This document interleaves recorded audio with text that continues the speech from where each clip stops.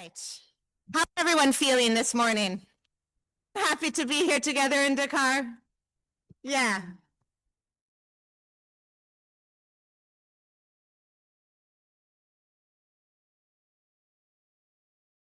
We're going to have some opening remarks shortly, and then we're going to have three what we hope are amazing discussions that really help us all bring some thoughts and ideas about water cooperation to the fore today. We are here as a community to help elevate the knowledge and experience of women water diplomats as part of this critical preparatory meeting in advance of the UN Water Conference. We want to strengthen the representation of women in water decision-making. And what better group to help us bring women's voices to the fore by this amazing group we've assembled today. We also will not be stopping this conversation in this room, but continuing a real year of dedicated advocacy on water. The Women in Water Diplomacy Network convening this symposium in Dakar is a first big step for us this year. We'll be doing a similar engagement in Tajikistan in May, and again at the UAE in advance of the UN Water Conference itself. I want to say thank you before we get started to each and every one of you. It was not easy for everyone to be here with us here in the room. We have an amazing group online as well, and we really appreciate your time, energy, and efforts to be here with us in the room today. Amazing group of diverse, complementary expertise represented here today. And I also want to give a special thank you to the partners that enabled us to be here. Even a few months ago, we weren't sure we were going to be able to pull this convening off. But with gracious support from our partners at Finland and our hosts here in Senegal and our many team members across the Strong Coalition, the Sustainable Sanitation Alliance, and with support from the Swiss government and the German government and the Hilton Foundation, all in part to get this group together. And I think that shows incredible dedication and support to making sure that inclusion is really front and center in this discussion. That we're starting this whole series of meetings today in this room says a great deal about our community. So I really want to thank you, all of you who really made this event possible. And now I'd like to turn the floor over to Women in Water Diplomacy Global Leadership Council member Yodit Blacha. Welcome, dear. Network leader for the last, since 2018, I gather to say, when we first started in the Nile network. And she's coming to us today from Ethiopia. Yodit. Thank you so much. Good evening, everyone. Edith Balcha, as Elizabeth mentioned, and I work as expert at the Alliance of Biodiversity and International, and SIAT. It's an international institute, but it's been a serve as a global leadership council in the Women in Water Diplomacy Network. And as part of today's event, why we are here, why inclusivity matter. As you can see, we are quite a group of women present here, which we were able to accommodate because of the inclusivity and then the women network. You can see for the past many years and for almost continued in global discourse, it's been very low. Dominated by a men-focused event, and we want to change that, and we want to change the status quo, how we can involve underrepresented and then bring all inclusivity in the water diplomacy. This needs support from all of us, an active intervention, an active membership, and active activity, just like we're doing here. And why it is very important is even now you can see there are people who are not present. We are not some of the people who are not present are because of different barriers. We need money to reach here. Even in the same continent, the flight cost is very expensive, and coming from abroad outside of Africa is also expensive. So we need to resource, and resources has always been one of the barriers, not only as a woman but also in this global policy dialogues. We also need time. We need to invest our time to come here. We need to invest our time from our other engagements. We need to invest that. So we need time. That's one of the barriers we are continuously facing in this diplomatic discourse. And then there is some conflict barriers in of the current global platform. You've been hearing, conflicts that are arising, which has limited most people's representation or being present here. At the same time, we have language barriers, just Elizabeth explained now. Thanks to technology and different initiatives, we are having translation, but we have these language barriers, and that's why we don't take representation here. And then internet connectivity. Yeah, we face that for different inclusive water diplomat, for different community that needs to be present in this kind of discourses are not being represented because of this kind of internet connectivity. And last but not least, the political barriers we keep facing, getting visa, getting approval, things has been one of the limiting factors why we're not having many representatives, and that's what we have been facing. So why a focus on inclusivity, but we also need to focus on women to be engaged in a diplomatic discourse. One of the reasons is that it will definitely have a failure in direct cost in the political decision making unless we have inclusive water women included in the discourse of transboundary water discourses. Then we will miss critical intervention by women, and this will undermine the progress towards water cooperation and sustainable management. So I invite all of you, and we invite as a network all of you to support the women water experts in all of your day-to-day life activity, in your all institutional expertise. And this is because it has different opportunities. When we support one water expert, the opportunity will be immense. We will get to elevate distinct knowledge, distinct perspective, and distinct experience that a woman faces, and that will be able to be brought in, different day-to-day activity in our work and in our experiences. And also, we will have a very more comprehensive understanding. Our eyes, our knowledge, our vision will be, changed in different perspectives. So that's why we would ask everyone to support women water experts at all levels, which at the end will broaden the set of discourses we've been having in the water diplomacy for the past few years. So targeting support to women is a very easy choice. There is a untapped potential that we should tap it.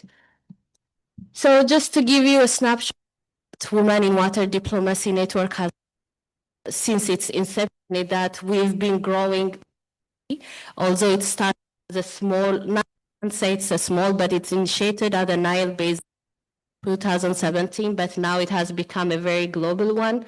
And we were able to include from the Nile Basin a Central Asian and Afghanistan network in 2020.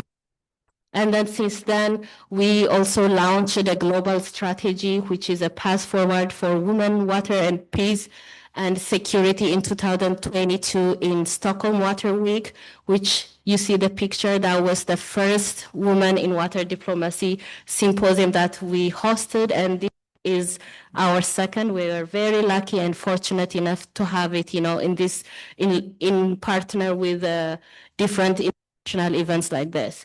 And now, since 2022, we were able to broaden it and we were able to include the North American and South Caucasus and South African women in water diplomacy networks in 2023, 2024, and we are now a global network. We are not just a small one. This is the global strategy that we launched in 2022 in Stockholm, but since then, quite a lot of work has been done to do a lot of work. And this year, we're going to start a conversation of renewing it and updating it, and implementation is also underway. Thanks to all our network members, our council members, our supporters, our funders, our support team, we've been doing that. So to give you a little bit of a snapshot of what our strategy focuses is that we have 5 main pillars, where the fifth one is like the support process, because unless we have a support to connect every dot we are talking, we won't be here and we won't be able to achieve. But at the same time, we have one of the first pillar is the gender and youth empowerment in transboundary and water decision making. So in our network, we focus a lot in including the young generation, because they will be the one who's going to take the lead of taking out of this. We have the peer-to-peer learning within basins, within different discourses, within different regions. We get to do peer-to-peer learning, which focuses on capacity building and experience exchange, which also, being here in person is also one of the exchange we will be making. The other one is the research and cooperation, which is supporting network members and institutions in research cooperation. So we will be able to share a different experience, because now we have seen the reach the network have in different basin, in different region, that the research in each basin will be a very input to our strategy. And the fourth pillar is the collective engagement, which is regional and global process. Just like we are here today, we are here for the Symposium of Women in Water Diplomacy, but alongside the UN Water Conference. So during the global process, such like the UN Water Conference, we try to give insight on how inclusive water diplomacy, or including women and other marginalized community, would elevate the process of this water conference or water discourse. So these are the kind of engagement we've been doing, and some of the highlights of the picture that is shown underneath it. And since then, we have a global leadership council that are a group of people from different parts of the networks I mentioned earlier. And here you see most of them, and I think here maybe I can ask the leadership council to raise your hand so that the room would know who you are. Yeah. Thank you all. Thank you all for doing the process, for helping everything to come together. And this is a very amazing group of women, as you can see, their personal experience, their professional experience, and their input to the network has been amazing. And we are here to learn from them as well. So as a network, this is how we look like. So we have an official member of data around 250 from global, but more than 1,000 not official members who are supporter, who are active member are here. As you can see, like the gold ones are, the maps doesn't see, but anyways, that's the North America and South America, Africa, Europe. I'm sure you can tell, but the gold highlight ones are the one that we have active member and the official members of the network to date. And then the blue ones in the graph that you can see are the supporters, our members who are going to be official coming in soon, because we have certain, well, what do you call it? Certain criteria, to transform you to the official member. So, but as you can see how it progressively grows. In 2017, we were just a Nile basin, but by 2025, we have just excelled like gradually. So it's been a pleasure, at least me personally, to see how fast it has grown and how inclusive it has been, and the engagement we have seen since then. So I also want to thank our network members who have been coming to our events, whether it's in person, in online community, in engagement, in our WhatsApp group, for making everything to be an inclusive, interactive, informative, and supportive event, and have been journey. This is just a small snapshot of some of the pictures we have of our member. Maybe you can see yourself here. If not, we will add you more. But thank you so much. Yeah. And finally, I want to thank our supporters from the past, from the day one until today, who has been growing day to day and has been actively engaged in supporting the Women in Water Diplomacy, the Inclusivity Network, the Inclusivity Discourse, and has been giving us opportunity so that we could at least, bring the agenda of what being included mean like. So thank you to all of our supporters. I may not say one-to-one, but thank you very much, and happy to have you all here. Hand it over to you.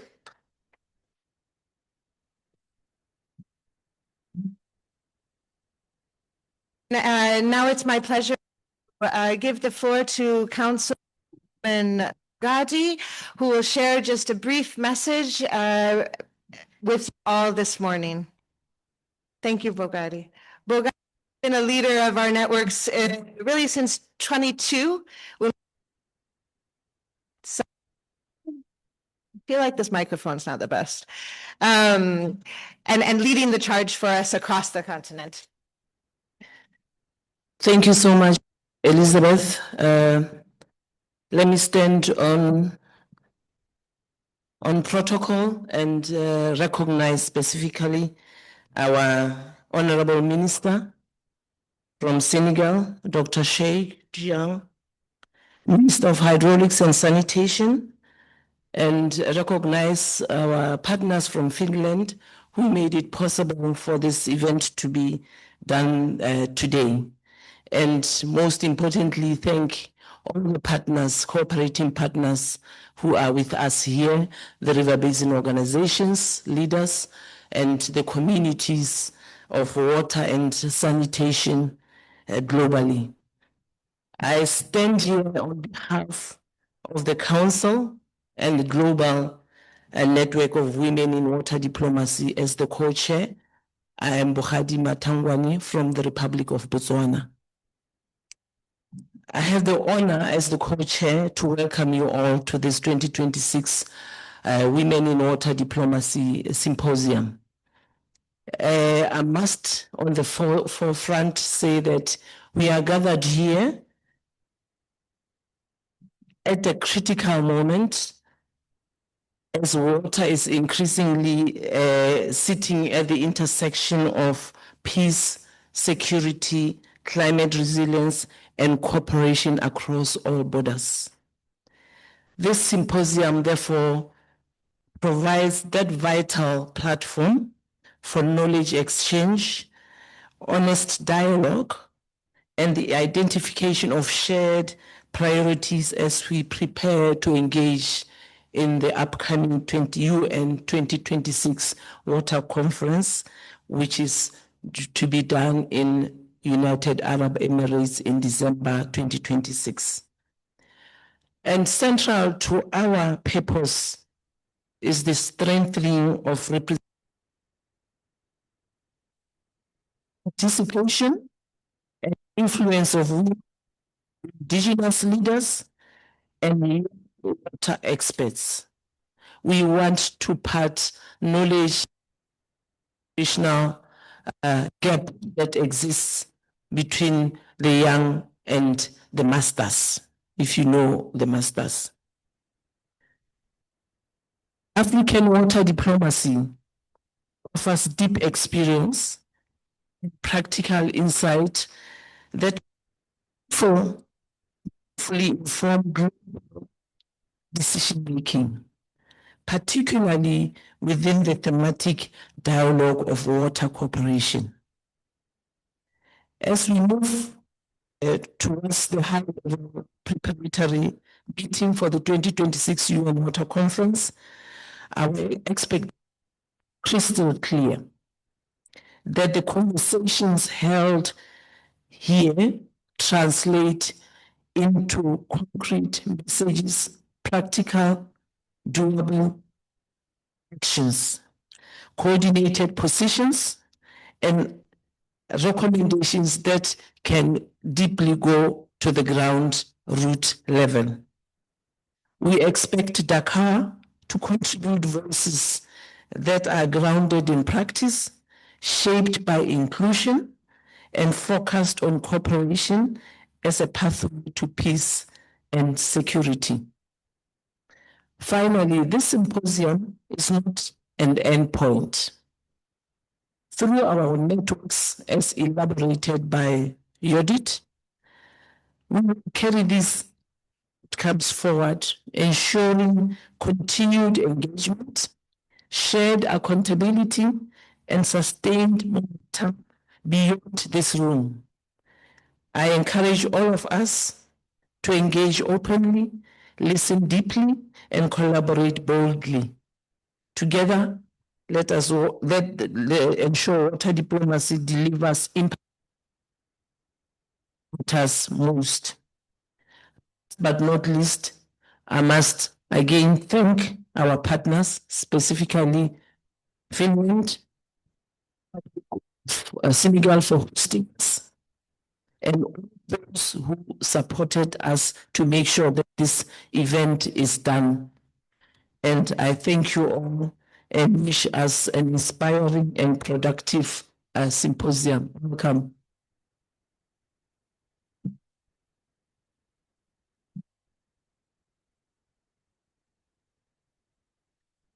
Okay, now I've given the to introduce our guest, our honorable minister, and with those, I'd just like to say a few words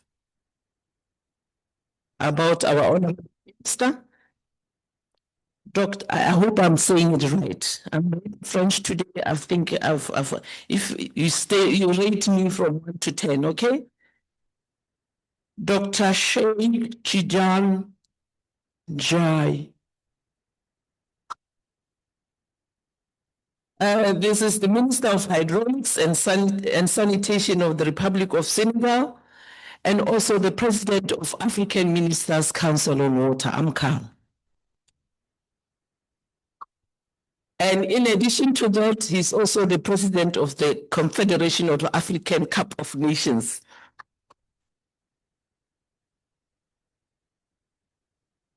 He holds a master's degree in development sociology from Gaston-Berger University in St. Louis, a PhD in development studies from the Graduate Institute of International and Development Studies, University of Geneva. He began his career in the International Center for Trade and Sustainable Development in Geneva. And he supported capacity building, specifically at the World Trade Center organization, before joining some of the organizations that he's been engaged in throughout. In 2012, most importantly, he founded the African Center for Trade, Integration and Development, which is otherwise known as CACID. And he directed until his appointment in 2024.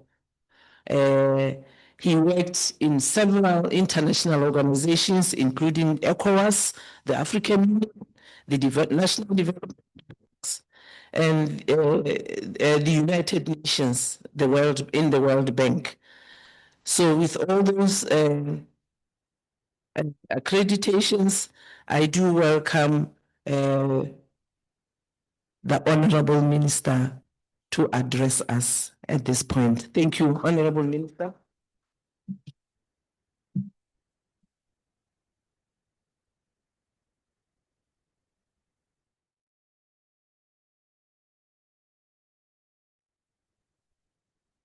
Thank you very much. Merci. Members of the Women in Water Diplomacy Network, distinguished representatives of institutions, ladies and gentlemen, dear participants, welcome to Dakar. Bienvenue à Dakar, la capitale mondiale de l'eau pour cette semaine. I'm very honored to address you at the opening of this Water Diplomacy Symposium, taking place here in Dakar at a pivotal moment for the global water agenda. Allow me to take this opportunity to warmly welcome Senegal, a vibrant hub of water diplomacy, this week, the global capital of water. I commend the Water in Diplomacy Network and all partners for their steadfast commitment to advancing a more inclusive, equitable, and effective governance of water. Water is a vital resource, but it's also a strategic issue situated at the intersection of peace, development, and human security. International experience clearly demonstrates that the most effective cooperation mechanisms, particularly within organizations, are those that have fully integrated women in decision-making processes, where women participate in negotiations, governance, institutions are stronger, agreements are more durable, and resource management is more resilient. Senegal's own experience illustrates these realities through the Organization for the Senegal River and the Organization for the Development of the Gambia River. These river basin organizations demonstrate that the success of transboundary cooperation frameworks depend not only on the equitable sharing of benefits, but also on the recognition of the structure of conflict prevention, institutional continuity. Ladies and gentlemen, yet this inclusion cannot be achieved without a resolute investment in capacity building. Women's participation in diplomacy must not be symbolic. It must be expertise, access to knowledge, and mastery of decision-making tools. Capacity building, notably through education, technical training, leadership development, is essential to reducing persistent gaps, whether in skills, representations, or access to positions of responsibility. Closing this gap strengthens the quality of water governance and enhance the impact of public policies. At the global level, we must intensify efforts to support women in the fields of hydrology, engineering, governance, negotiation, and diplomacy. Investing in water's education and capacity building is an investment in peace, resilience, and sustainable development. Ladies and gentlemen, this symposium is fully aligned with the of the 2026 United Nations Water Conference that we co-host with United Arab Emirates. It contributes also to laying the foundation for more ambitious collective actions grounded in knowledge sharing, institutional strengthening, the prediction of the structural inequalities, and the acceleration of progress toward achieving SDG 6 worldwide. In this context, the Senegal attached particular importance to sustaining the momentum, notably through close partnership with the United Arab Emirates, to concrete initiatives for capacity building and education in support of a fair and more effective global water governance, one that gives greater attention to women's leadership, the sector of arts, technical, social, and complex as water. Sorry.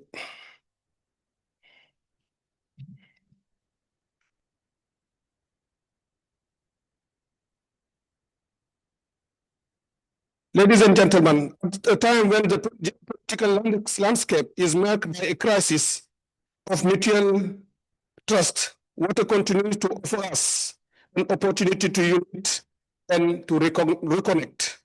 The water diplomacy of tomorrow must be inclusive, competent, and action-oriented. The basin organizations that are succeeded today show us this path of possible and effective. By supporting this symposium, Senegal reaffirmed its commitment to a level of cooperation, peace, shared prosperity for the benefit of the present and for the future generations. As we look forward to reconvene at the high-level preparatory meeting of the United Nations Water Conference to be held on 26 and 27 January, I hereby declare water diplomacy the symposium opened this morning. I thank you very much for your cooperation. Thank you.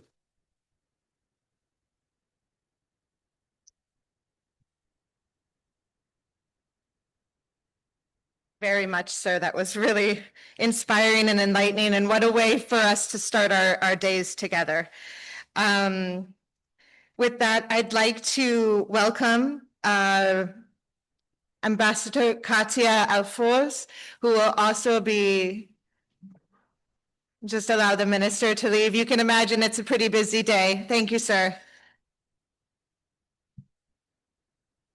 And now it's my pleasure to introduce a longtime champion and partner in our Women in Water Diplomacy Network, Ambassador Katia Alfoz.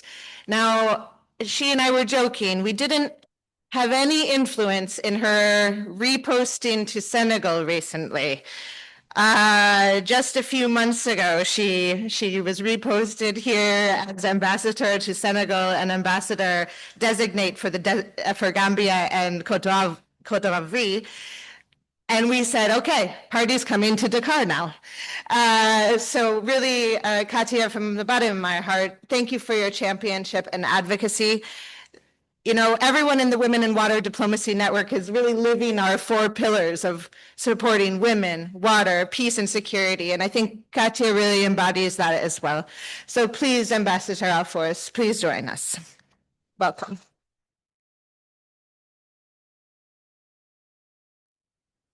Thank you, Elizabeth, for that most kind introduction. And on behalf, good morning to everyone, and welcome to Dakar and the country of Teranga. And to all the Senegalese here in the room, since it's only a week ago, I have to start by congratulating for the championship.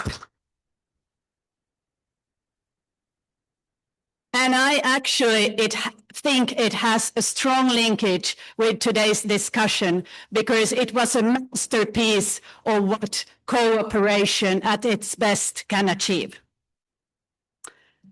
The Honourable Minister had to leave very understandably, but distinguished colleagues and participants, both on-site and online, dear friends of water, it's my great honor and pleasure to address the Women in Water Diplomacy Symposium at the eve of the historic preparatory meeting of UN Water Conference. And it's a particular honor and pleasure to do this here in Dakar and right after His Excellency Minister Sheikh.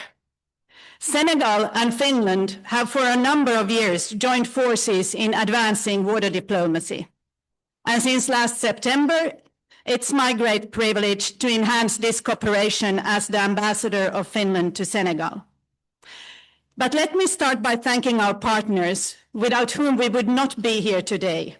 First and foremost, the members of Women in Water Diplomacy Network, for your participation and for bringing your wide expertise to this event.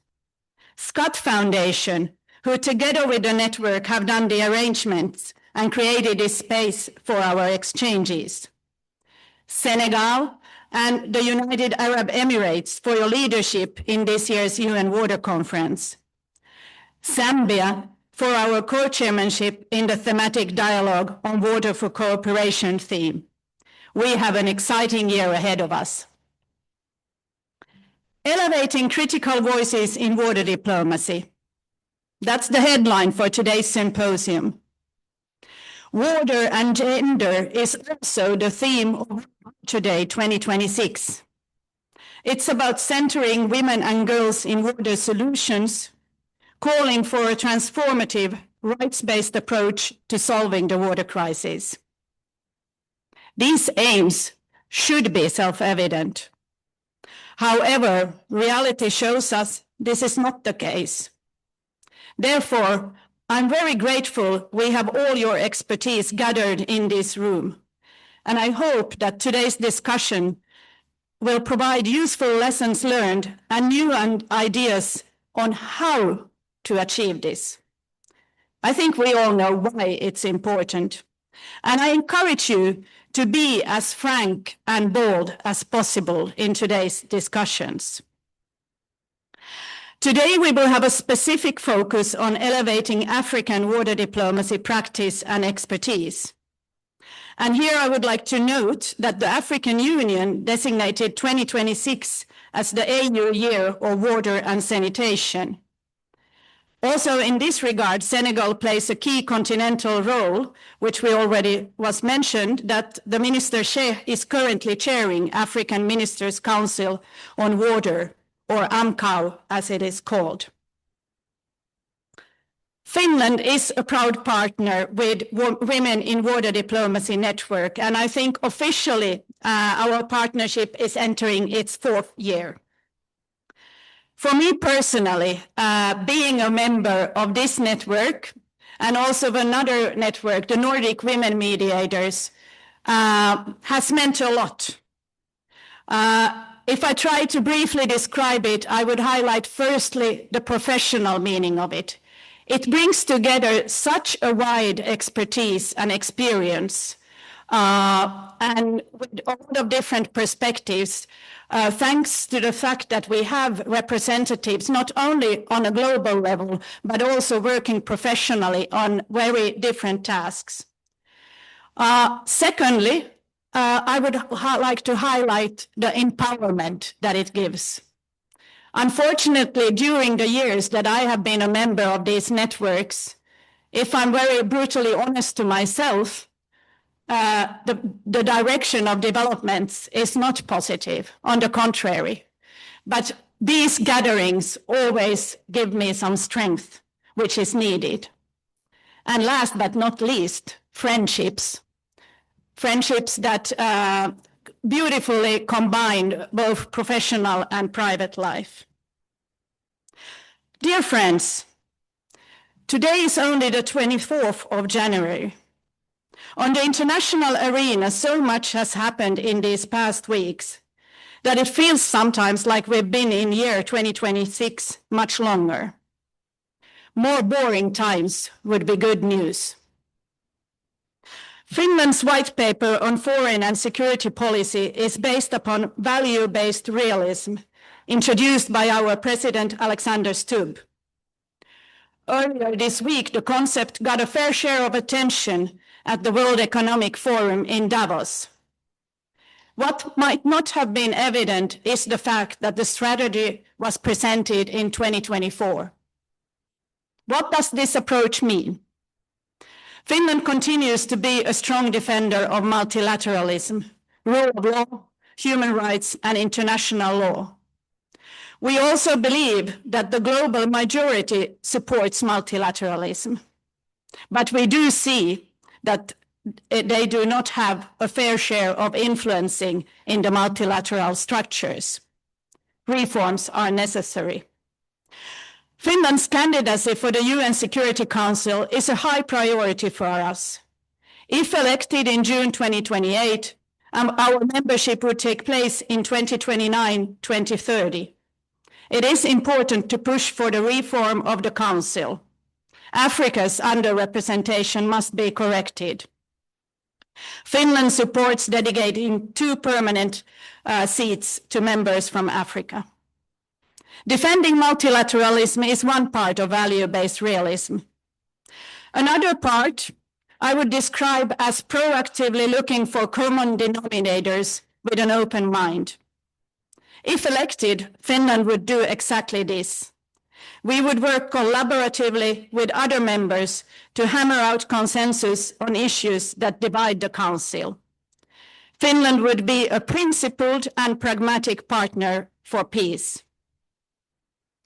In the domain of water and security, I here would like to highlight the groundbreaking work done by Slovenia, Switzerland, and Senegal during their tenures in the Security Council. We hope to be able to continue that work in the years to come. Dear friends, water and other natural resources are integral parts of global geopolitics. Nation states are securing their water, food, and energy security, as well as mineral supply needs, and not just present needs, but also future ones. I do believe that water diplomacy provides many avenues for defining common denominators, and current circumstances urge us all to proactively search for these. The global hydrological cycle is off balance, and many feel its consequences in their daily lives. The climate crisis is a water crisis. Access to water and sanitation are fundamental human rights, which belong to all without discrimination. Finland sees gender equality as a human right, a development accelerator, and a peace enabler. Women's leadership and inclusion advance sustainable peace and stability and help in preventing wars and conflicts. So it should be evident that women need a seat at every decision-making table and to be part of all stages, for example, of a peace process. It's not only the right thing to do, it's the smart thing to do. By excluding half of humankind, there is no way we will find sustainable solutions. So peace mediation and gender equality are both at the heart of our foreign and security policy. How do we define water diplomacy? We see it as an instrument to prevent, mitigate, and resolve water-related tensions, making use of diplomatic tools, water-related know-how, and cooperation mechanisms across multiple diplomacy tracks. Finland is a strong supporter of transboundary water cooperation regulated through UN Convention. We are building very much on our own historic experiences, and we have played in shaping international water law ever since the 1960s and in codifying it through 2 UN water conventions.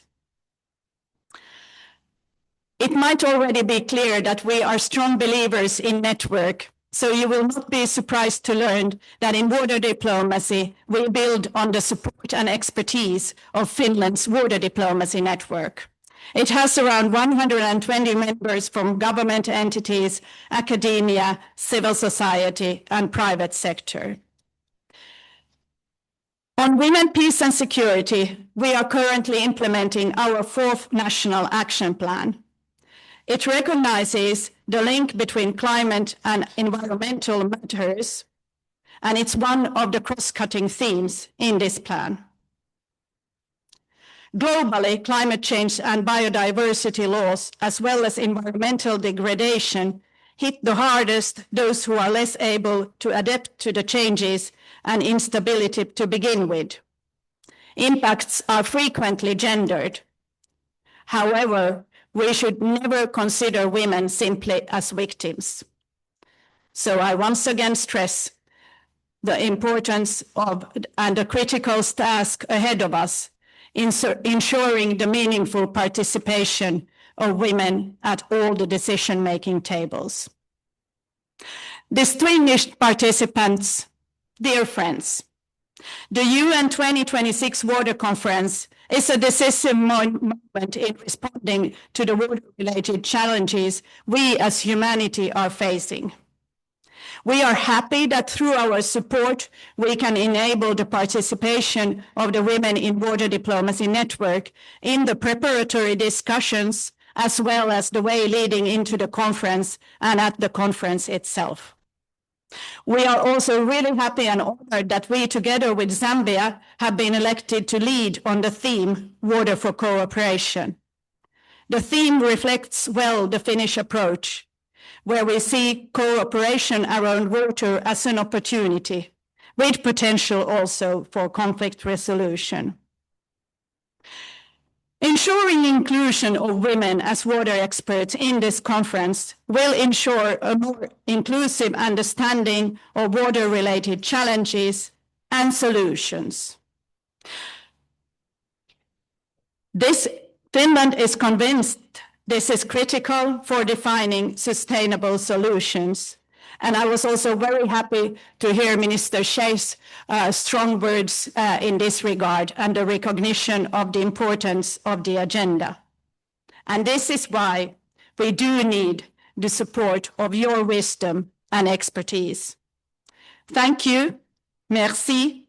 Jerejef. Kiitos.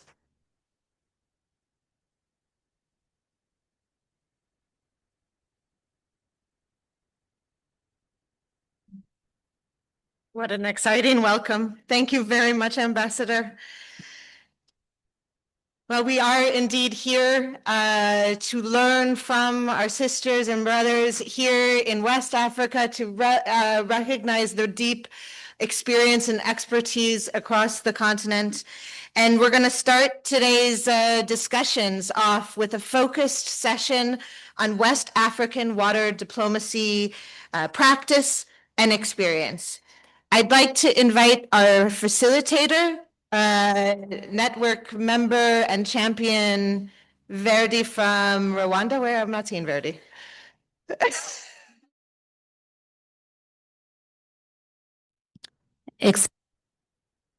Messieurs, mesdames, encore une fois, je vous souhaite la bienvenue et vous remercie vivement d'avoir répondu présent à cette réunion.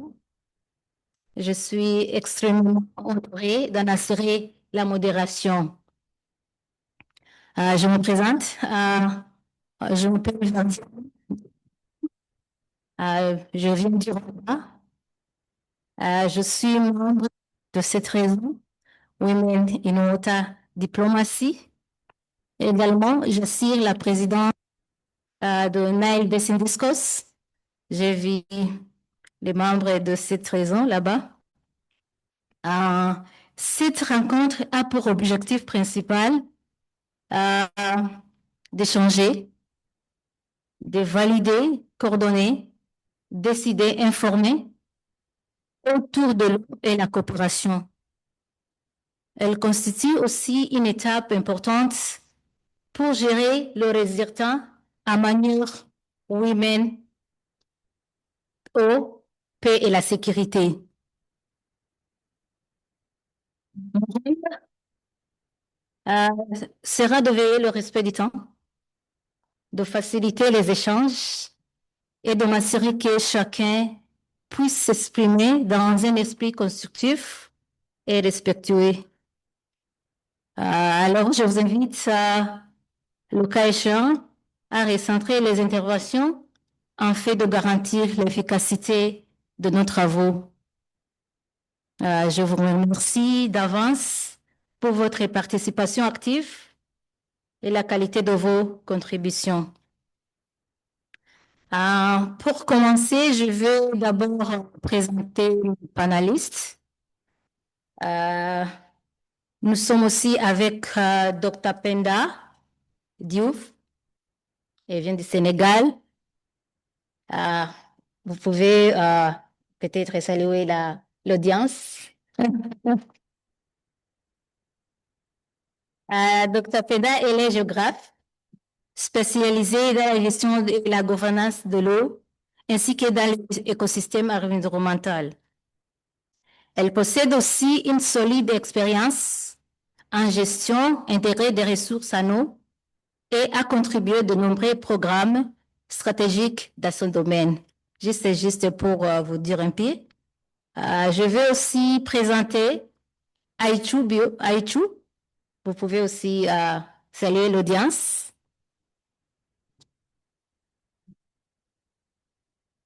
Elle est conseillère technique pour le projet de GIZ d'appui à l'autorité du bassin du Niger. Elle apporte un appui technique au bassin en matière de bonne gouvernance et de gestion des eaux transfrontalières. Elle est également actuellement porte-parole du groupe de travail sur la gestion des eaux transfrontalières basé au Niamey, au Niger. Elle s'intéresse particulièrement à la gestion des eaux dans le contexte du changement climatique. Merci aussi d'être avec nous. Nous sommes aussi avec Dr. Maxime. Il est le directeur d'ONU Femmes. Vous pouvez aussi saluer. Et il est le directeur régional d'ONU Femmes pour l'Afrique de l'Ouest et l'Afrique centrale. Avant sa nomination en 2024, il a été directeur régional d'ONU Femmes pour l'Afrique de l'Est et l'Afrique australe. Depuis 2021, depuis 2018-21, il a été représenté l'ONU Femmes en Ouganda. Il a contribué à une croissance significative du programme grâce à la mise en œuvre réussie d'une stratégie efficace de mobilisation de ressources. Merci beaucoup, Dr. Maxime. Nous sommes aussi avec Hadi Touare.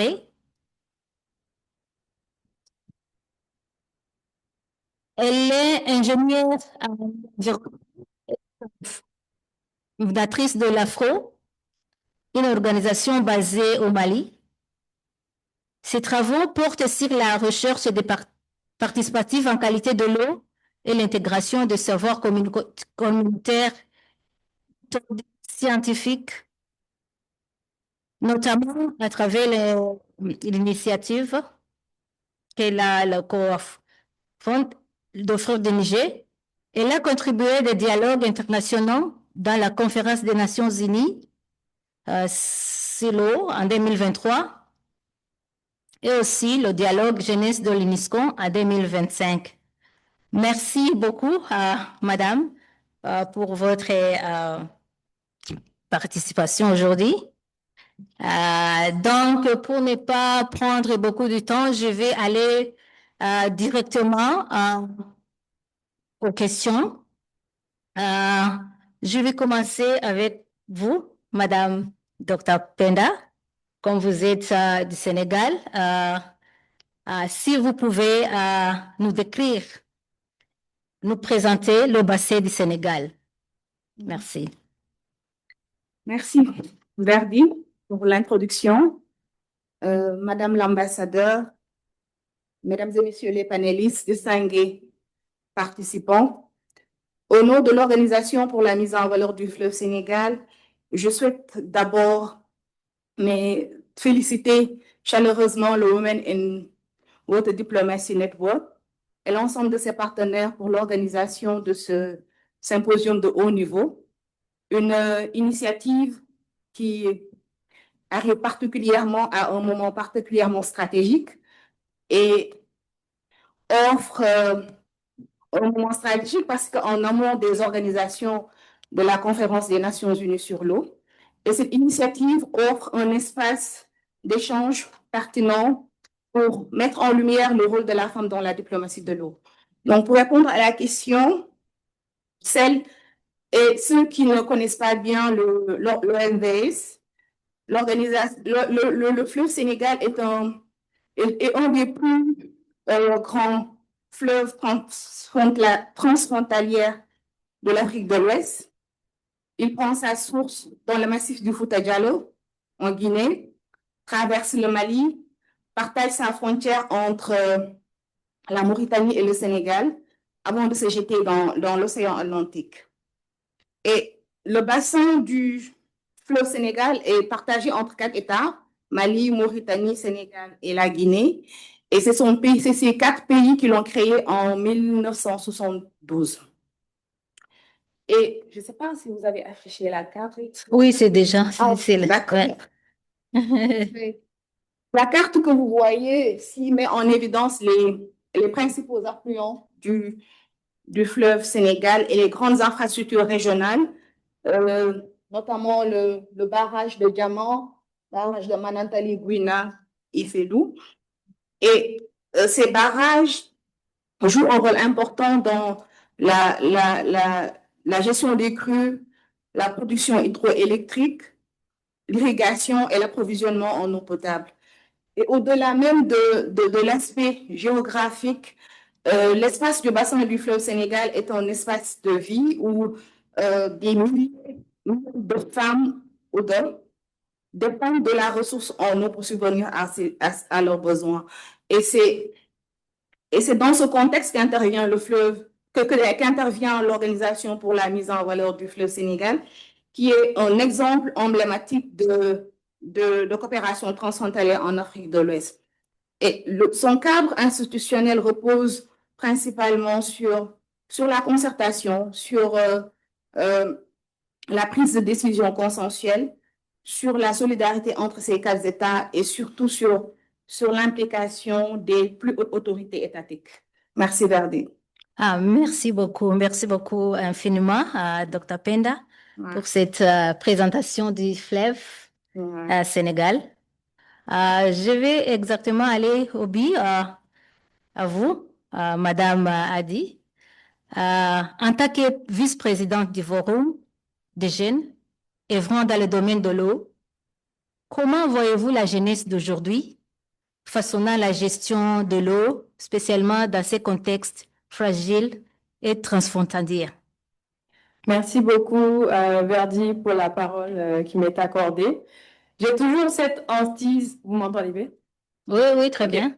J'ai toujours cette hantise de devoir justifier en fait le rôle des jeunes dans toutes les discussions que nous avons. Et c'est très difficile parce que c'est très évident, nous sommes au cœur de l'action. Et en regardant la salle aujourd'hui, je sais que je n'ai pas à vous justifier parce que je reconnais beaucoup de personnes ici qui œuvrent pour la voix des jeunes, la participation active des jeunes.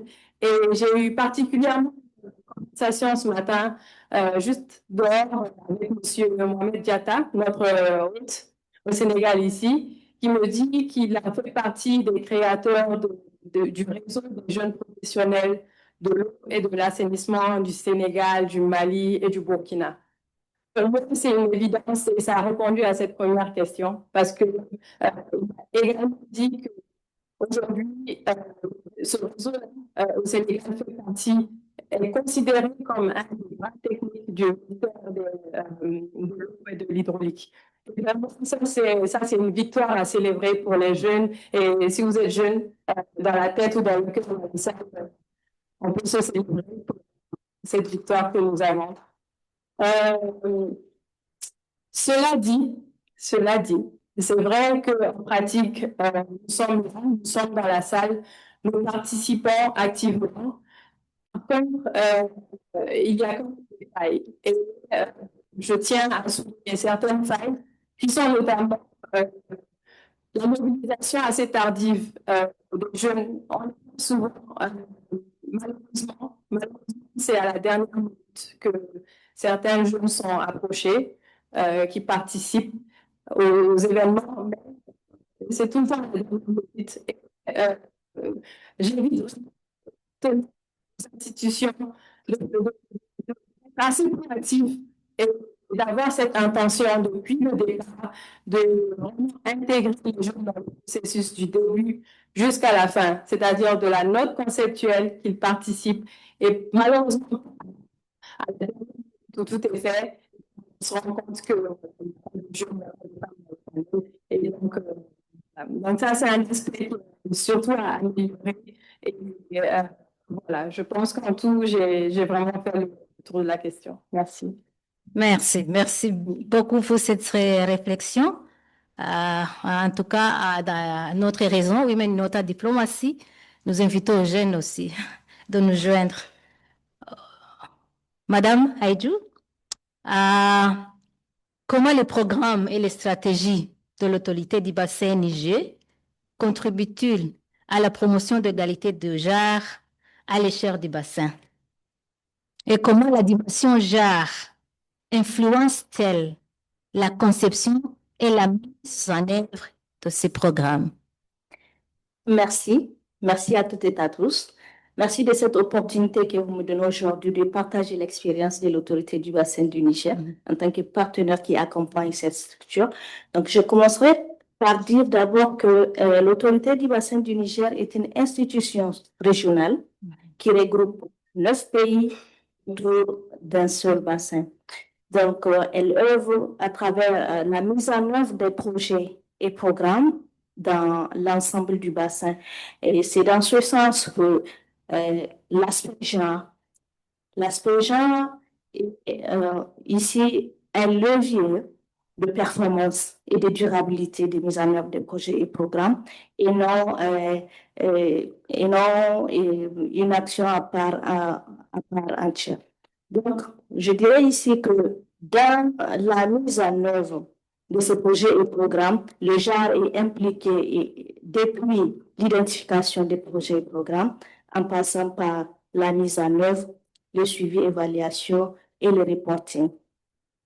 Donc, dans ce sens, elle a adopté, elle a une stratégie genre à travers un des programmes qu'elle met en œuvre intitulé le programme intégré d'adaptation au changement climatique. Et cette stratégie est accompagnée d'un plan d'action de mise en œuvre qui prend en compte l'implication des femmes et des gens. Je dirais que, pour finir, que la question du genre demeure vraiment un levier essentiel pour les projets et programmes au niveau de l'autorité du bassin. Et c'est dans ce sens qu'elle est en train de s'accompagner, elle est en train d'être accompagnée pour l'évaluation d'une politique et une stratégie régionale genre et pour s'affirmer dans l'intégration du genre. Merci. Merci beaucoup, Aïdjou, pour cette réflexion. Comme vous le voyez, nous sommes avec l'ONU Femmes, qui est représentée ici avec Dr Maxime. Et nous savons aussi qu'il y a beaucoup de stratégies, de programmes. Pour vous, Dr Maxime, comment les stratégies et les programmes régionaux de l'ONU Femmes en Afrique de l'Ouest axés sur l'égalité des genres et intégrer les enjeux liés de l'eau au climat? Pouvez-vous nous décrire comment ça contribue aussi à l'accélération de la paix, la sécurité dans la région? Puisque nous savons très bien, la paix, c'est quoi? C'est quand la femme a de l'eau propre. Comment votre stratégie impacte ça? Merci beaucoup. D'abord, je voudrais remercier les organisateurs pour avoir associé ONU Femmes à cette conversation, qui pour nous est une conversation très importante, parce que nous nous occupons beaucoup du droit des femmes et des filles, qui est un spectrum assez large, depuis les droits socio-économiques jusqu'aux droits reproductifs. Et aussi bien à l'intérieur des droits sociopolitiques que des droits reproductifs, l'eau représente une dimension très importante. Mais d'abord, je voudrais dire que je suis avec des collègues ici qui sont la charpente même du travail de ONU Femmes dans la région, notamment Marie-Josée, si vous voulez faire la main aux gens. Elle est notre conseillère régionale qui s'occupe de femmes, paix et sécurité.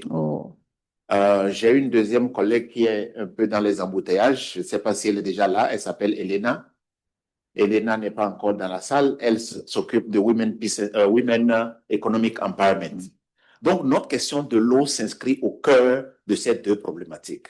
la problématique de autonomisation économique des femmes et la problématique de femmes, paix et sécurité.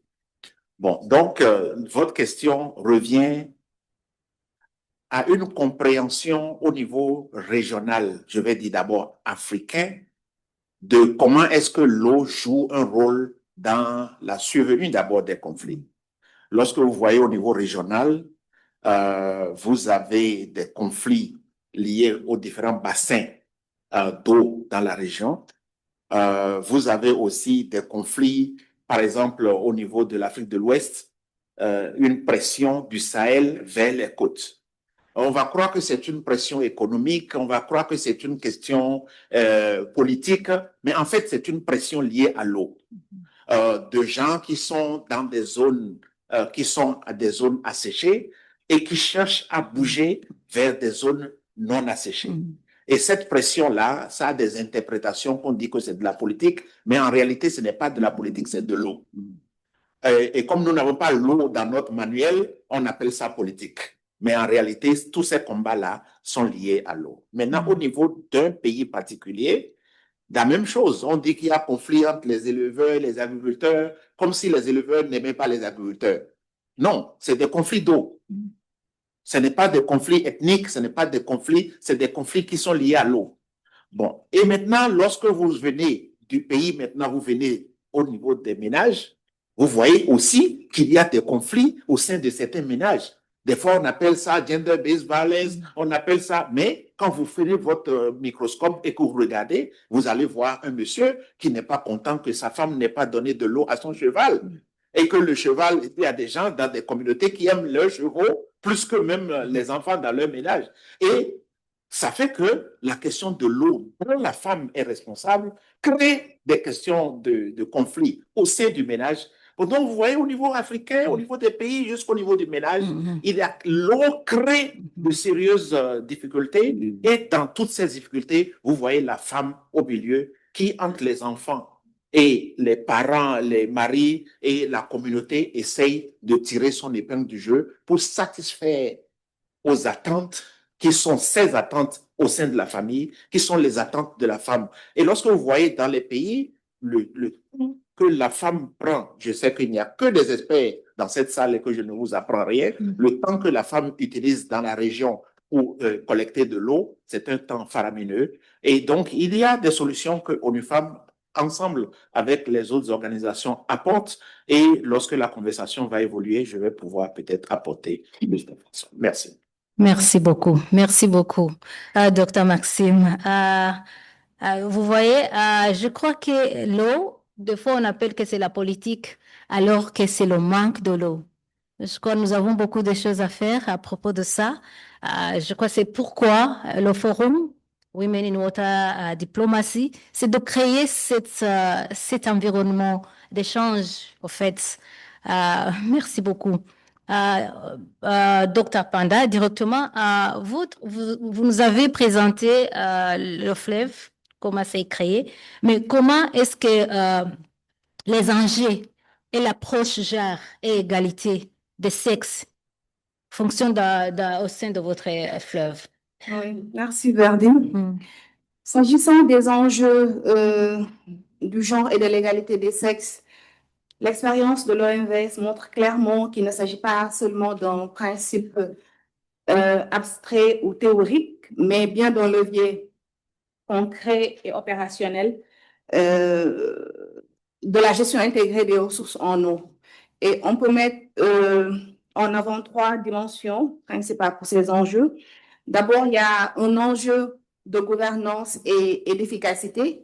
Vous savez, l'agir qui constitue le socle de l'action de l'OMVS repose principalement sur la participation des femmes et des jeunes, des hommes, la participation des personnes vulnérables d'une manière générale. Et il faut noter que dans le bassin du fleuve Sénégal, les femmes sont au cœur des activités liées à l'usage de l'eau, la pêche, agriculture, génératrice de revenus, la transformation et autres.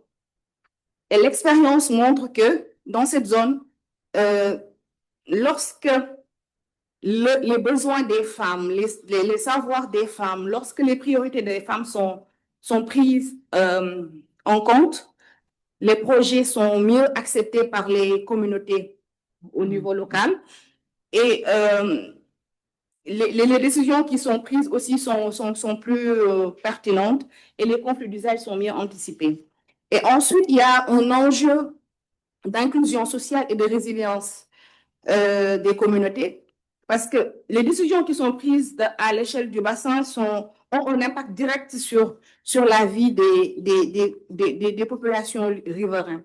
Et dans ce cas, l'approche genre permet de réduire les inégalités par rapport à l'accès à l'eau, les inégalités d'accès aux aménagements, tout en renforçant la capacité de ces communautés pour faire face au choc climatique. Et enfin, il y a un enjeu stratégique qui est la diplomatie de l'eau, le secteur de paix et de sécurité. En tant qu'organisation transfrontalière de l'Afrique de l'Ouest, l'OMVS joue aussi un rôle central dans la promotion de la diplomatie, parce qu'ils mettent parfois la promotion du leadership des femmes et qui contribuent à des processus de dialogue qui sont plus inclusifs, plus consensuels et plus durables. Et permettez-moi, Verdi, d'illustrer ces enjeux à travers quelques expériences concrètes menées par l'OMVS. D'abord, bon, dans certains projets GIR, comme le PGIR, peut-être que certains ont entendu, dans le cadre de ce projet, l'OMVS a mis en place des activités génératrices de revenus pour les femmes, comme les activités de maraîchage, les activités comme la pêche artisanale, la transformation des produits halieutiques. Et dans ces secteurs, les femmes jouent un rôle central dans ces activités génératrices de revenus.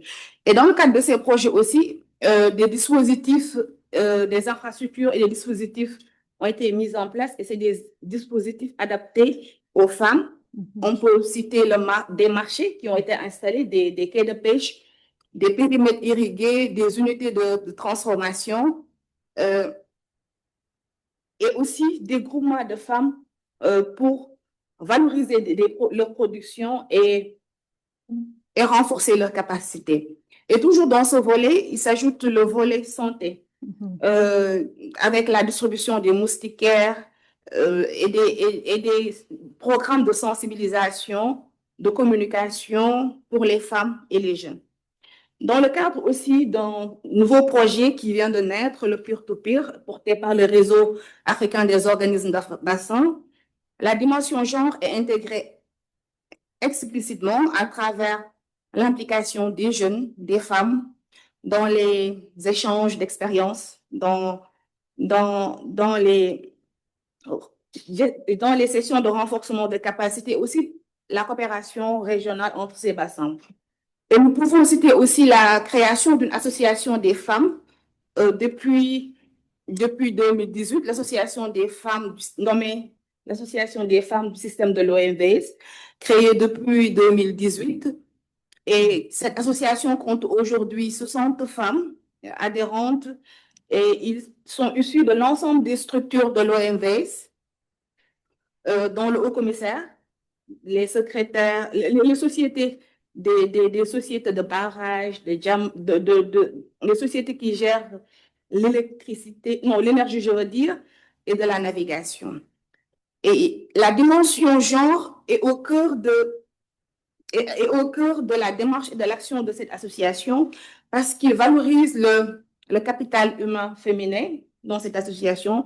Il favorise l'autonomisation des femmes et la participation à la gouvernance de l'OMVS, notamment la formation continue et aussi la promotion interne.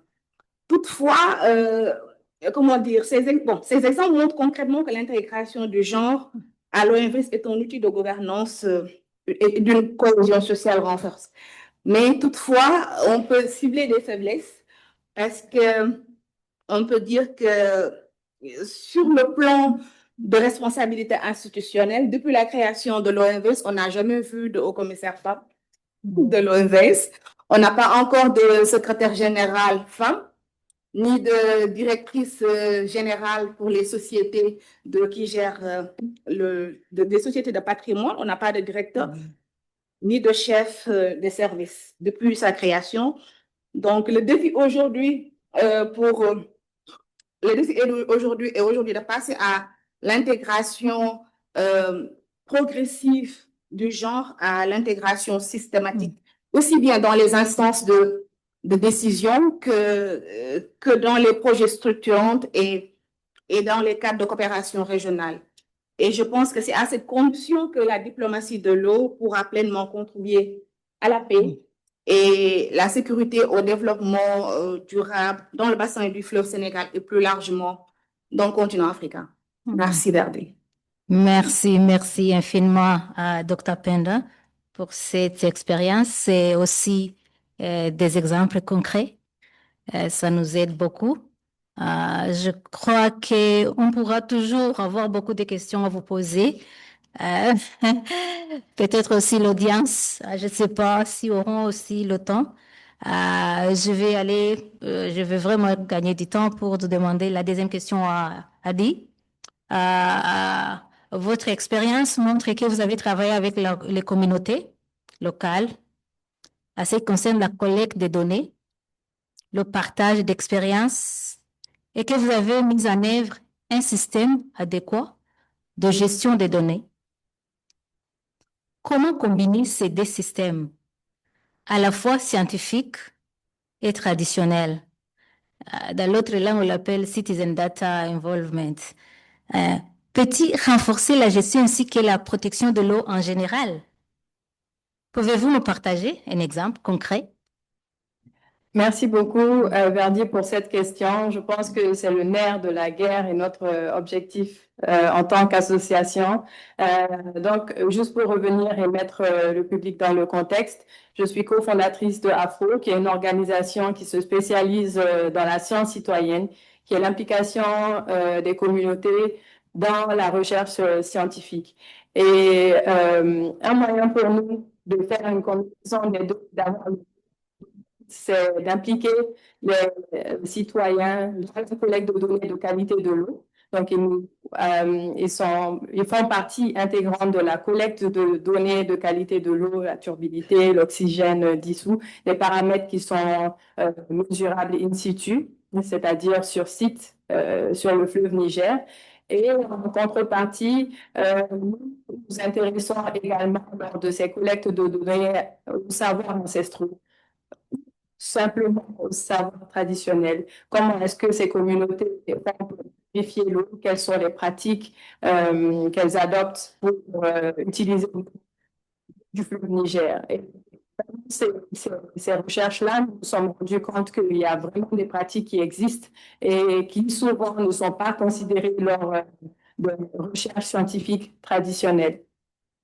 Et là, je voudrais mettre encore un sur le rôle des jeunes parce qu'il a fallu que ce soit une association de jeunes qui ait découvert un peu ces pratiques-là de conférences internationales et qui soit retourné et qui ait fait les choses un peu différemment des ONG traditionnelles. Et d'ailleurs, un retour que nous avons eu d'un récent passage dans nos communautés, c'est que nous étions premiers à retourner après avoir collecté les données et à avoir restitué ces données-là voilà, de façon très concrète. Et je veux dire que c'était un travail qui était très difficile parce que c'est vrai que c'est des graphiques de qualité de notes, de résultats scientifiques qu'il faut essayer de simplifier dans les langages et de voir concrètement comment les adapter au public qui sont les communautés qui vivent au sein du fleuve Niger. Et c'était un apprentissage pour nous, parce que forcément, le collectant de données institutions publiques, c'était vraiment une conviction qu'il faudrait renforcer et continuer à œuvrer vraiment pour essayer de ramener les deux mondes ensemble et voilà, et pour notre objectif commun à nous tous. Wow, c'est vraiment intéressant. C'est vraiment intéressant. Donc, on avait prévu de prendre des questions de l'audience. Je vais d'abord poser cette petite question à Dr. Maxime. Je vais revenir pour vous aussi à Madame Aïdjou. So, Dr. Maxime, face au contexte mondial actuel, marqué par un black flash, un recul des acquis en matière d'égalité de genre, notamment observé dans l'espace des gouvernances internationaux, comment l'ONU Femmes adapte-t-elle ses stratégies pour protéger, consolider et faire progresser la participation et le leadership des femmes, en particulier dans la diplomatie de l'eau et la coopération multilatérale? Merci. C'est une question un peu piège. Je sais qu'il y a des ambassadeurs dans la salle. Je ne sais pas comment on évite ces genres de pièges. Je crois qu'il y a quelque chose qui ne mange jamais. Et cette chose qui ne mange jamais, quel que soit là où vous êtes, c'est les données. Si, par exemple, nous avons intéressé des ministres des Finances à la question des violences faites aux femmes, c'est parce que nous leur avons montré que les violences faites aux femmes coûtent 7% du PIB du pays et que si on diminue les violences faites aux femmes, on va augmenter le PIB. Et donc, les gens qui ne sont pas intéressés dans les violences faites aux femmes ont commencé par s'intéresser aux violences faites aux femmes, pas parce qu'ils aiment les femmes, parce qu'ils aiment que le PIB soit plus élevé. Donc, c'est pour dire que vous voyez qu'en diplomatie, vous pouvez amener des gens à adopter des postures qui ne sont pas leurs postures normales parce que vous les avez frappés avec des données qui sont des données solides. Donc, ONU Femmes investit beaucoup dans la génération de données. Et lorsqu'on parle de génération de données, il y a des données brutes et il y a des données intelligentes. Les données intelligentes, c'est des données qui parlent directement dans le langage des acteurs politiques que nous avons en face de nous. Sinon, on prend des données qui sont des données d'experts et on reste entre nous sans pour autant toucher les gens qui sont concernés par les politiques. En dehors des données, nous avons deux bras, comme je le disais plus tôt. Il y a le bras de paix et sécurité et le bras économique. Lorsque nous prenons le bras paix et sécurité, nous nous ancrons sur la résolution 1325 du Conseil de sécurité des Nations Unies sur femmes, paix et sécurité. Cette résolution a 4 dimensions. La dimension de prévention, la dimension de protection, la dimension de participation et la dimension de relèvement post-crise. Donc, lorsqu'on considère toutes ces dimensions-là, en prenant l'eau au milieu, on se dit quelles sont les actions de prévention qui concernent l'eau, quelles sont les actions de protection qui concernent l'eau, quelles sont les actions de participation à la prise de décision qui concernent l'eau, et quelles sont les actions de relèvement économique lorsque une crise survient. Et quelle est la place de l'eau et la place de la femme dans le rebouncing, lorsque une communauté doit se remettre à la suite d'une crise. Ça, c'est le premier bras. Comme on n'a pas beaucoup de temps, je ne vais pas aller en détail. Le deuxième bras, c'est le bras économique. Et donc, le bras économique, c'est tous les plans d'action sur la résistance au changement économique. Les experts appellent ça adaptation. Donc, les plans nationaux d'adaptation, comment est-ce que ces plans intègrent le rôle de la femme au niveau, comme je l'ai dit plus tôt, de la communauté, du ménage et du pays? Et deuxièmement, comment est-ce que ces plans sont forward-looking, c'est-à-dire regardant l'avenir, parce qu'on peut avoir une posture qui regarde l'arrière alors que la situation est en train de changer dramatiquement. Ensuite, nous avons l'économie bleue, tout ce qui est sous le grand concept d'économie bleue que beaucoup de personnes connaissent ici, puisque tout le monde est pratiquement bleu dans la salle. Et la question, c'est de savoir comment est-ce qu'on positionne la femme dans l'économie maritime, l'économie fluviale, etc., etc. Je vais terminer sur cette question de politique globale en parlant rapidement des des Nations Unies qui fêtent leur 80e anniversaire et qui sont en train d'entrer dans une phase de réforme. Et cette phase de réforme, en ce qui nous concerne, je ne parle pas particulièrement de ONU Femmes seules, mais de ONU Femmes et de UNFPA, par exemple, qui s'occupent toutes les deux de la problématique de la femme. UNFPA beaucoup plus sur la reproduction et ONU Femmes beaucoup plus sur les autres droits socio-économiques et les droits politiques, etc., etc. Et cette réforme vise à ramener toutes ces problématiques dans un même berceau de façon à ce que l'on voit en matière de politique et de diplomatie internationale les besoins de la femme et l'activisme de la femme depuis l'économie jusqu'à la maison. J'ai encore 400 000 choses à dire sur la question, mais comme on n'a pas beaucoup de temps, je vais me contenter de ça pour l'heure. Je comprends. Il y a beaucoup de choses à dire. Et surtout que vous parlez de 1325, la résolution 1325, c'est combien de pays qui ont fait le action plan? Est-ce que c'est combien de gouvernements qui est prêt à dépenser ses budgets à ce action plan 1325? Donc, c'est beaucoup, c'est ça, c'est vrai. Moi aussi, je travaille sur cette résolution chez moi, dans mon pays. C'est vraiment une résolution qui m'intéresse beaucoup. Je crois qu'Elisabeth, elle est en train de se préparer pour prendre des questions de l'audience. Mais avant qu'elle nous joigne, je vais aussi demander à Madame Aïchatou, puisque elle aussi, elle a travaillé autour de la paix et la sécurité. Dans ce contexte transfrontalier, comment votre organisation utilise-t-il la coopération autour de l'eau pour soutenir la paix et la sécurité?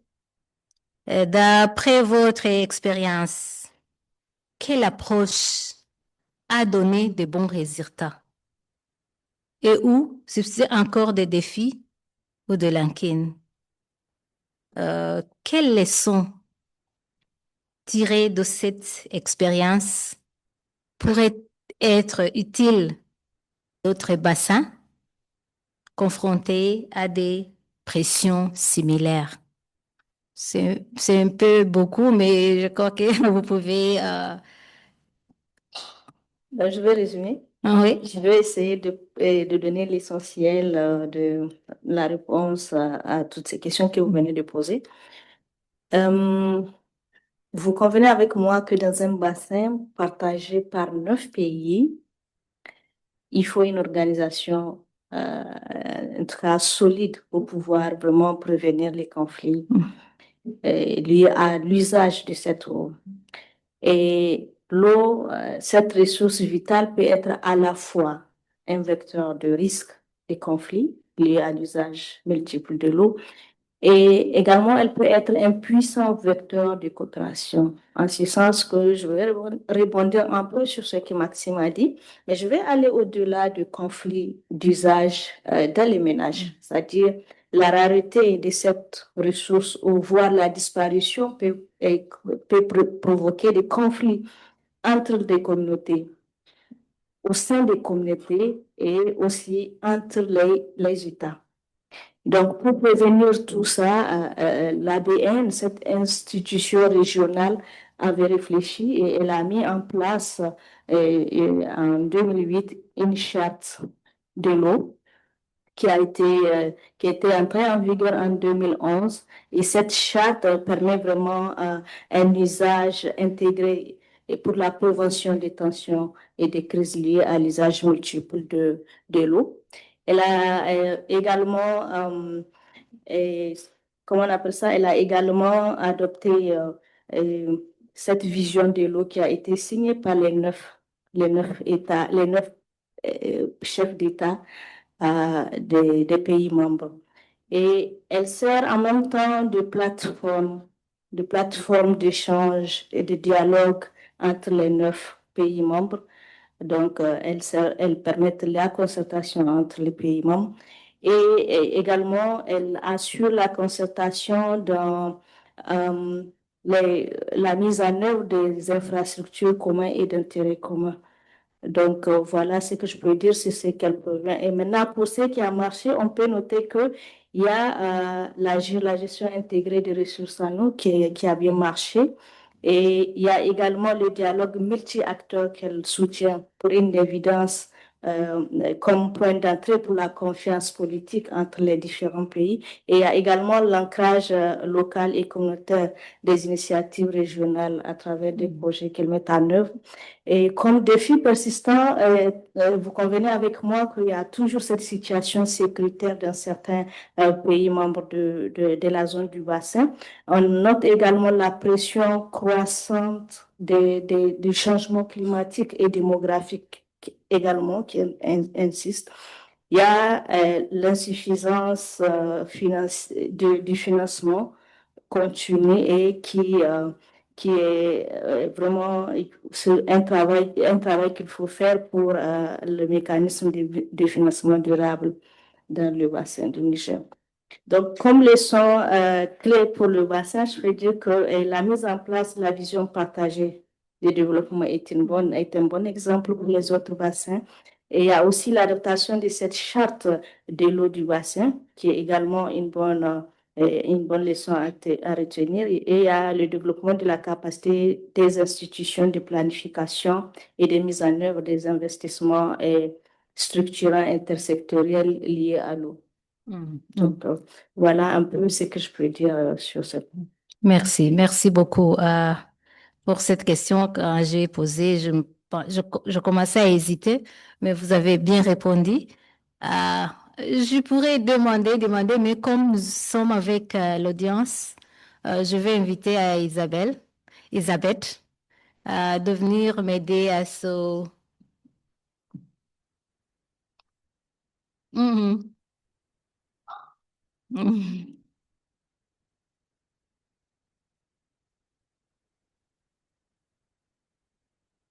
Merci beaucoup. Je suis Yolanda, je suis mexicaine. Je voudrais savoir pour la présidente de l'Afro, ma question, je voudrais savoir quelles sont les contributions des peuples autochtones de l'Afrique de l'Est, notamment des contributions pour la sustainabilité, pour l'eau, pour la protection de l'hydrologie en Afrique. Merci beaucoup. La différence, citizen science, c'est pour toute la population, mais pour le peuple autochtone, c'est différent. Merci beaucoup. I think we'll take Merci two beaucoup. questions more and then have the panel respond. Okay, I see one and then I'm coming here. And I think that might be, yeah. Bonjour, je suis Naïma Guedkebe, fondatrice de la plateforme Hydrodiplomatie et présidente de WISE Sénégal. WISE Sénégal, c'est le Women in International Security qui est basé à Washington. Et j'ai une question pour l'ensemble des panélistes. Au fait, je voudrais savoir concrètement comment pensez-vous qu'on pourrait intégrer concrètement les femmes dans les processus de négociation et de médiation autour des conflits liés à l'eau, surtout en Afrique de l'Ouest. Merci beaucoup. Okay. Last one, and then we'll let our panel respond to these three questions. Merci beaucoup, Elisabeth. Bonjour, mon nom c'est Oumital. Je suis présidente du comité scientifique du réseau des femmes professionnelles de l'eau et de l'assainissement au Sénégal. Ma question est orientée vers, on parle de diplomatie, de coopération, mais je pense, ma question est de savoir, est-ce qu'il existe un cadre de concertation formel entre les différents acteurs qui partagent ces bassins pour garantir l'accès à l'eau potable au niveau surtout des zones où l'activité minière particulièrement impacte considérablement les ressources en eau. Je parle quand je dis activité minière, je parle des pratiques de l'orpaillage artisanal qui utilisent des produits chimiques comme le mercure, l'arsenic, et le drainage de ces eaux, n'est-ce pas, qui viennent de ces activités, impacte considérablement la qualité de l'eau. Et il faut agir parce que nos ressources, si je prends la Falémé, si je prends le fleuve Sénégal, nos ressources sont fortement agressées. Et nous comptons sur ces ressources pour pouvoir produire de l'eau potable aux populations. Donc, je reviens sur ça. Est-ce qu'il existe ce cadre de concertation formelle, de partage entre ces différents acteurs pour sauver nos ressources en eau? Merci. Merci beaucoup. And Erdi, I feel like we can have the panel respond to those. Okay, wonderful. Je crois que vous avez répondu à la question. Vous pouvez répondre. Feel free. Anyone who want to respond? Ouais. Vous voulez commencer, Adi? Oui. Oui, vu que la première question était adressée à moi, je pense avoir compris la question. Je vais juste la répéter. Et c'est pour savoir les contributions des peuples autochtones dans l'hydrodiplomatie. C'est ça la question? Disclaimer. Je veux faire un disclaimer. J'ai fait beaucoup de recherches sur la science citoyenne, qui est citizen science, et j'ai eu comme une révélation, c'est-à-dire un éclaircissement qui a changé complètement ma perception des connaissances indigènes. Il faut savoir qu'il y a plusieurs types de connaissances. Il y a les connaissances indigènes, il y a les connaissances locales et il y a les connaissances traditionnelles. Et lorsque nous participons à ces processus multilatéraux, on a tendance à mélanger les différents termes et malheureusement, on se retrouve à parler à la place des peuples indigènes, ou à penser que certaines connaissances sont indigènes, pas indigènes, autochtones, excusez-moi, autochtones, et ce n'est pas le cas. Et donc, les connaissances que nous sur le terrain, nous avons considéré que ce sont des connaissances locales et des connaissances traditionnelles. Parce que les communautés avec lesquelles nous travaillons, elles sont là depuis moins de 30 ans. Et ça va retourner dans la définition de qu'est-ce qui est réellement un peuple autochtone. Je ne veux pas aller voilà, dans ce PAF-là, mais comme exemple de connaissances traditionnelles, nous sommes allés sur le terrain et nous nous sommes rendus compte que certaines communautés utilisent la pierre d'Alain pour purifier comme processus de coagulation. Et la pierre d'Alain est également utilisée au sein de la Société malienne de gestion de l'eau potable ou dans nos usines de production d'eau potable comme coagulant. Et c'est un processus similaire que cette communauté-là avait, qu'elles utilisent pour purifier l'eau du fleuve Niger, pour pouvoir l'utiliser pour la préparation. En dehors de ça, ces communautés disposent également de plantes purificatrices qu'elles utilisent depuis des siècles, dont le moringa, qui a également des propriétés de coagulation. Et voilà, ce sont des connaissances qui sont là. Nous avons, par exemple, mené des expériences au laboratoire en comparant la coagulation par moringa avec la coagulation par le sulfate d'aluminium. Et nous avons informé ces communautés-là que voilà, ces connaissances peuvent être mises en valeur et réellement être appliquées à grande échelle. Je ne sais pas si j'ai répondu à la question de Yolanda et j'aimerais aussi échanger avec elle après. Merci. Merci, merci. Oui, docteur Maxime. OK.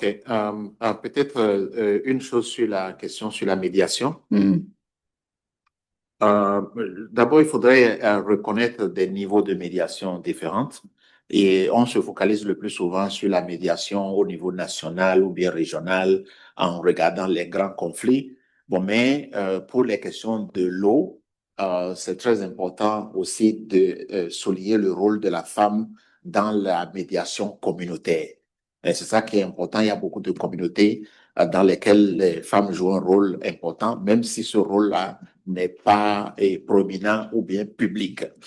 Mais il faudrait dire que ce qui facilite la médiation, c'est premièrement la compréhension. Parce que le plus souvent, les femmes ont des difficultés à comprendre les processus de résolution de conflits pour pouvoir y participer de façon significative. La deuxième chose, c'est l'augmentation de la capacité. Parce qu'une chose est de comprendre, une autre chose est aussi d'avoir la capacité d'influence. Donc, il y a beaucoup de formations sur le plaidoyer qui se fait au niveau de l'ONU Femmes pour accompagner les trucs. Troisièmement, vous pouvez comprendre, vous pouvez avoir la capacité, mais il faut aussi avoir l'opportunité. Et donc, l'opportunité de pouvoir influencer. Et cette opportunité-là, on essaye de l'avoir par des trucs, des canaux diplomatiques, de façon à ce que chaque fois qu'un médiateur est nommé, on fait l'effort d'approcher ce médiateur de façon à faire comprendre au médiateur que une femme, par exemple, peut apporter un appui technique pour la mise en œuvre des obligations d'intégration des femmes dans les processus de trucs. Maintenant, sur la question sur les hommes, parce que je suis très intéressé dans la masculinité positive moi-même, et donc la question de l'implication des hommes dans l'intégration des femmes dans les processus trucs est très important. Et je vais dire simplement deux choses. C'est ce conflit entre le privé et le public dans lequel les hommes doivent avoir le public, c'est l'État, et le privé, c'est les entreprises extractives d'extraction minière. Et c'est très difficile de faire confiance à un privé pour pouvoir s'occuper de la communauté. Mais l'État, à travers la régulation, à travers le dialogue entre le privé et le public, amène les privés à avoir plus de bonne volonté en comprenant que ce n'est pas l'intérêt immédiat de la compagnie qui est important, c'est l'intérêt de long terme de la compagnie. Et nous avons de bons exemples. Quand j'étais au Mali, par exemple, il y a des compagnies orifères de l'Afrique du Sud qui sont au Mali et qui ont appelé ONU Femmes pour les aider à régénérer un site minier qui est arrivé à expiration. Donc, ces genres d'exemples de éco-citoyenneté sont des exemples à multiplier et pour lesquels, bon, peut-être ONU Femmes peut collaborer avec les organisations autour de la table ici qui sont intéressées à amener la conversation à un autre niveau en se basant sur nos expériences concrètes. Merci. Je voudrais rassurer pour dire qu'au niveau de la coopération également, cette intégration des femmes dans la négociation, elle est assurée à travers le renforcement des capacités des femmes et des formations, leur offrant des outils intégrant la négociation aussi. Donc, il y a aussi la promotion des mécanismes participatifs qui est inclusif, qui permet de porter la voix des femmes hautes en tenant compte de leurs préoccupations dans les instances locales surtout et transfrontalières de prise de décision. Donc, pour ce qui est de la question du cadre de concertation formelle de partage d'expérience également sur la pollution, il faut noter que l'autorité du bassin du Niger a un cadre qu'on appelle les structures focales nationales qui existent dans les 9 pays membres de l'ABN. Et ces structures focales regroupe les différents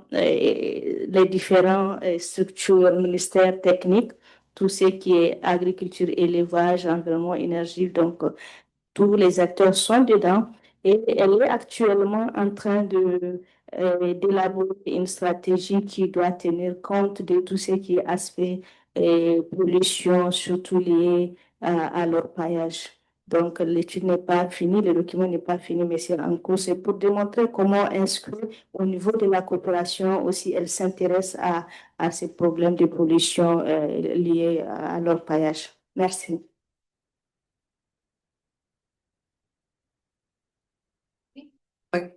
Merci pour la question concernant les cadres de concertation concernant le secteur minier.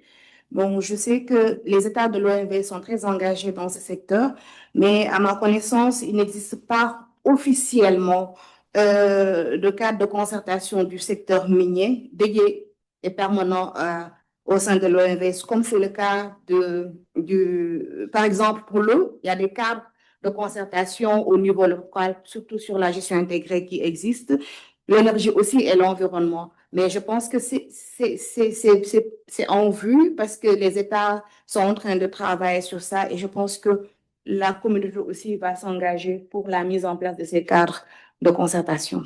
Merci. Merci beaucoup. Je vais donner la parole à Elisabeth. Elizabeth, I want you to respond to this question. She just mentioned a little bit. Do we have a platform where people can have a strong consultation about all this cooperation, diplomacy in water? Maybe I think women in water diplomacy, that's why we have been created. Sure, I'll respond to that, but indeed, I think this will probably be our last comment on this panel. The Women in Water Diplomacy Network, we've been developing and evolving since 2017. We have a global strategy that sets out our priorities. And I believe Yodit mentioned in the opening that we are redoing this strategy in the coming year. It was a 5-year strategy, and we were only Nile Basin and Central Asia, Afghanistan. Now we have many, many, many more voices and experiences we need to bring into this new strategy.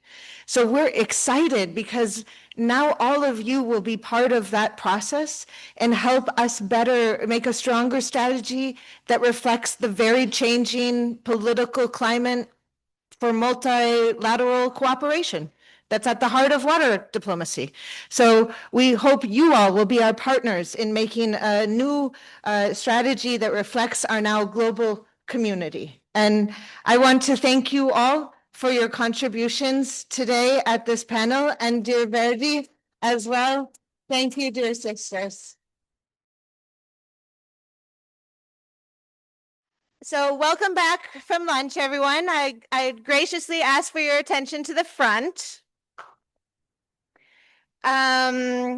This next session will bring our focus a little broader. The first session gave us a great introduction to West African water diplomacy, some of the major concerns they're facing, and key strategies to address these challenges. In this panel, we're going to take one step further back and think about African water diplomacy experience, expertise, and practice. And we have an amazing panel for you, facilitated by Maria Amakali, who is another fantastic leader of the Women in Water Diplomacy Network from our council. And I will turn it over to you, dearest. Thank you. Thank you, Elizabeth, and welcome everybody back from lunch. I am very happy that we all enjoyed the great Senegalese food. For those people who are not from Senegal, I do the same. This is session number 2, which is going to look at water diplomacy for peace and security with African focus. As Elizabeth mentioned, my name is Maria Amakali. I am heading the Department of Water Affairs in Namibia. I have been doing water cooperation for, let me say, since 2007, when I joined the River Basin Commission meetings. As we all her transboundary rivers, all her perennial rivers with our neighbors.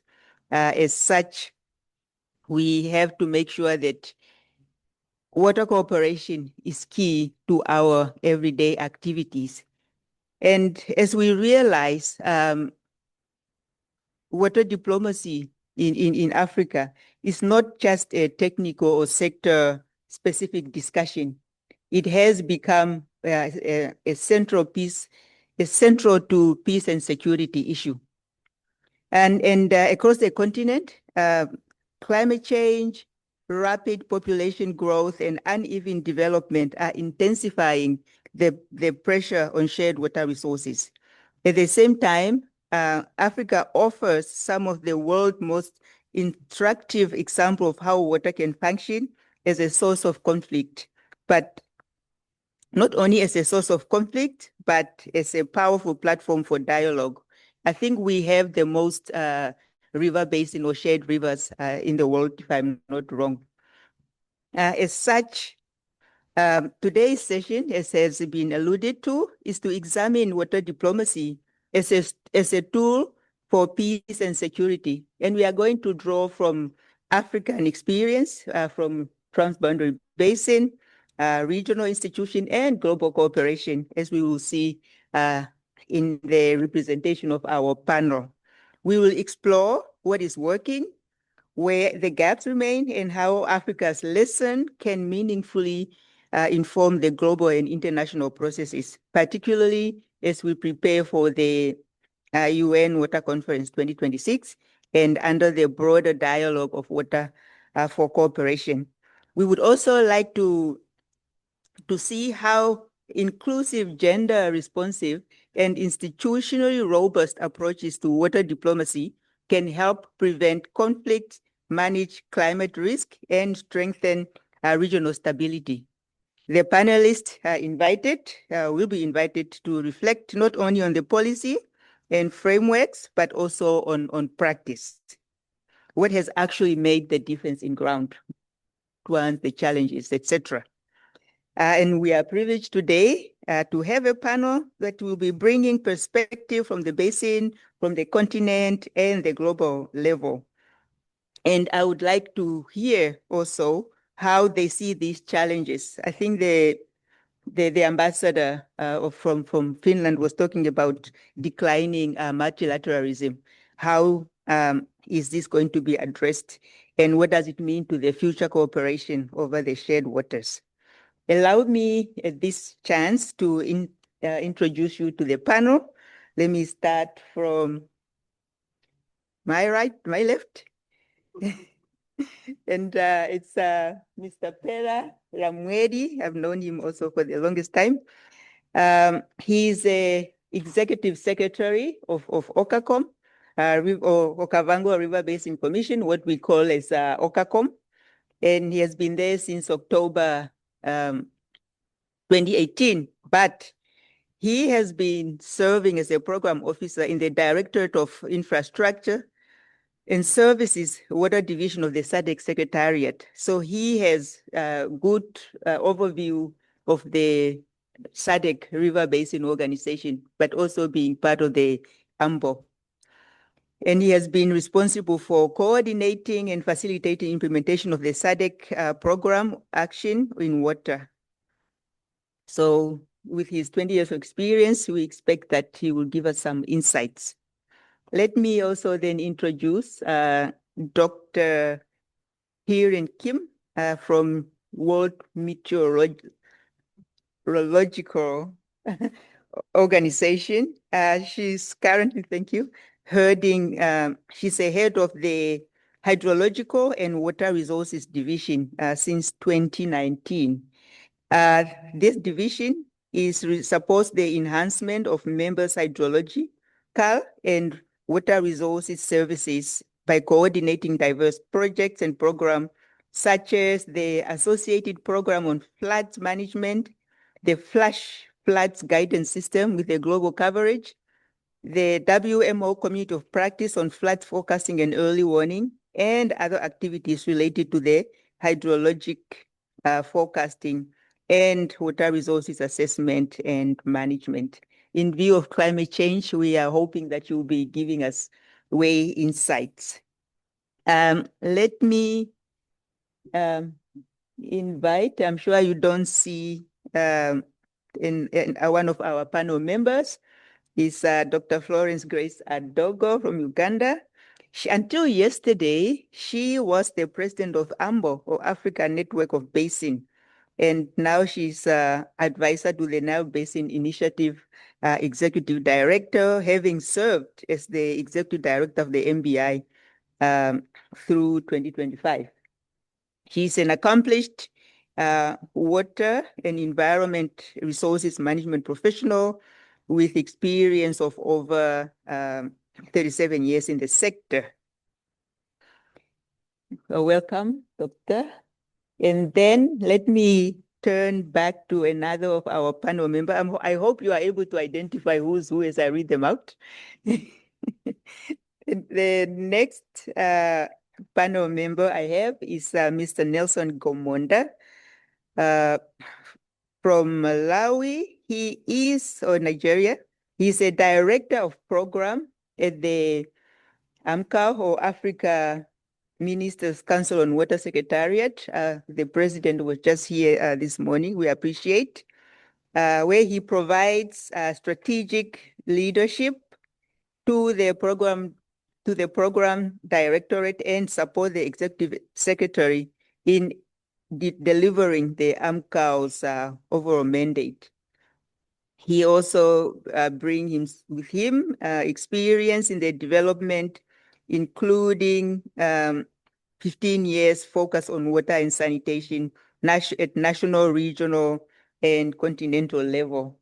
He will give us an overall overview of the experience from the continent as a whole. Last but not least, we have another sister. It's Ms. Cindy Mtimkulu from Eswatini. She is a distinguished water practitioner with over 24 years experience in transboundary water governance and integrated water resources management. She is the executive secretary of the Inkomati and Maputo Watercourse Commission, or IMACOM.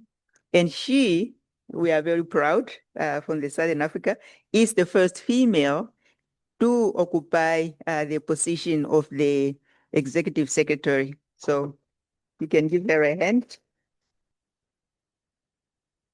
And in her role, she leads regional efforts to ensure water security across the 3 countries of Eswatini, South Africa, and Mozambique.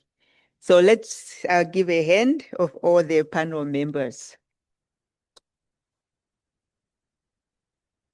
Now, ladies and gentlemen, let's get into the addressing of some of the issues. I want to start already with a round of questions with Pera, SES of OCACOM, and you've been at the helm of SADC, Water Secretariat, Water, for a long time.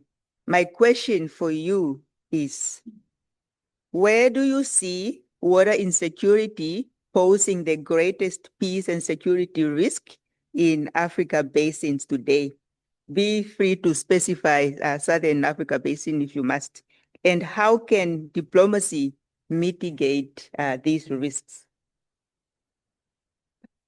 Thank you very much, Madam Facilitator, Maria. Indeed, the question talks to a very important element that preoccupies all of us in terms of the security or insecurity of water there too. Africa, as we all know, is struggled with shared water courses, with shared river basin, lake, and even aquifers. This becomes the point of management and dependence in respect of water and the needs of the people that needs to use this resource. Now, insecurity obviously will depend on a number of factors. One, it can be as a result of lack of access. It could be as a result of lack of information and data and available knowledge of the resource that we are managing. In that case, the African continent, obviously we know that, and that's not only the African continent, water occurs there's a lot of variability of water occurrence, both in terms of time and space, and therefore this poses a lot of challenges in respect of security and peace if not properly managed. Fortunately, I think one can say that in Africa, in terms of institutional framework, we now have a continental body which is charged with responsibilities for managing water resources, AMCAO, with a specific organization that deals with transboundary water management, which is an arm of AMCAO, ANBO.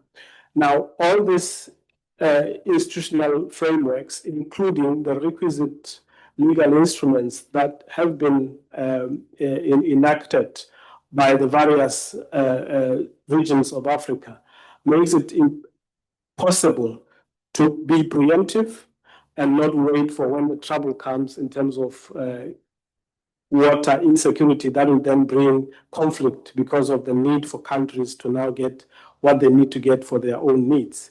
Now, let me just focus on Southern Africa. In Southern Africa, we have 15 shared water courses that's within SADC.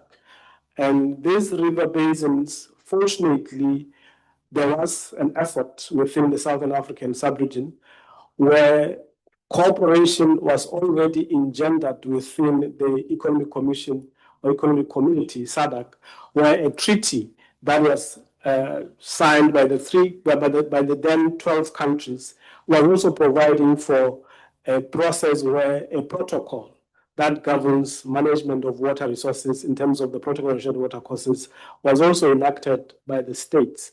This provides for establishment of river basin organizations, which then ensures that instead of reaching a situation where countries will unilaterally utilize the available resources for their own good, there's a platform that is put in place for countries to work together to plan and have the agreement on how to use their various resources. Now, the question of where the challenges are in terms of possible peace and security challenges, I think for the region where we come from, the Southern Africa, we are lucky in the sense that we have been able to put requisite instruments in place to ensure that that kind of challenges, if and when they would come, would have been preemptive in making sure that they are not affecting the insecurity. But that doesn't rule out the fact that if and as a result of the current challenges of population growth, of increased demand, there is possibilities that will ultimately reach a stage where insecurity is an issue we have to consider. But because of the fact that diplomacy was applied in terms of negotiations for utilization of the resources that is shared between the states, we are in a situation where some of those problems may not actually come to pass and get us into problems. For Southern Africa, or for most of our region, water is seen as an instrument for cooperation as opposed to an instrument for possible conflict. And that in itself ensures that we are putting everything in place to ensure that we are not going to be finding ourselves in a situation where we are facing serious challenges of insecurity, which may lead to peace. But we have to be vigilant. We have to be careful because that situation may change as development increases, as demands for the same resource, which we know is not infinite, it's actually finite. We have to be able to manage that resource properly. Thank you. Thank you very much for that answer. Now, you spoke about the existing of institution that can preempt these issues. I would like to go to Cindy.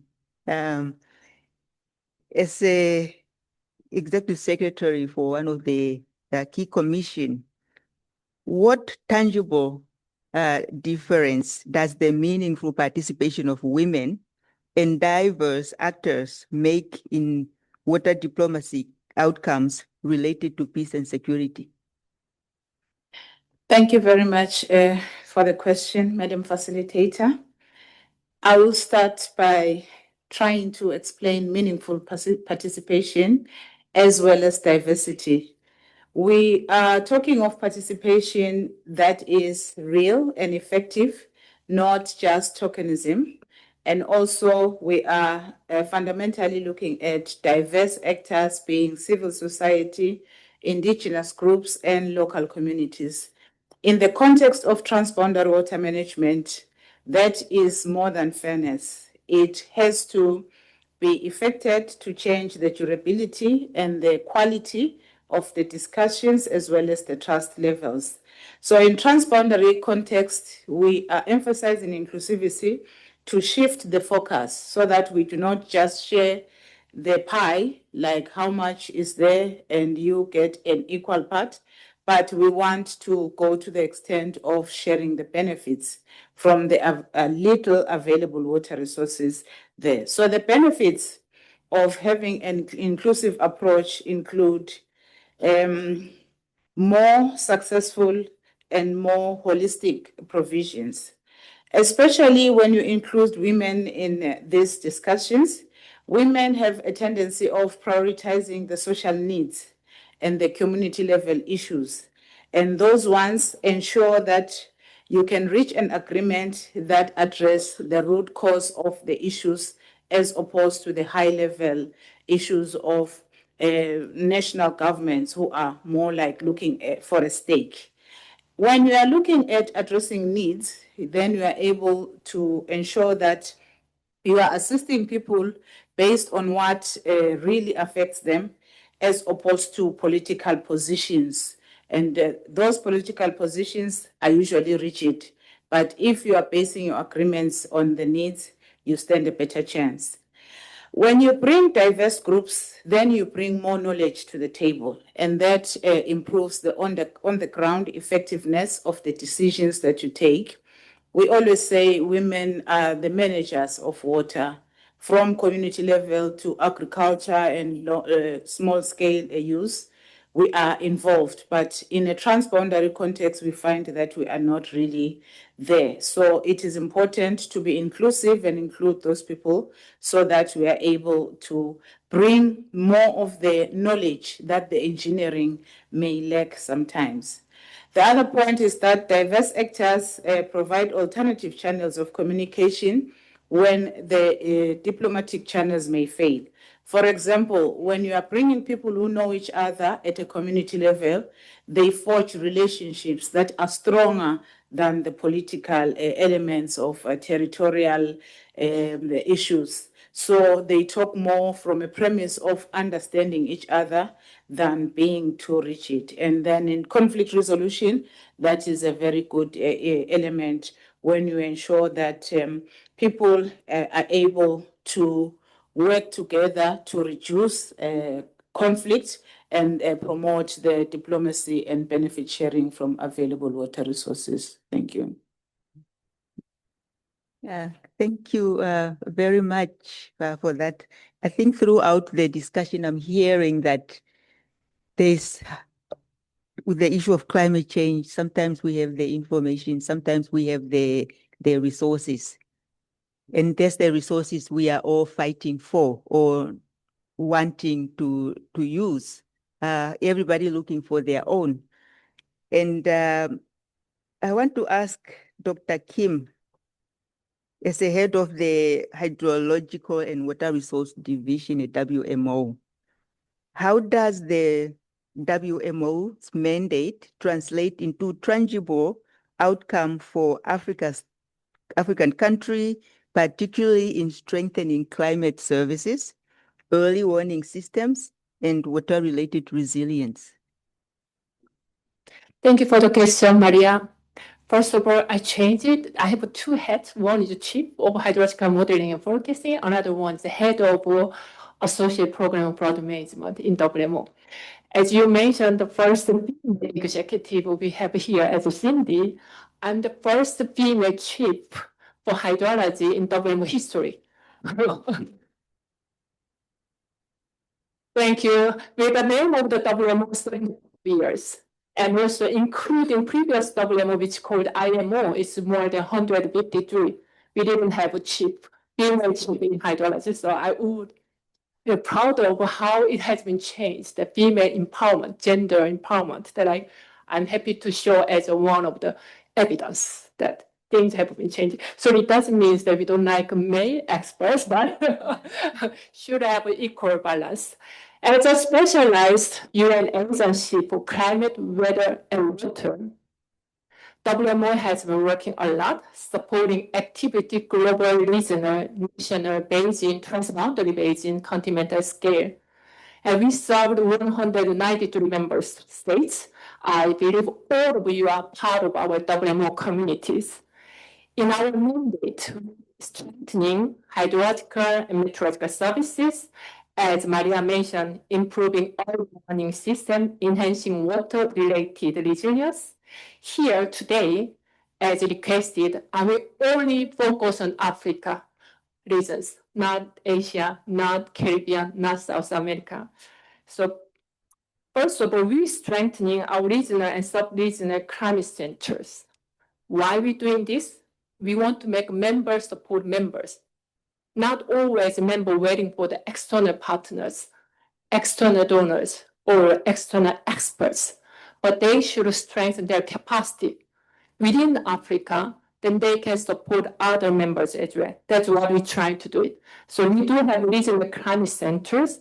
Also in the continental level, WMO with the ACMED, which called African Center of Meteorological Application for Development in Niger. And we are also supporting training program with the sub-regional centers, AGRMET, in West Africa, as well as CAPCCA in Central Africa. We're trying to support all the regions in Africa. And we also strengthen regional specialized meteorological center. Now we have 4 regional special meteorological center in Africa, one in Dakar here. We do have a Dakar Regional Center, Pretoria in South Africa, we have Dar es Salaam and Nairobi. Now currently we're trying to make another 5th regional center in Yaoundé. Those will encourage the regional centers supporting other national center, national countries, and also public communication.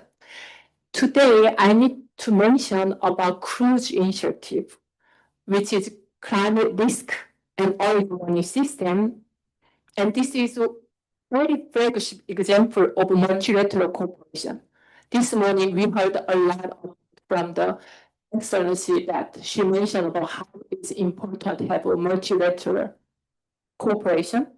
And WMO's cruise initiative, which is launched in 2015, 11 years ago, to strengthen climate risk and early warning system globally, focus on LCD and SIDS, small island developed country, including Africa. Especially in the impact that I want to mention, 36 multi-year projects that we had, and $107 million we received so far.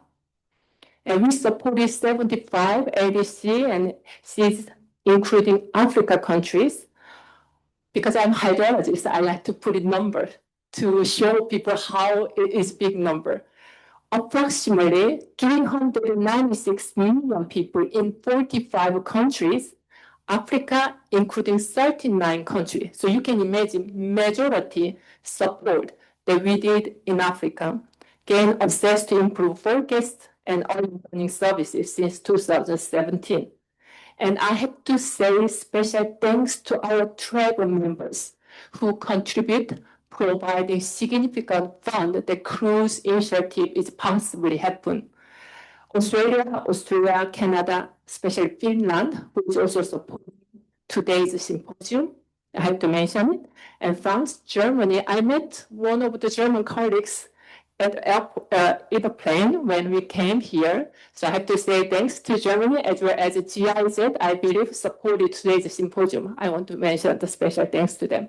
Also Luxembourg, Monaco, Switzerland, and United Kingdom have been contributed significant fund that we can continue to work over almost 10 years.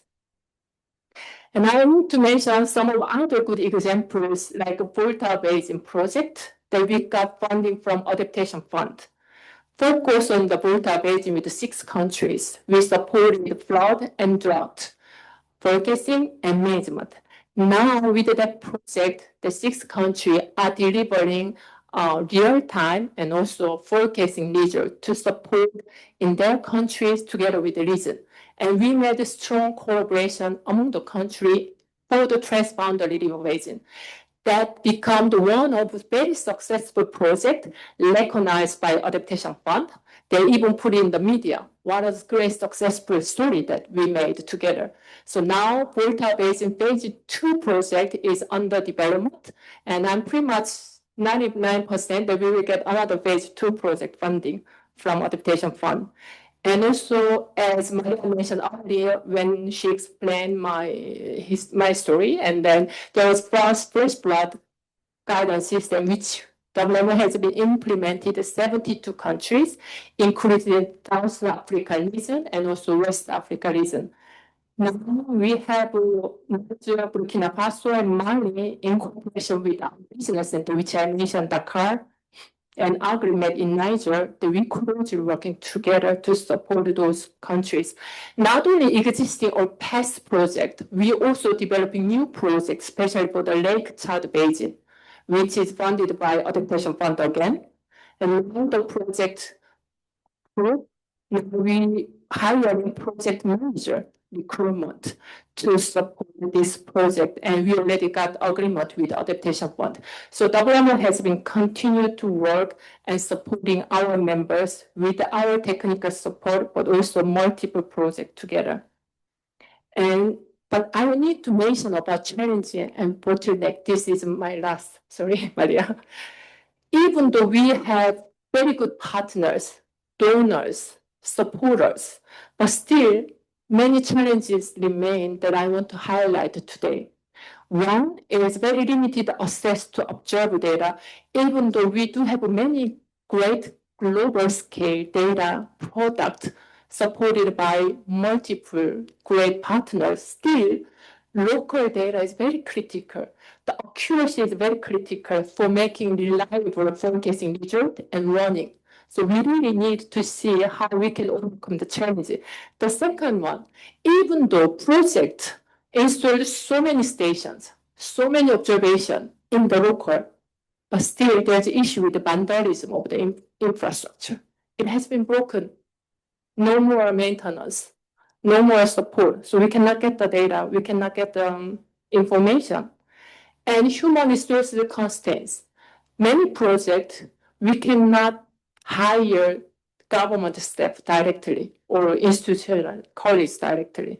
So it is important, many national meteorological hydrological services, they are based on the expert, based on trained person that is needed to support, and also country ownership and sustainability. At the very beginning of the project, everybody becomes so enthusiastic, but almost the end of a project, it can be gone. Nobody maintain and support. So very strong national engagement is essential for the long-term operationalization and also supporting our people from the flood, drought, any kind of water-related or climate-related hazard. National engagement, ownership, sustainability are critical. The last but not the least, financially and institutional support is needed. We just keep depending on the donors' supported project. We limited our long-term continuity of the system. So it'd be great if we can really focus on those challenging and trying to overcome it. That'd be great. Thank you so much. Over to you.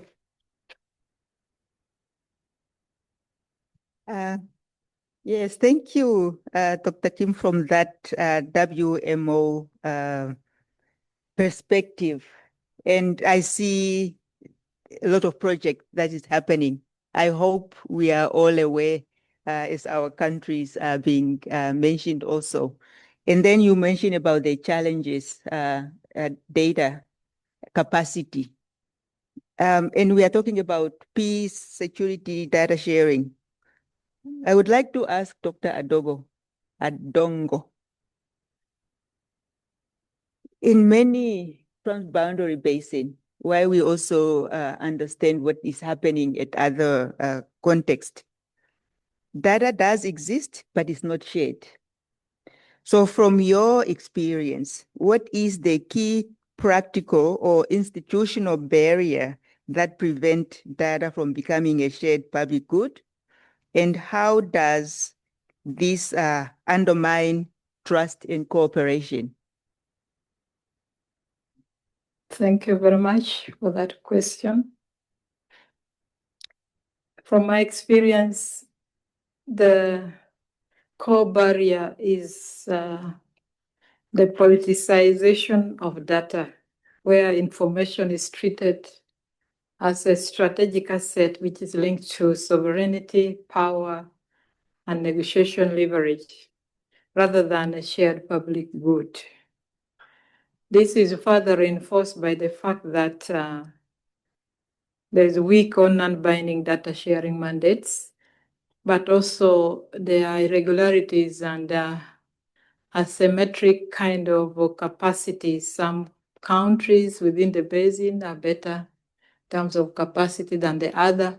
So it brings in a fear from other countries to share their data, but also the inconsistency and the fear that data could be misinterpreted are some of the key things that I see. And the way the data will be used. Because in the transboundary context, the issue of data sharing is extremely important in building trust and confidence and also enhancing cooperation. So with that kind of background, I always find that it is extremely difficult for countries to share data.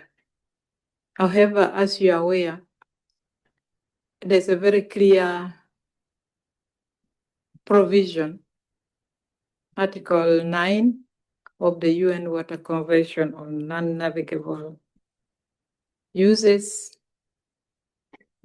which many countries actually prescribe to, provides for exchange of data, especially within the transboundary context.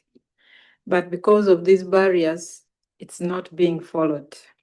And therefore, when data is withheld, it shifts cooperation from evidence-based dialogue to more perception-based negotiations. And it also contributes to eroding trust. It delays joint investments because we are talking about shared resources, transboundary, cross-border, where you need data from all the countries in order to come out with the investments. As you are aware, one of the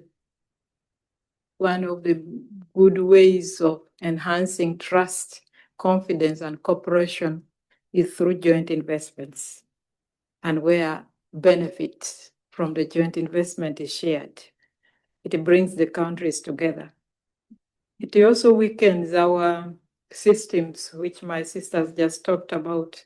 If you were to look at a network, a transboundary network that would provide early warning systems, then you need to have stations all over in the countries so that you can have a model that can help to inform the different countries at different levels. But if that is not shared, then this is not possible. It therefore increases the risks from extreme events like floods, droughts, and even conflicts. So I would say that without shared data, there is no really shared reality. And it really hampers the process of cooperation, investments, and also it does not bring the reality in terms of scientific and other information that can inform decisions and sustain cooperation. So I think this is what I can say of that question. Thank you.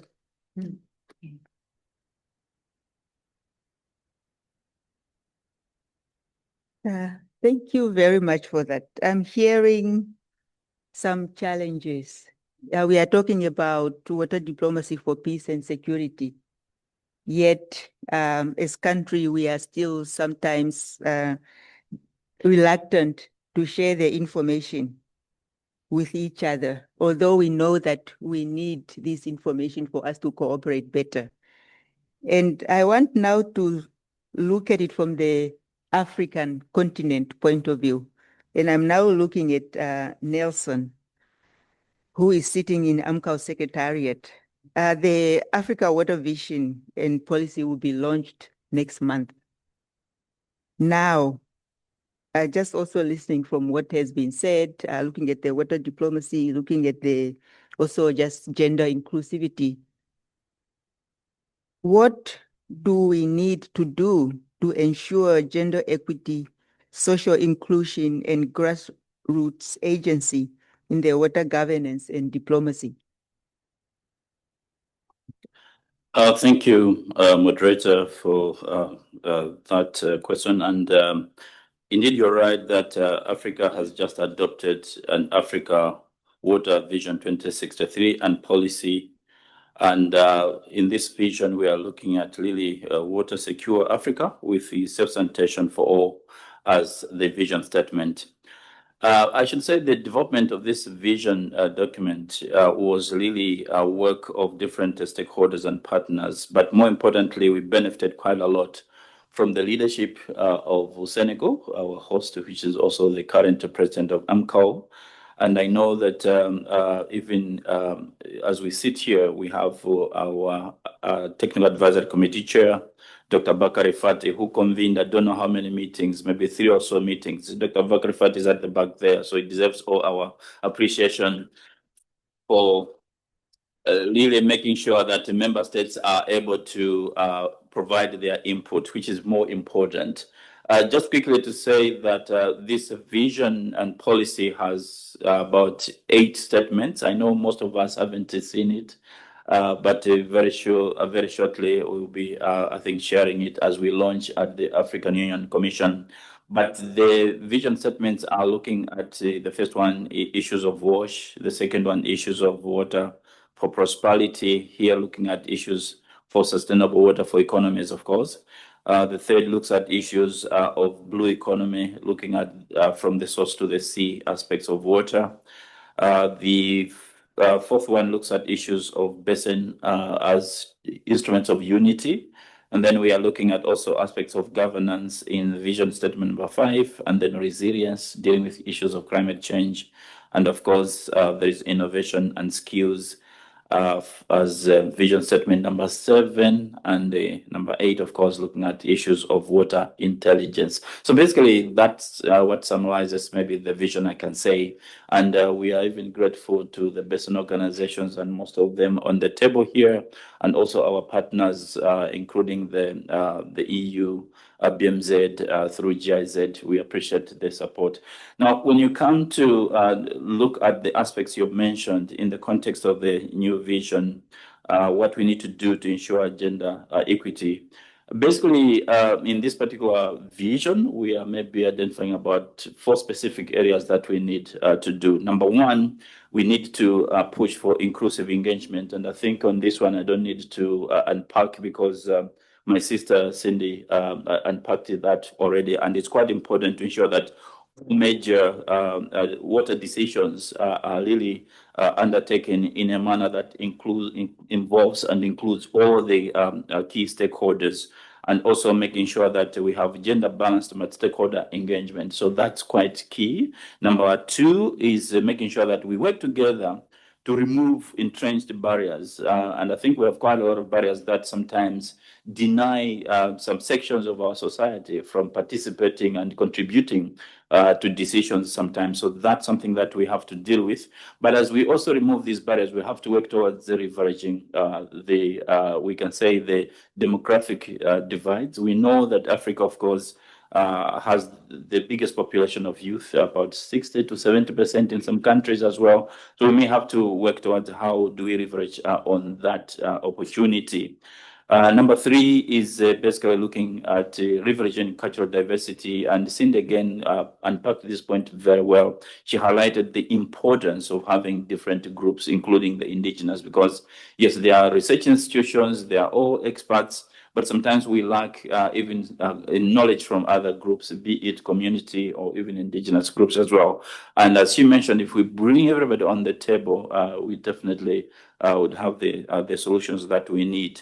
Number 4, one other key issue is making sure that we advance gender equality and the social inclusion as something that is fully institutionalized in the way we are doing business on the continent across all levels. So whether it's in our countries, whether in our basin institutions, whether in our regional economic communities, and even at the continental level, we make sure that we have gender equality and the social inclusion as a standard for water governance across Africa, with inclusive engagement, of course, equitable representation, and of course, emphasizing on accountability, which is quite key as we work towards looking at what different institutions are doing. So that's basically what we are looking at when we look at the issues of making sure that we have inclusion, especially at the grassroots level, and dealing with issues of governance and diplomacy in this particular new vision and policy. Thank you so much.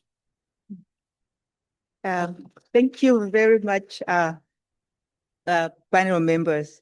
You spoke of the enabling environment, either at institutional level, regional level, at policy level, making sure that there is enough information to allow the water diplomacy to actually play its part.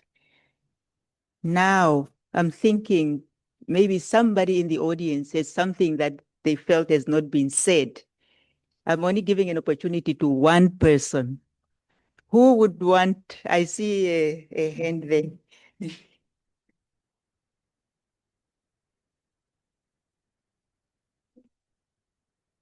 Okay, two, and they can be questions or inputs. Then I'll give you another round after. Okay, thank you very much. Hello. Okay, great.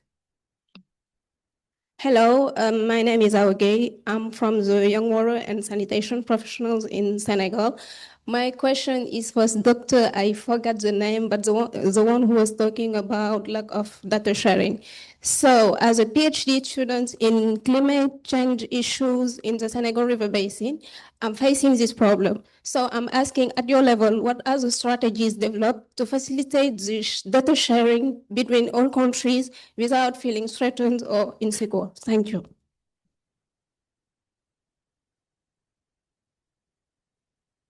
I'm just going to allow one more from the end, and then I'll come around the second round.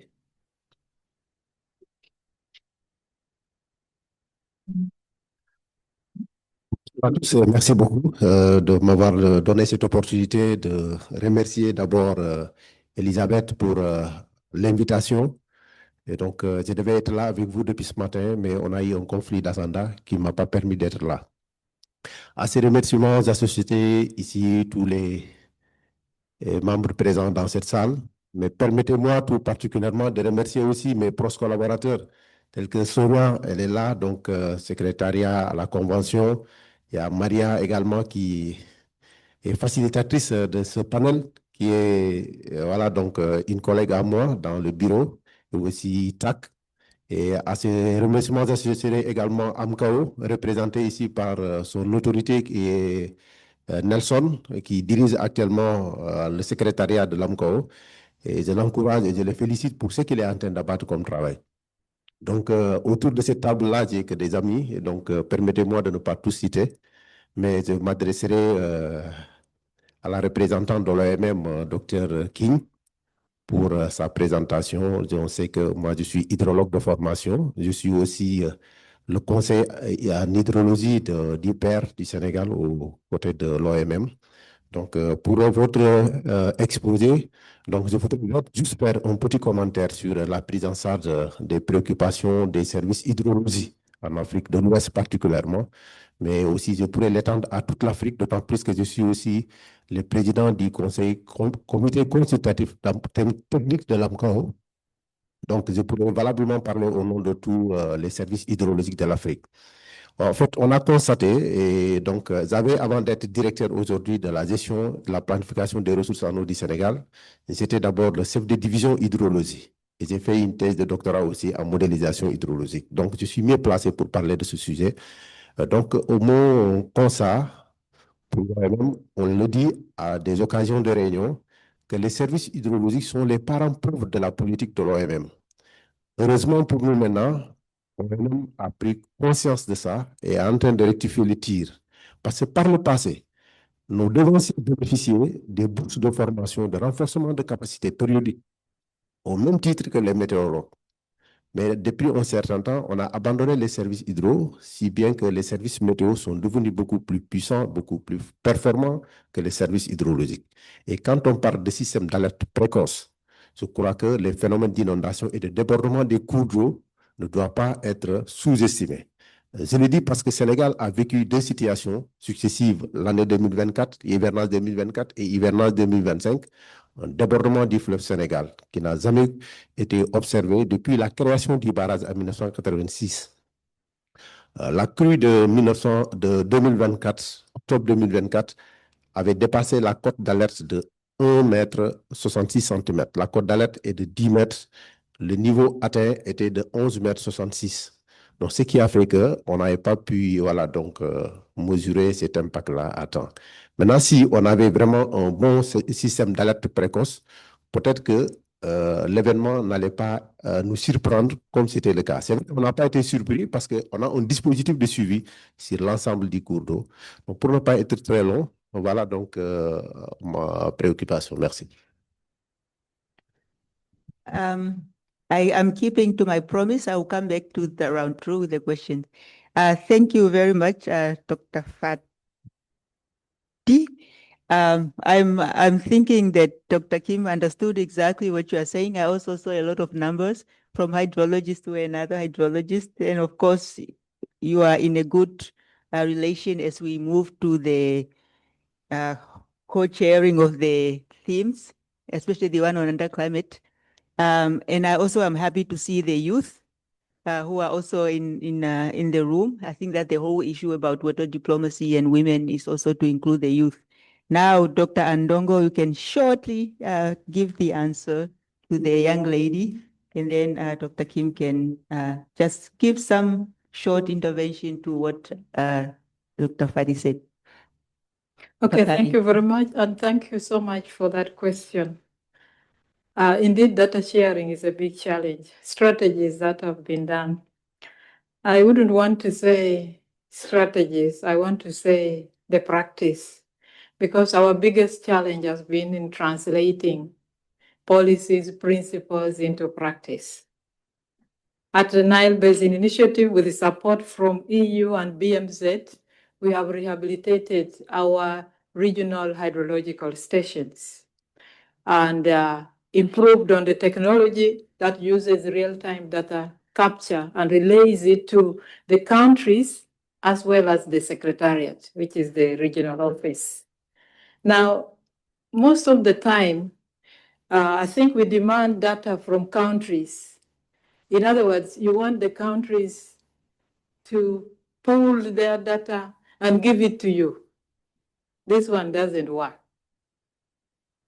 What the Nile Basin has done is to build capacity of the countries and establish the regional expert working group. At the first meeting, all countries came with their data and they were holding it to the chest. They didn't want to share because they were suspicious. But as we progressed, we are at a point where we are issuing a regional hydrological outlook for the Nile Basin. And we also have a 72-hour forecast on hydrology, how the water is flowing. And when countries received these products, they valued it. And as I talk now, all the 10 countries, every quarter, we issue hydrological outlook after the seasonal forecast in Nairobi. So I think, other than asking countries to give data, it's important to involve them in all the practice. And it also helped us to harmonize the capacity, because some countries don't have the peer-to-peer learning is now real. So to me, this one is successful. Every quarter, if you go to our website, we issue hydrological forecasting outlook and advisories. And we have already received a lot of appreciation. We are supporting hydropower generation. We are supporting cascade dam operations. We are supporting navigation So they're beginning to feel that the data they provide has impact on their socioeconomic. So we need to translate data into products that are relevant to the countries. And in so doing, I think they will be able to continue providing.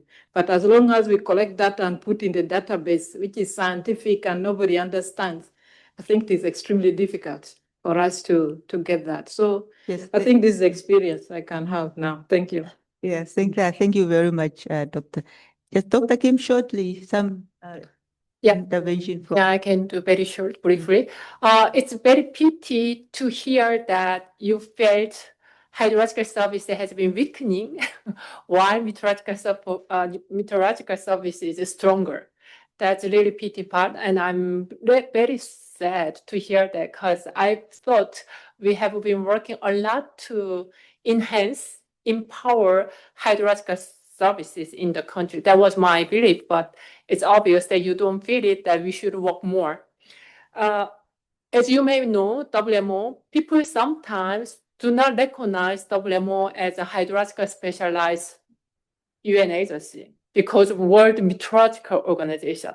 When I see in Africa, because I've been in Africa several times because of the project and other program, I saw they were so strongly engaged in UNESCO IHP, for example, international, now intergovernmental hydrological program, but they didn't join us in WMO workshop, meetings, or training because they thought it's only for the National Meteorological Service, which is not true.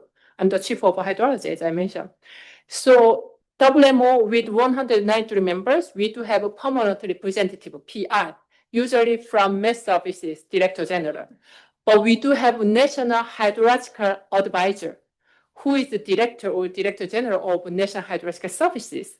But I haven't seen many National Hydrological Advisors in the WMO Congress or WMO big meeting or governance meeting or even technical commissions. No, very few hydrological advisors or very few hydrological experts joining our governance body's meeting or technical meeting, which is sad because we do have RA1, we call it RA1, Regional Association 1, as Africa as a number 1. We do have a 53 members. But among the 53 members, have you ever come to Geneva to join our Congress meeting? Did you make a big voice that WMO should support more hydrological services? No, I haven't heard many times. So that's why I'm encouraging members, write an official letter to our Secretary General. Come to our meeting and make your voice loud, noisy. People cannot annoy. People cannot avoid or forgotten. No, no one should left behind. And we do, because of the limited budget, I know countries do not have a budget for traveling all the time, the long distances, but we do have a regular RA1, which is Africa Hydrological Advisor Forum. You should join it.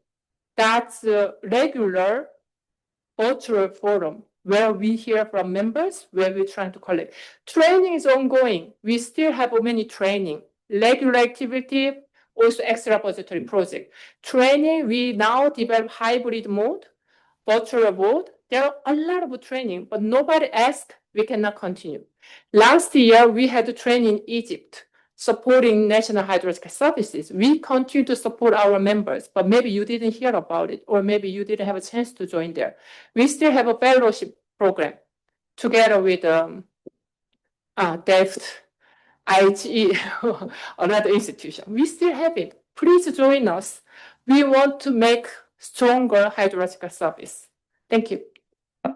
Thank you for that. Now, I'm thinking we are looking at the country. At the same time, we have these institutions or river basin institutions. And I'm looking at PERA. They are caucusing. This question is for you. Like now, if we don't get it from the country, can we get it from the river basin organization and institution? So for example, Africa Water Agreements and Institution to adapt climate change, because I think you need to get from what the information you want from Dr. Kim is how should Africa water agreements and institutions adapt to climate variability, extremes, and uncertainty to remain credible and stabilizing? How do we get these opportunities, if I may put it like that? Well, thank you. As I indicated, one thing that we have managed to do in our various regions and basins is to enact these agreements. The agreements in themselves are as good as what they are in a paper. What is important is implementation of those agreements. I'll give an example. OCACOM is one of the basins which enacted the agreements 1994, even before the protocol on trade courses was enacted. We realized that there's a need to update it so that it's fit for purpose. So our agreement, and one of the things that was identified even then was that as it was, issues of climate change, issues around the codification of real enforceable provisions were not there in the agreement. And climate change is one of those that was missing. Even the Nexus approaches that are now topical issues. So agreements have to be adapted to the situation on the ground, including being relevant to the issues that we have to address as various organizations managing water resources on behalf of states. Another issue, these agreements require subsidiary instruments. In our case, there's an issue that I think most people who know about transboundary water law and management, the principle of equitable and reasonable utilization, is an issue that needs to be the center of things, but it requires guidelines for implementation. Now, for OCACOM and I think for the SADC basins, we have developed guidelines to guide on interpretation of the issues of equitable and reasonable utilization, particularly on planned measures. Now, these are practical activities that ensures that our agreements are adaptable and adaptive to the situation on the ground. And therefore, that's what we definitely are going to be emphasizing. And I think most of our river basin organizations have had at one point or other review, revise, and amend the agreements in terms of trying to make sure that they are in line and in tandem with what is the situation on the ground now.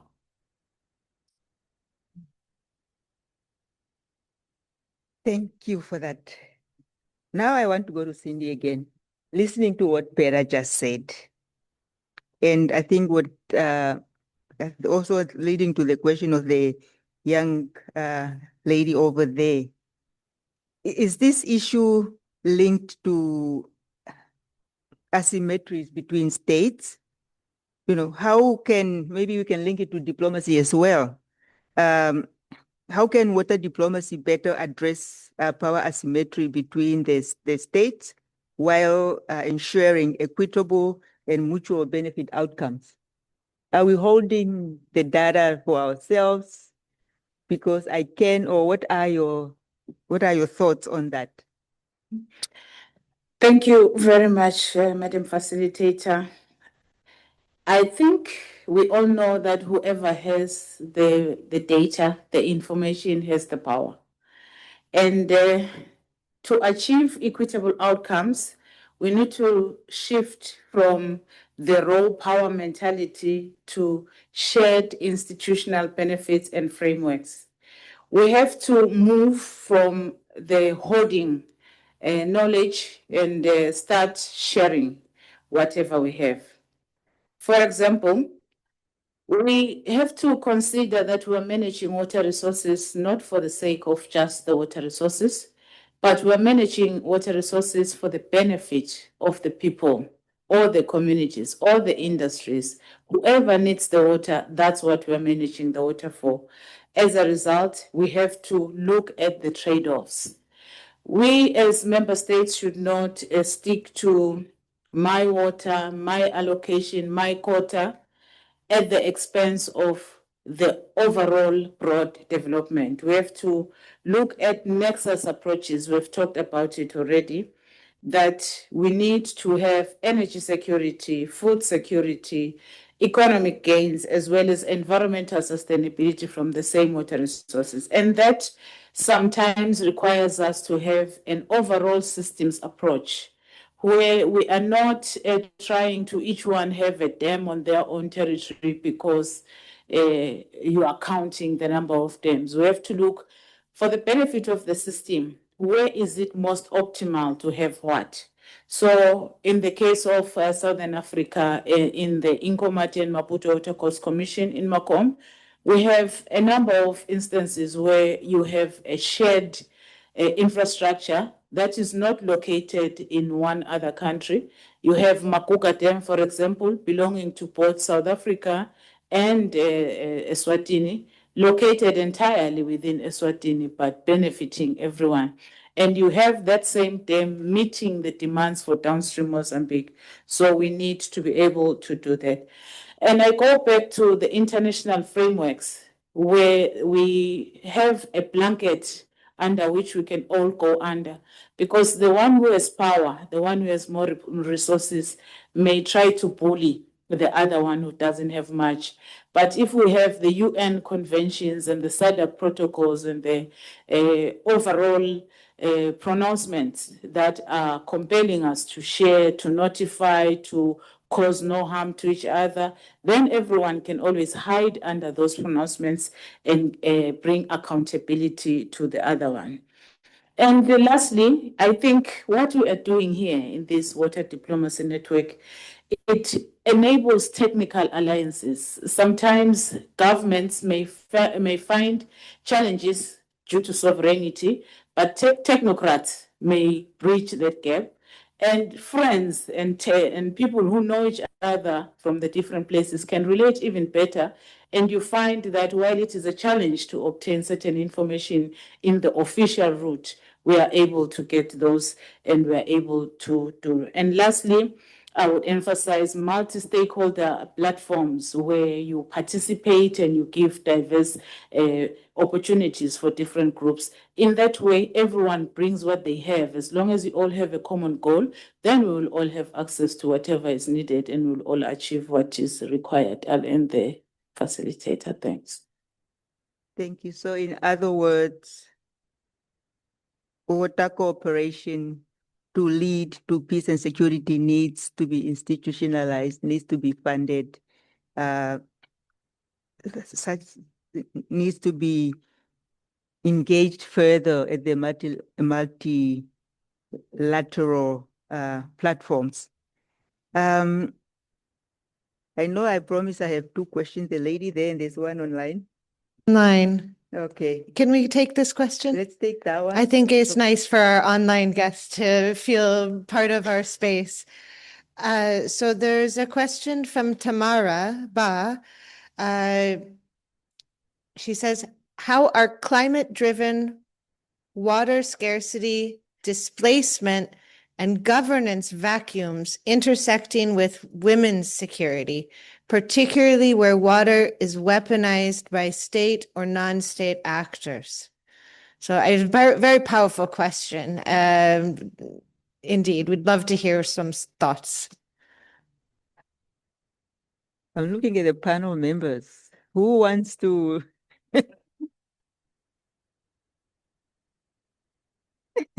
Who wants to tackle that? Climate, I see Nelson.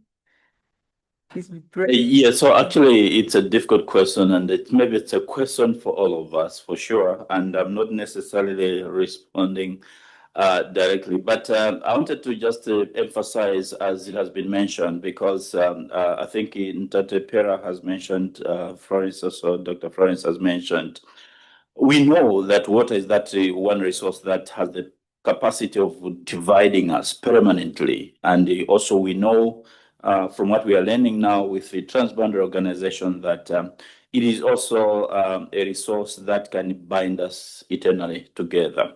But then the fact that we have most of our water resources shared on the continent, it's a huge opportunity, and there are quite a lot of lessons that we are getting from different corners as well, especially in the work of the different basin organizations.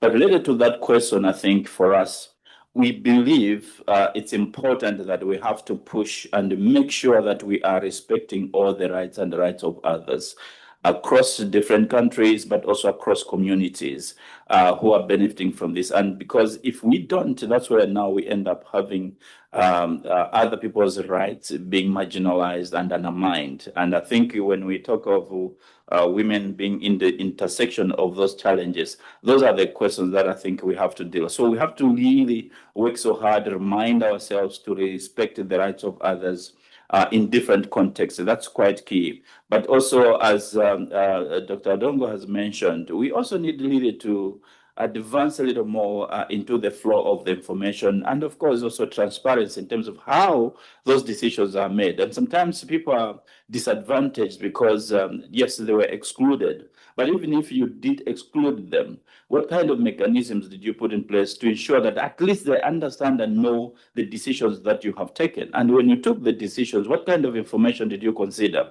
so that others have also the capacity and opportunity to appreciate how did you arrive at difficult decisions, if at all the decisions were difficult. So the information is quite key, but apart from using the information, we also have to go back and be a little bit more accountable and transparent with the decisions that we have taken. And I liked when we were having a conversation yesterday with Dr. Adongo, she mentioned that as much as sometimes member states fight over other issues and positions and protecting their own interests, but it's important for organizations that are bringing together member states or even like basin organization in this particular case to ensure that once they leave or we leave a specific space, we have shared the information. Yes, we were at the meeting for 3 days, 4 days, but these are the outcomes. And for us to arrive at these outcomes, we looked at these particular issues. So that's quite important in this particular context, so that different communities in different settings, they have at least an appreciation. So that's what maybe we need to work towards as well. But of course, we have to permanently work towards making sure that we are pushing for integration in our economic cooperation, integration in our social and ecological values as well. And at the same time, of course, making sure that we are pushing for that water governance that respects different groups as well, and making sure that we have all integrated in various spaces as well. I think that's what we might be thinking about or looking at when we deal with such kind of issue. Thank you so much. I can't say anymore. I think you cover what I could have said. Now, they had one pending before I go to conclude, because otherwise I would encroach into your table discussion, but it's up to you. Let me get the sister from the Congo, and then I come to the lady with the nice buttons. Yeah. Unfortunately, she was pressing. Good morning, everybody. Excusez-moi de parler en français parce que mon anglais n'est pas très fluide. Oui, je suis docteur Kenny Doris. Je viens du Congo, de nationalité camerounaise. Donc, je suis chef de service prévention des pollutions et des risques à la Commission internationale du bassin Congo-Ubangi, Sanga, dont le siège se trouve à Kinshasa. Donc, avant de commencer, je voulais d'abord remercier infiniment Mary de la GIZ. C'est avant-hier qu'elle m'a parlé de ce forum, parce que je suis venue dans le cadre du réseau africain dans le bassin. Donc, par la suite, j'ai donc contacté Mme Elisabeth, qui m'a directement inscrit dans le groupe. Je vous remercie infiniment. Et ce que je voulais faire comme remarque, c'est qu'après la présentation de la cartographie des pays qui sont dans le réseau Network de ce matin, j'ai constaté que l'Afrique centrale était vraiment absente. Dans la partie Afrique centrale, il n'y avait aucun pays qui faisait partie de ce réseau. Et je pense que le bassin du Congo, ou bien notre organisation, la SICOS, dont je représente, est vraiment mieux placée pour pouvoir faire en sorte que les 10 pays membres du bassin du Congo puissent être impliqués dans ce réseau. Parce que le bassin de Congo compte, entre autres, le Cameroun, la Centrafrique, le Gabon, l'Angola, le Congo-Kinshasa, Congo-Brazzaville, le Cameroun, la Zambie et plein d'autres pays. Donc, c'est vraiment une opportunité pour la zone Afrique centrale de pouvoir intégrer ce réseau. Je pense que peut-être je rapprocherai peut-être des organisateurs plus tard pour voir dans quelle mesure impliquer les pays de l'Afrique centrale dans le réseau de femmes diplomates du domaine de l'eau. Merci encore et bonne suite.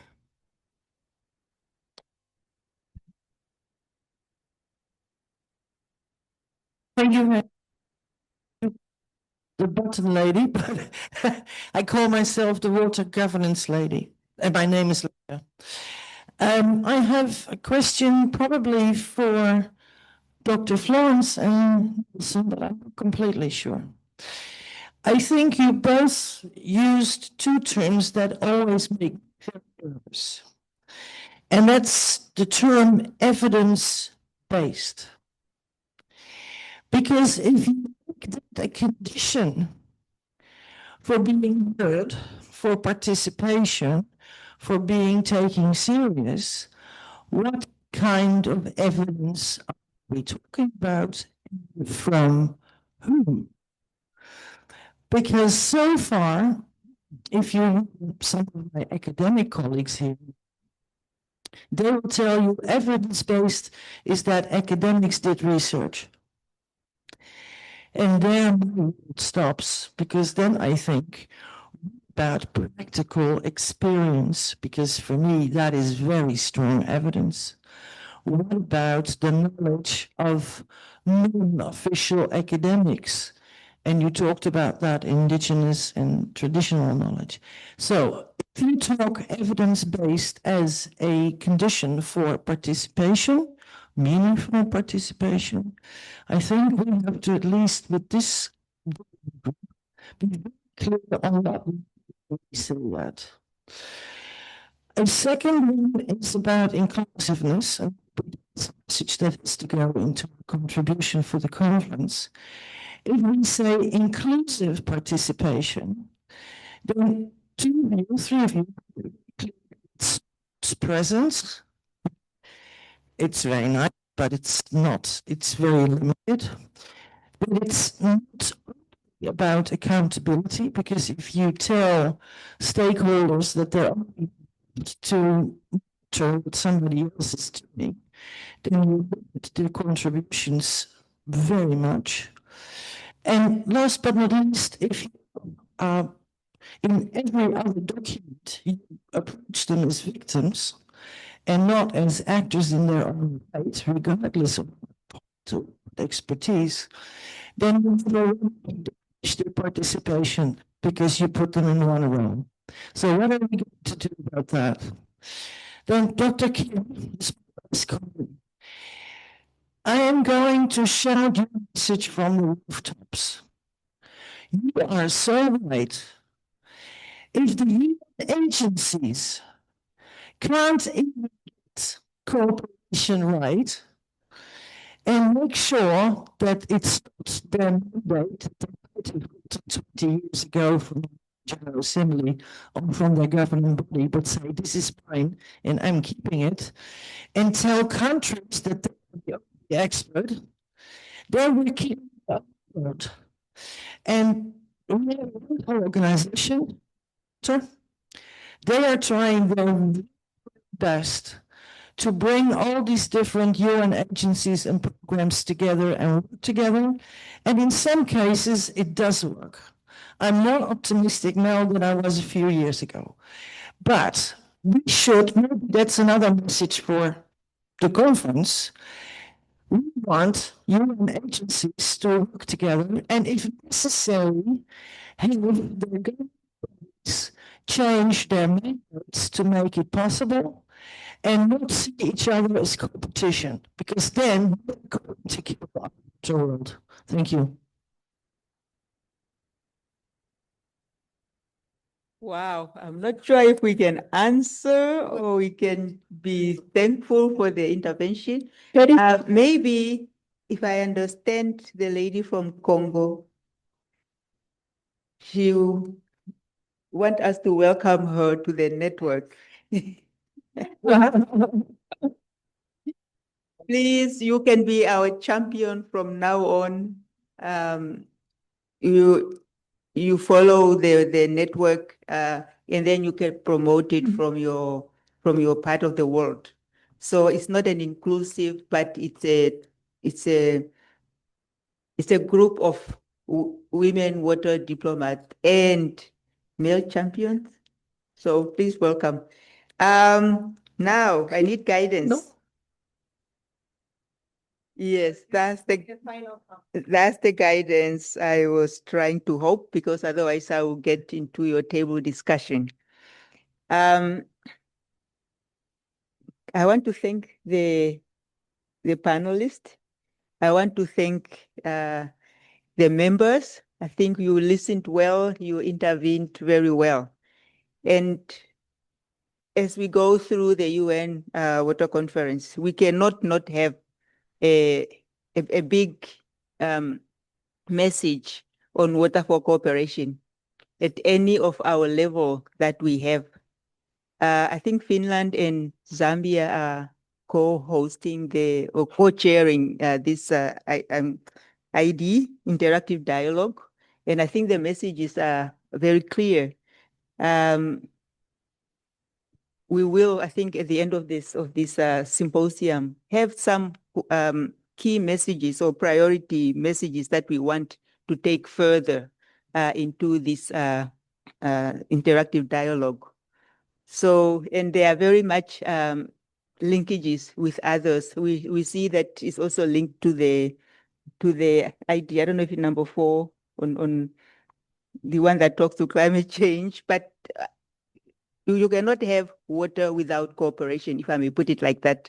I'm being very biased, but thank you very much. And we conclude and we go to the table discussion.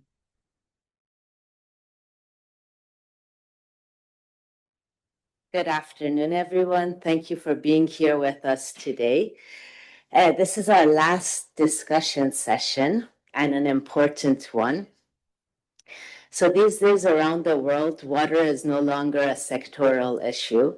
It is a test of our ability to manage climate risk, prevent conflict, protect biodiversity, and uphold basic human rights. The science is clear. The data is growing these days. Communities have long held the knowledge needed to manage water sustainably. What has been missing is not the understanding or the knowledge, but it's the accountability and implementation of the policies we have. The 2026 Water Conference comes at a very rare political moment. It's not about setting new aspirations necessarily. It's about deciding whether existing commitments on water will finally be taken seriously, funded, implemented, and measured. This makes the conference a turning point. This time could be different. There is more political willingness, as we've seen also with the government of Senegal as a co-host supporting the organization of the symposium this year, as well as the minister's availability to open the symposium in this morning. So we come to the guiding question of this session.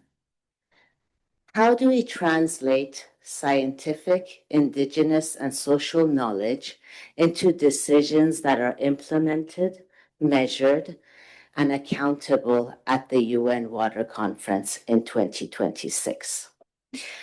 I have 4 wonderful speakers with me today. We will try to make this more of a conversation rather than a discussion panel. And we're looking at to have very concrete and meaningful contributions to the policy dialogues ahead of us in the coming 2 days, but also in the coming year and towards the end of the UN Water Action Decade in 2028 and the conference in 2028. So I will first introduce my wonderful panel, and then we will get to the questions. Sounds good? So first speaker will be Dr. Amélie Petret, who is a senior scientist in hydrology at the French Geological Survey. She is a groundwater scientist focused on addressing groundwater quality and quantity challenges using environmental tracers and groundwater flow modeling. She is also affiliated with the International Association of Hydrologists and has contributed to the policy guidance at the UNEC expert group on transboundary water management.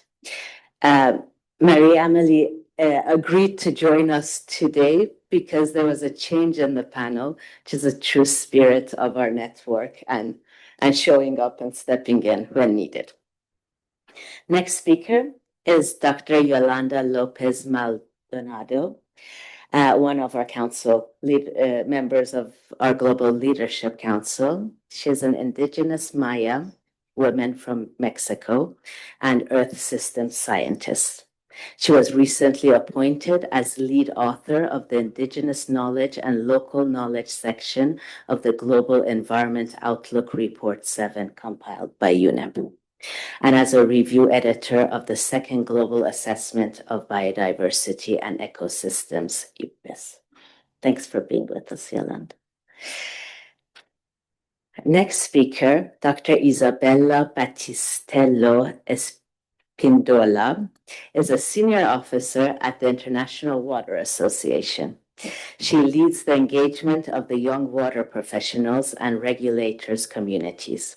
She has over 10 years of experience in international relations, sustainable development, youth engagement, international cooperation, human rights, and international, with a focus on water resources. Thanks for being with us. Last but not least, a dear friend, Ms. Priska Nandede, serves as a senior sociologist with the Ministry of Water and Environment in the Republic of Uganda. She has a background in social sciences with specific interest in gender equality and community development. Priska is an advocate for improved livelihoods of vulnerable people through provision of sustainable water and environmental services. We're going to have 2 rounds of questions. You'll hear from the whole panel, and then we're going to start over. So I'm going to start with Marie-Amélie. In many transboundary basins, data exists, but it's not shared. From your experience, what is the key political or institutional barrier that prevents data from becoming a shared public good? And how does this undermine trust and cooperation? Thank you, Sogol. I'm glad to be here. Thank you for inviting me. I'm filling in for Dr. Florence Adongo, so I'll try my best to add values to this conversation. So yeah, data is sometimes more seen as a strategic asset rather than a shared public good. Collecting data, monitoring groundwater levels or groundwater quality is something that is very expensive. It's a long-term commitment, and it requires, equipment, maintenance, skilled employees to operate this equipment, and sometimes basin authority, different stakeholders or national agencies may fear that data reveals some difficulties or vulnerability between riparian countries, and that might also create or reinforce asymmetry. So even the question of data ownership in transboundary basin, it's really key. I'm going to share my experience studying for almost 10 years a transboundary aquifer between Canada, the province of Alberta, and in the US, in the state of Montana. It's a semi-arid area with almost a century-old dispute over surface water, transboundary surface water. And as a hydrogeologist, I was mostly interested in transboundary groundwater and this aquifer, which is also interacting with this surface water. And so with all the different stakeholders, at first, the first meeting we discussed about conducting a joint assessment with harmonized data on both sides of the border. And the very first question I got was, but who's going to own the data?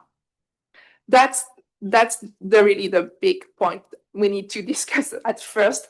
And yeah, and at first, trust was not there, even though they are friendly neighbors, but still.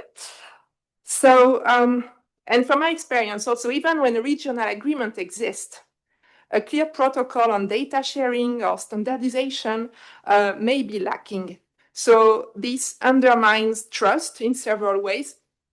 First, when data is withheld, it generates suspicion about the intent of the riparian states, who will assume the worst rather than cooperating on the basis of evidence.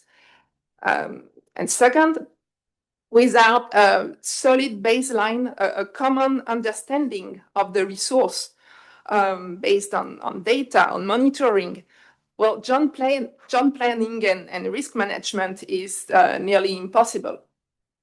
So ultimately, trust is built not just on transparency, but also from rules-based data governance. So a way forward is, well, joint monitoring must be jointly performed with, the real-time interpretation, because even when you collect data, and we talked earlier this morning about raw data, well, it needs to be interpreted. We need to understand, like, the common understanding of what the data means, really, and the implications on, well, the decision-making and management. And in regional context, also an obstacle that I've seen from my experience is that preventing data to be accessible or shared, it's the multiple jurisdictional levels. For example, between Canada and the US, we were working within 6 levels of jurisdiction. The counties and the province and the states, and on both sides of the border, each of these stakeholders at different levels, different scales, have been collecting data also. And on both sides of the border, they were not harmonized at all. It's not the same units. It's not the same, geographical system reference. So it's complicated, the notions of scales and jurisdictional levels and the fragmentation also of institutions. But yeah, overall, joint assessment of water resource, transboundary surface water or groundwater, is a good way at the transboundary scale to build trust. It takes time, but it can work. Yeah, thank you. Thank you so much. Building on trust issues, I'm going to Yolanda. Data often appears neutral, but yet there are all these challenges. Knowledge is known to be power. What is lost when indigenous knowledge is excluded from water governance? What must this conference do to recognize it as equally valid and actionable? Thank you very much, and thank you for joining us today. It's a pleasure to be here with you and to bring a valid but different perspective, which is the perspective of indigenous peoples. And we all know that there are a lot of projections on water scarcity and security issues. Indigenous knowledge is every day attracting more attention. But the problem has been that indigenous knowledge has been somehow folklorized, and the sophisticated and precise knowledge of ancient societies, indigenous communities, has been left behind. And I want to talk about this because this is a very critical point for us, indigenous peoples, because we really want to bring our knowledge to this type of conversations. So if you go back a few years ago, our voices were non-existent. And now is the time for us to bring this perspective that can help us to all as a society, as a global society, to work together and go hand by hand to solve some of the most pressing water problems. So the question is on building trust and how or what will happen if if indigenous knowledge is lost or excluded in water governance or in this type of dialogues and negotiations. And first of all, let's wait a few seconds.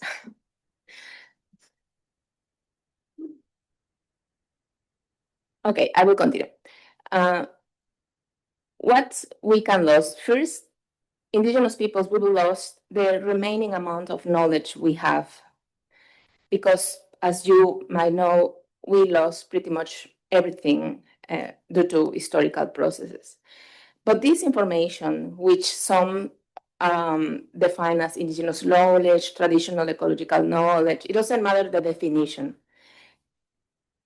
For us, this information, this is very critical, accurate, valid, in situ knowledge that can help us to develop solutions together. So, for example, excluding indigenous knowledge from water governance overlooks this very vital knowledge and the sustainable practices as well. For example, how people ascribe meaning to water is very critical for indigenous peoples, because the majority of indigenous groups around the world, we give value and a spiritual value to water, for example, but this information is not considered in the majority of those environmental frameworks, for example. So indigenous earth observations not only provide very accurate knowledge, but also multi-decadal observation. And the timeline, the time frame we have at this point for the majority of the SDGs, for the majority of the goals, are very short in time. For indigenous peoples, we see the time longer, and this can also be included, for example, in future models, and we can have robust models for water monitoring or for IPCC scenarios, etc. So all of this leads to an eroded resilience, a cultural erasure, as science as we know it today ignores all of this information we indigenous peoples can provide. So what can we do for the UN Water Conference? Well, to integrate this information, which is sophisticated and is very complex. We are indigenous scientists working in trying to bring this indigenous science perspective, these indigenous methods, tools, frameworks, and approaches to those dialogues to meaningfully influence the discussions and not being portrayed as tokens that are sitting in a table. So we really want to bring our perspective. And I think this is something that we all together here and in other networks, we can continue in the endeavors and support indigenous peoples in this, in our efforts. Yeah, so there is a lot of things to say, but I will give you. Thank you so much, Joanna. I will go now to our next speaker. So now we heard about data, we heard about indigenous knowledge, and it seems like we generate more data and science than ever at the moment, yet actions lag. What is missing? Institutional or political link between evidence and decision making? What can this conference do differently to realign incentives so evidence actually shapes into policy? Over to you. Thank you, Sarah. I would like to start with a simple but a very important statement. Knowledge does not fail. What fails is the institutions that fail to translate it. Across the world, we have been generating scientific data, scientific evidence data, and local knowledge. We do not lack on it. On the contrary, as you mentioned ago, we have extensive information on floods, on climate risks, sanitation gaps, ecosystem vulnerability, and social inequalities. We have this information. And indigenous, gender, youth, and community-based knowledge is consulted, and participatory process, they exist. However, asymmetries in capacity, they are very profound. This can be between countries, institutions, and the stakeholders. Even if we look to the UN SDG data portal, if we look into the 2017 report, what we have is that an average UN member state, they would report only 5 out of the 12 SDG global indicators. And only around like 6%, they have reported on 9 or more indicators. So in this report, what we see is that we have persistent reporting gaps and capacity challenges. And these gaps, they are not only statistical, they signal that we have a weak institutional capacity to understand, to share, and to use the data that is available right now. And these monitoring gaps, they also signal that we have governance issues. My colleague here in the panel mentioned in the beginning that these asymmetries, they are especially visible when we have transboundary water contexts, where data often exist. We have the data being produced, but they are not being shared or exchanged among the key actors that we have.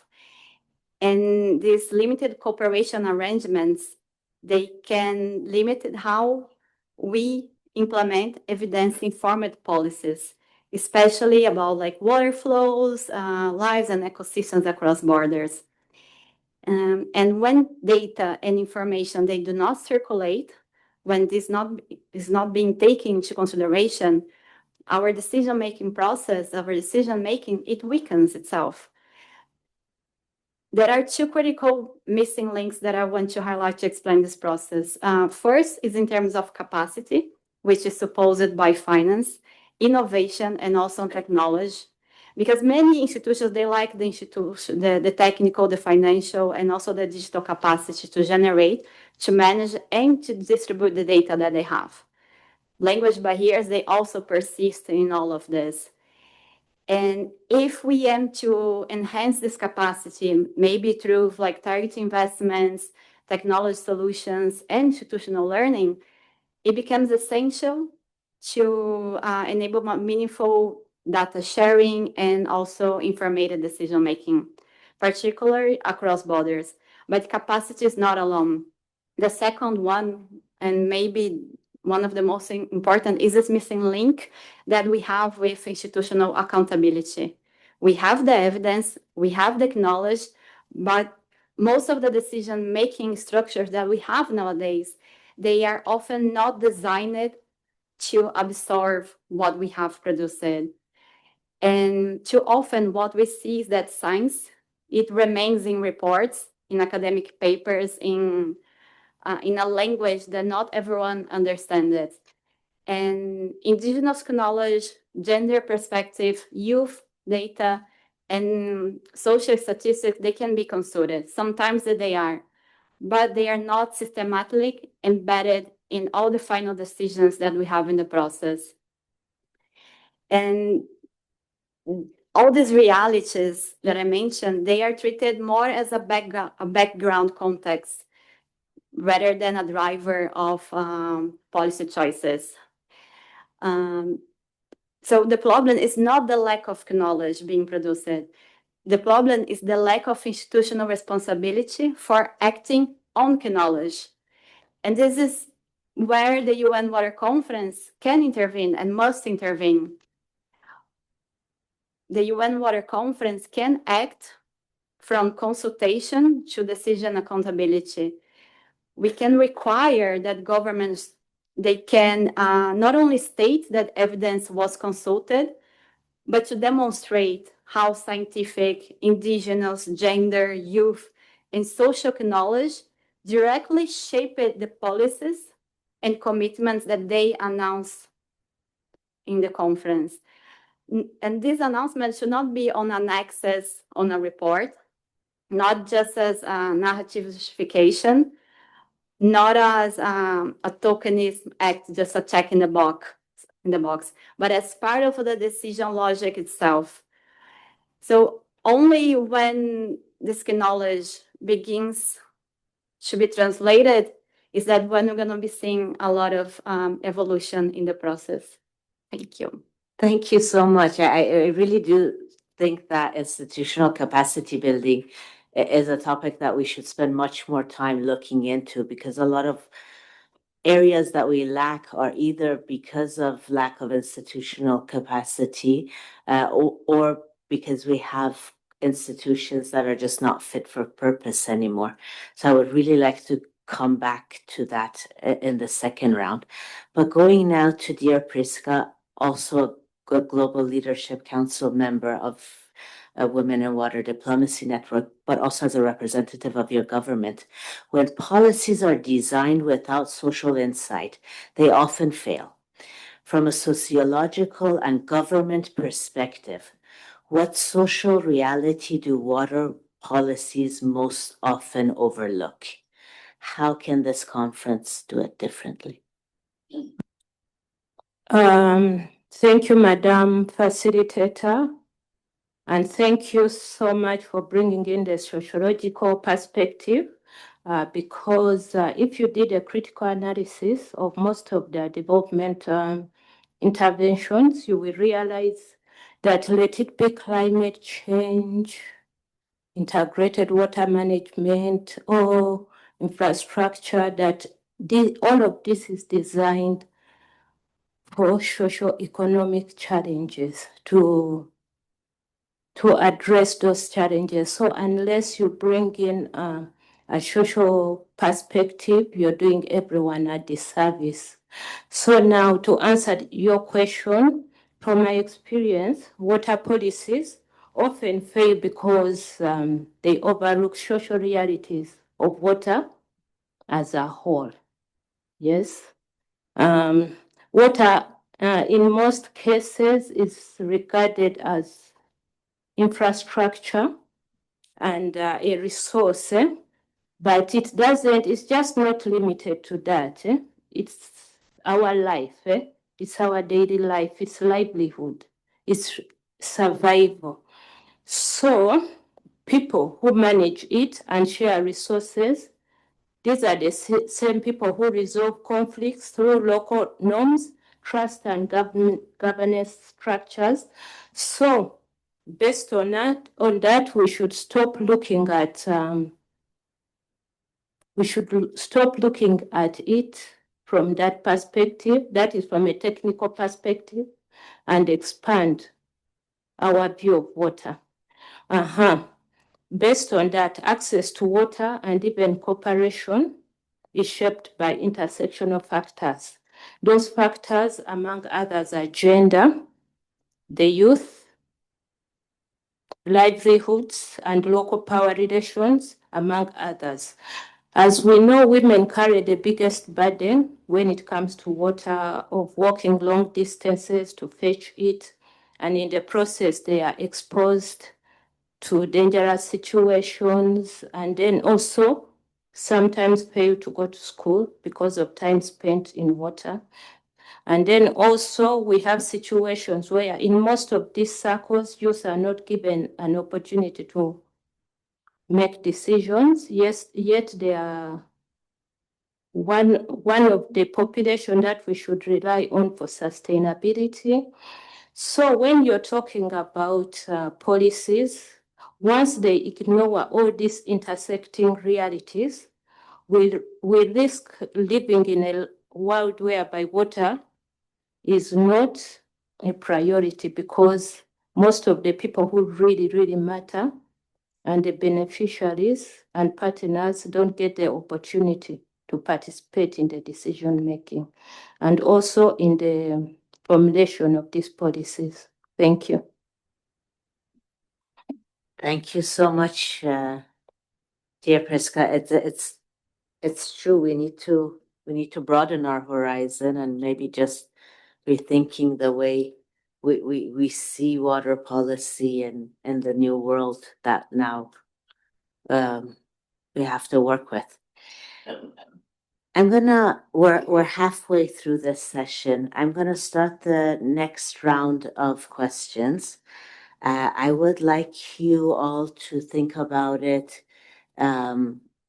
2-3 minutes, not more, but try and frame really a policy message, something you would like directly repeated in the coming 2 days on the specific topic that you're covering. And then we're going to open for discussion and then come back and have sort of a last inspirational final message sort of kind of question.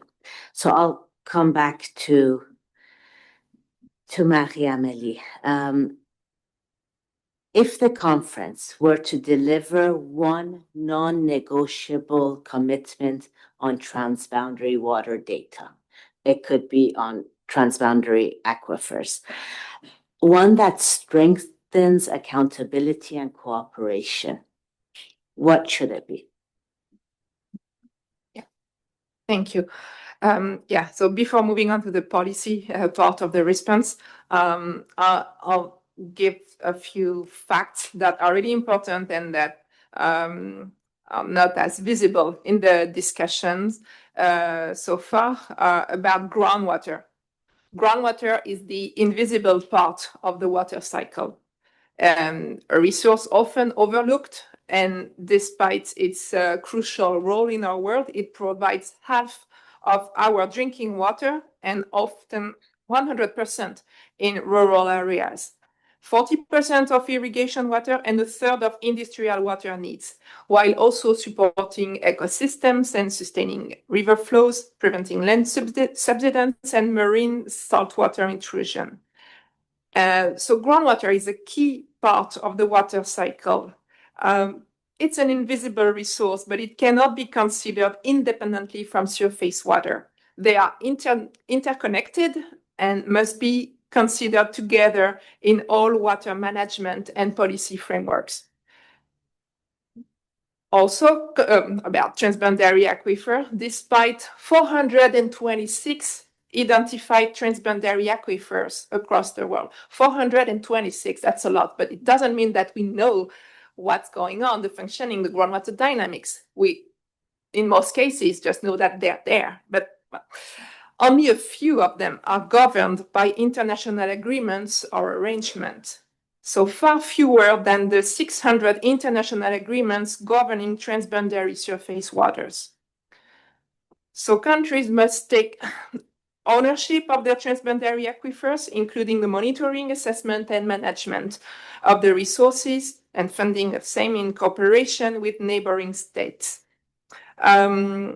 Strengthening political will and establishing effective cooperation mechanisms are essential to ensure the sustainable and peaceful use of these critical resources. So if we go back to the question, if the UNWC 2026 were to deliver a non-negotiable commitment on transboundary water data, what should it be? Well, talking about data, we cannot manage what we don't measure. So monitoring data collection must be undertaken to track groundwater quality, groundwater quantity over time. And it's essential to understand aquifers' functioning and also detect threats like over-abstraction, contamination, or decreasing recharge due to global change, especially. As I said in the first round, monitoring is a long-term effort, costly effort, but a strategic investment. So a binding obligation for riparian states would be to routinely share standardized and timely and quality-controlled transboundary water data through joint or basin-level mechanisms with clear rules on access, verification, and use. Because without a credible evidence-based understanding of the resource, there's no meaningful cooperation. And when we talk about transboundary basins, as I said earlier, let's not forget transboundary groundwater and transboundary surface water. It's river, lakes, wetland. They all interact. And conjunctive water management of surface water and groundwater is essential. So treating this system separately undermines the effective allocation, risk management, and compliance. So to conclude, a non-negotiable commitment on transboundary water data must explicitly require conjunctive monitoring and sharing of surface water and groundwater information. And this measure is essential to strengthen accountability across riparian states. Thank you. Thank you so much. What concrete policy commitment, such as free, prior, and informed consent, is essential to ensure Indigenous knowledge is protected and used with rights, consent, and equitable benefits rather than extracted? Thank you, Sorol. I'm very happy that my friend Marie brought the case of aquifers, because let me tell you a short story that it just came in my mind. I'm Maya woman, and my research has been also on aquifers. And I want to bring here an example, so for you to better understand the importance of these concrete policy commitments and how some commitments might influence how Indigenous peoples relate to water resources as well. So for the Mayas, they flourish in the Yucatan Peninsula, in a place where water was completely scarce. But they were able to thrive as a civilization for more than 3,000 years because of an aquifer, because the groundwater system. But what happened is that in monitoring groundwater systems, the inclusion of Indigenous knowledge is completely absent. But as a Maya woman, I was able to develop the first groundwater balance model, because you cannot measure what you don't know, along with Indigenous peoples. And this was very relevant because all together we developed this model. So this model is currently used for the local government for groundwater management plans. And this information also was included information about how important were those groundwater systems for the Mayas, including the cultural and spiritual connection. So all, not only numerical model, this was a socio-ecological model. So I have some publications if you want to know about it. But, and this is the part of my concrete policy, my suggestion about a concrete policy commitment, which is the free, prior, and informed consent, which is the minimum but most essential policy commitment to protect Indigenous knowledge in water governance.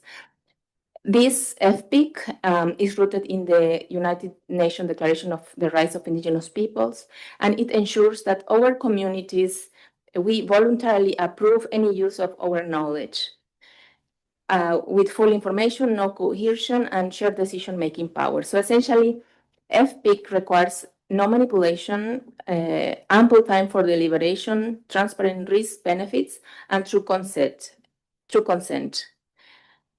This, excluding FPIC, perpetuates more power imbalances as seen in water diversions, harming Indigenous health and ecosystems worldwide without our consent.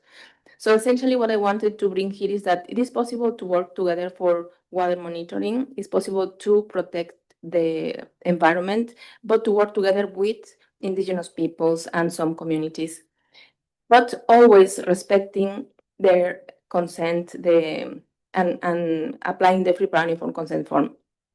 So there are more other concrete commitments and mechanisms that can be that should be considered, but at least FPIC is the minimum.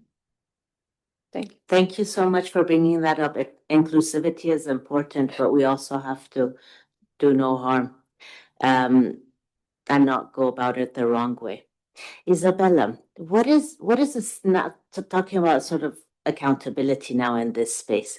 What single accountability mechanism, such as reporting requirements or maybe indicators, follow-up processes, should the conference endorse to ensure commitments are translated into implementation and we don't face the same problems after the 2023 UN Water Conference? We had, 800 commitments that we don't know what they were? Please. I believe that if we want to deliver real change, if the UN Water Conference in this year wants to deliver real change, we must leave behind all these declarations, all these conversations that we have that they look very beautiful on the website, on paper, on this, but we must establish a clear accountability expectation. This is where the previous edition of the conference failed. So my suggestion of this the single most important mechanism is a mandatory standardized post-conference reporting and review framework for all these voluntary commitments that should be aligned with the SDG follow-up process. And this framework, this mechanism should require governments and institutions to report within 12 to 18 months after the conference on actions that were taken to implement their commitments, timelines and milestones, responsible institutions, and progress achieved on the ground. And this reporting should be public accessible, not only on the website, should be like promoted on social media.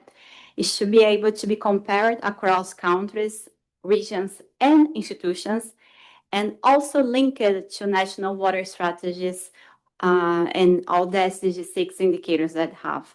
So this framework, this accountability framework, should be fully consistent to the with the UN language on implementation, monitoring, and review, and consider the principle that commitments, they must be trackable, they must be reviewed, and they must be subject to learning and correction. If you have not achieved something, you need to inform and you need to learn from the process. Because this trust that we have in water governance and management, it is built on decisions that are not only made, but also reviewed and revisited. And this participation that we have been talking in terms of how we can engage other knowledge, it only becomes meaningful when we have a transparency, a follow-up, and the possibility to question whether commitments, they are being delivered or not. And without these mechanisms, all these voluntary commitments, they risk remaining political statements, which is what we have with the Water Action Agenda.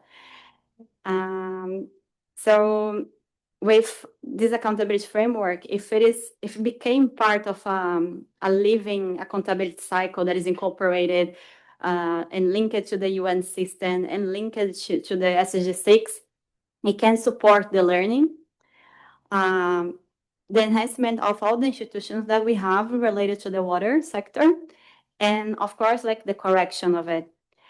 And I see that this is how this conference, this UN Water Conference in this year can shift, can change from the system, from all the ambitions that we have to delivery. Thank you so much for that. I really like the part you said that we need to learn and be able to correct actually our framework. Sometimes we get so stuck on something we could agree upon that we don't admit that we're going the wrong way. We just keep going. We come to Priska at a very good moment when we come to questions about governments, and I'd like to welcome representatives of our co-host and government of UAE into the room as well. So if the 2026 UN Water Conference succeeds, if governments truly want public trust, what is one commitment they must make at the conference to ensure communities, especially women, have real influence over water decisions? That is a good one. Thank you. I think if the commitment governments can make, excuse me, repeat the question. Sorry. Repeat. Yeah, repeat it. If governments truly want public trust, what is one commitment they must make to ensure communities, especially women, have real influence over water decisions? What governments can do is, number one, have a sort of balance in decision making that is engaging, have an inclusive approach to engaging all stakeholders, and in so doing have a sort of intersectional approach, wearing intersectional lenses, not dealing only with men, but also women, indigenous groups, youth, because just as I always say, even what I said in Austria, I'm sure that in the next 30 to 40 years, all of us in this room will no longer be here. And who do we have to walk in our shoes when we're gone? So it's important to bring all the youth on board, and they should be consulted, not just brought in to observe conferences or just observe such spaces, but actually participate. And then we should have, I'm going to give an example of Uganda. Yes, we are doing something. We have water user committees right from the grassroots, right from the communities, and these participate actively in managing water sources and dealing with allocation of the different water sources, operation and maintenance. So to an extent, we are already doing it, but unfortunately, it doesn't translate to certain levels, yeah? So I think one of the approaches we can do as a government is to strengthen stakeholder inclusion, but with intersectional lenses. Thank you. Thank you so much. That is a strong message. Now I would like to open up the room. Any questions for our panelists? Question there.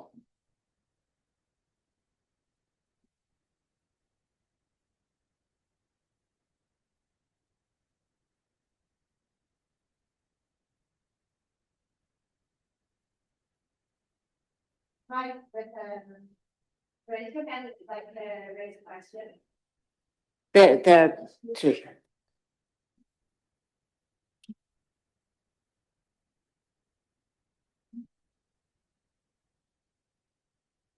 Hi, thank you. I'm Lilian Coelho from Suez and from different organizations around the world, and a passion from Senegal. And thank you for this impressive presentation about your know-how, about hydraulic, about leadership, about the coordination international.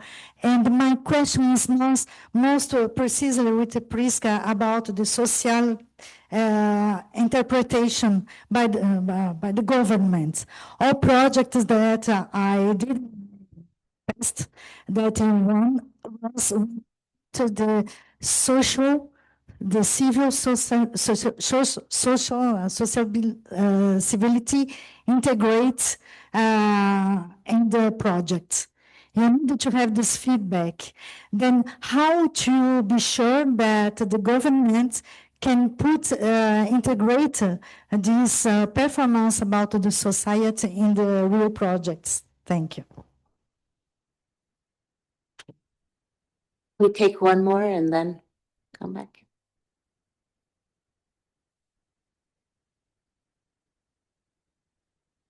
Bonsoir. Merci à Elisabeth de m'avoir permis d'être là aujourd'hui. Merci à vous, chers panélistes. J'aimerais juste poser une question à Madame Isabelle, s'il vous plaît. J'aimerais juste lui demander comment pourrons-nous créer un lien plus direct entre la recherche doctorale en Afrique de l'Ouest et la diplomatie mondiale de l'eau. Parce que nous disposons des données locales et des données de terrain. Donc, comment pourrons-nous garantir que ces expertises deviennent une priorité dans l'agenda international 2026? Merci. Any other questions?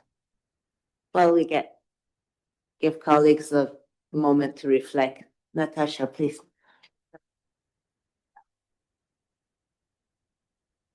Get mics for 20 years. Here we go. At least you're getting in your step. Yeah, get my steps. Hello, my name is Natasha Ramkipal. I'm with the Women in Water Diplomacy Network as a member. My question is for Marie Amélie. It's more around groundwater data and the availability of it, because a lot of domestic groundwater users are not necessarily regulated or registered, nor is the quality of the groundwater abstraction systems regulated as well. What are some of the policy changes we need to see governments regulating or introducing to ensure that domestic users of this groundwater are actually protected, and that we get the data from geohydrological census into some of the decisions that you're talking about and the policies that you're talking about?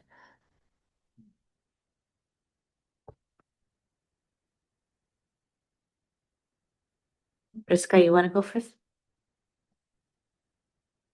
Okay, thank you. If I got the question right, you asked how could we integrate social aspects in projects, right? Now, for the case of Uganda, our ministry has employed sociologists, and we are the main link between the ministry and the communities. What we do, we sensitize communities on social issues, mainstream, gender, HIV, and all those interrelated issues. We also form through the districts, because we work with the community development officers, that is the local structures, to implement this. And what we do, we build their capacity also in this, and through them, the water user committees are our main link in the communities. And what they do, they also maintain and operate the water systems or water sources, and they also ensure that the participation and the inclusion women and men is equal on those communities, yeah, to ensure that gender issues are catered also for. Yes, I think, have I answered your question? Okay. Oh, with the governance, yeah. Yeah, we are not perfect. That's the truth. We are not perfect. We are getting there. But one, from experience, political will is very important, because I remember back, I think in 7 to 10 years ago, when our leadership, we had a leadership of only women, and that is when they understand what the burden of water is all about, yeah? And with them in the leadership, they were able to engage our technical people at that level to also mainstream all these intersectional issues into water and environment issues. So I think, I hope I've answered you to an extent. Thank you. Thank you so much. Political will is important, and it's great that I think we have it finally, so we should capitalize on it. Isabella, over to you. Thank you. I will try to understand, because my French is non-existent. So I was counting with the support of the translator. I believe that your inquiry was how we can reach the knowledge that we produced during our research in universities into policy, something more practical. And first, I'd like to start saying that this is a challenge that everyone that is in academia, they face. Everyone that has done a PhD, we face what we do with our research, what is the outcome that we have from it. And talking by my experience on it, we have to translate everything that we produce in this academic environment to a language that our society understands, in a way that it's something that is meaningful for them. And why is it the academic language? Is because we have the terminology, the specifications on it, and most of the population, they don't have access to the information, they don't understand it. So, and even the ones that are doing the policymakers, they don't understand what we are talking about. So we have to make a way that we can simplify our research in a way that the ones that are being like the target audience, the ones that are being benefit from it, they can understand how it is. It can be maybe into a report or a workshop that you carried out in your society, in your neighborhood on this. It can be in different outcomes of it, not just like publications in journals or presenting a paper in a scientific conference, but going to the ground and disseminating the content that you have in a different outcome from it. And it's not an easy task to do it, how to translate it, but it's a challenge that we all face it. Sadly, not everyone has the access to the information that we have of it. And it's almost as our role in our society to make sure that they can understand what we are discussing and how they can benefit from it. Thank you. Thank you so much for that. Maria-Amélie, over to you. Yeah. Well, if I understood the question correctly, you were asking about water allocation and domestic groundwater abstraction that is not regulated. Not always, in some part of the world it is, but yeah, it's true that in many parts of the world, illegal drilling is a major issue, and it can cause over abstractions, salinization issues, even subsidence. And also in some part of the world, industries also are not required to report the volume or the quality of the water they use. So I don't have like a perfect recipe, a solution for this. A first part would be for the government to better regulate, is first to have a good understanding of what's going on. So undertaking an inventory of the domestic wells, for example, would be a way forward. And yeah, also establishing like a water allocation system, and also controlling how these domestic wells are drilled, because there's also a safety issue there. And yeah.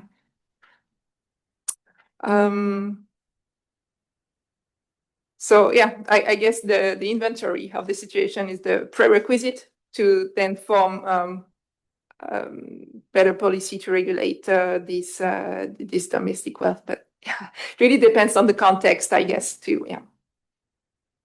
Thank you. Thank you so much for that.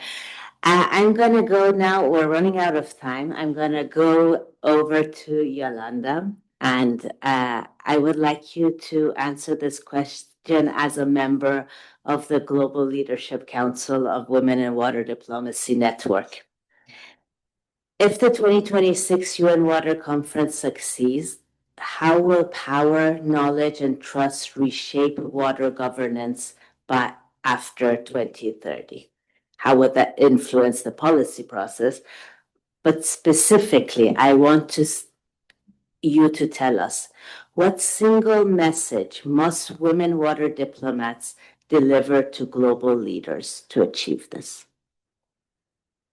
Okay, thank you. And I'm happy that you asked this, because as a member of the council, it's very important that we all share the same message to the global leaders. One main message from my perspective is inclusivity, because being a woman is, of course, a privilege, but being an indigenous woman or someone living in a rural community brings more challenges. So inclusivity is to include different perspectives that all the different groups of women can bring to the table. And for example, talking about indigenous peoples or indigenous women, for me it's important to talk to those global leaders and to say that we indigenous peoples, we also have our own science diplomatic practices. And this science diplomacy dates back pre-contact. So I think it's important to recognize that we have our own ways of doing our diplomacy, and this is based on recognition of different knowledge systems, different ways to solve conflicts, for example, and that's the main message from an indigenous perspective, of course. Thank you so much for that powerful message for all of us to take forward. We have finished on time. I am very proud. I would like to thank my wonderful panelists here and their insights. I think we have enough to go by for a good report out of this session. I thank you all for your attention. My last few seconds of a self-promotion now. So launched a flagship report on global water bankruptcy earlier this week. If you haven't yet, please check it out. And my second hat and promotional item of the day is that the Women in Water Diplomacy Network is mentioned on page 56.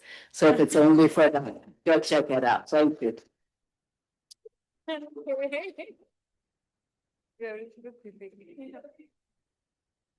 Thank you to all the panelists. One more round. Thank you, ladies.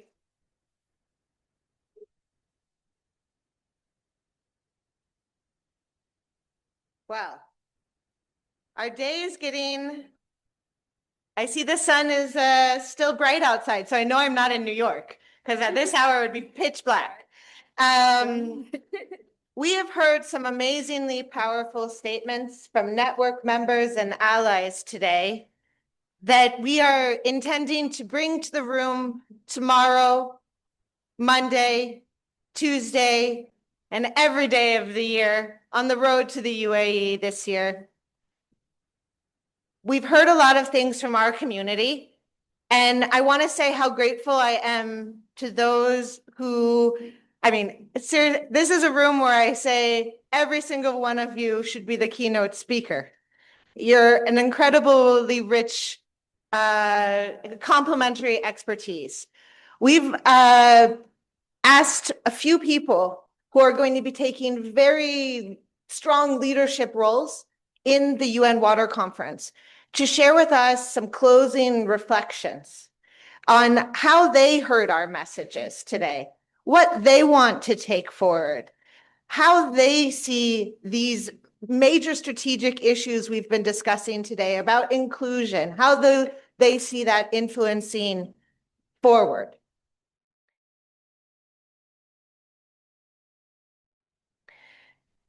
I also want to say that ambition is really high, and there are, a lot of different forces affecting the political will to reach those ambitions. But we as a community must stay strong, and you'll see our Stronger Together coalition. We are stronger together. We are more powerful as a group. And that means we hear each other, we get to know each other, we break bread together, and we learn for each other. When my neighbors' children don't have water, that affects me. I don't want to see that. I want our communities. So when I know my sister, when I know someone across the border, I turn to them as a friend to understand the situation. And now we'd like to hear from a few really amazing people that have joined much of our discussions today and who will be playing key roles going forward. I'm going to come to you all because I want you to, or Aline will come with the mic, yes, to the table where we'll find you, because I want you to speak from the people, yeah? And in addition to what you heard and what you want to take forward, I also want you to tell us what we can do for you, how we can support your mission, because it's a shared mission. So with that, I'd like to, Aline, if you could, I see Special Rapporteur Pedro, oh, he moved back, okay, is here. No, I'm going to ask you to bring the mic to him.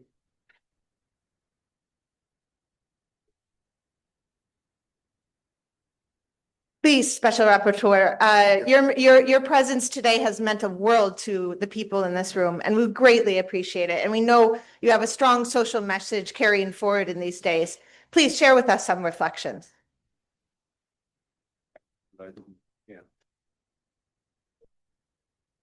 Well, first of all, thank you. Thank you so much. Since we are in Senegal, a Francophone country, please allow me to address you in French. I hope the artificial intelligence is ready for translating to English. Bon, regardez, il y a 3 ans, l'un de mes 2 rapports thématiques que je présente chaque année à l'Assemblée générale des Nations unies à New York et à la plénière du Conseil des droits humains à Genève portait sur l'eau comme argument en faveur de la paix et de la coopération entre les peuples, notamment dans les bassins transfrontaliers.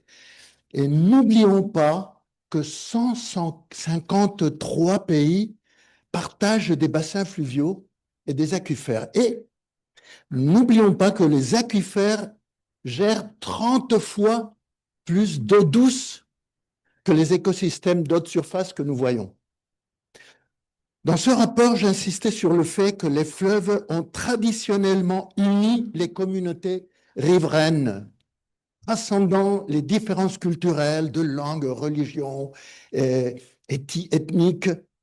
Et cependant, l'eau étant de plus en plus considérée avant tout comme une ressource productive, une simple ressource économique, elle devient un enjeu de compétition et de conflit, sous couvert de souveraineté nationale sur les eaux traversant chaque pays.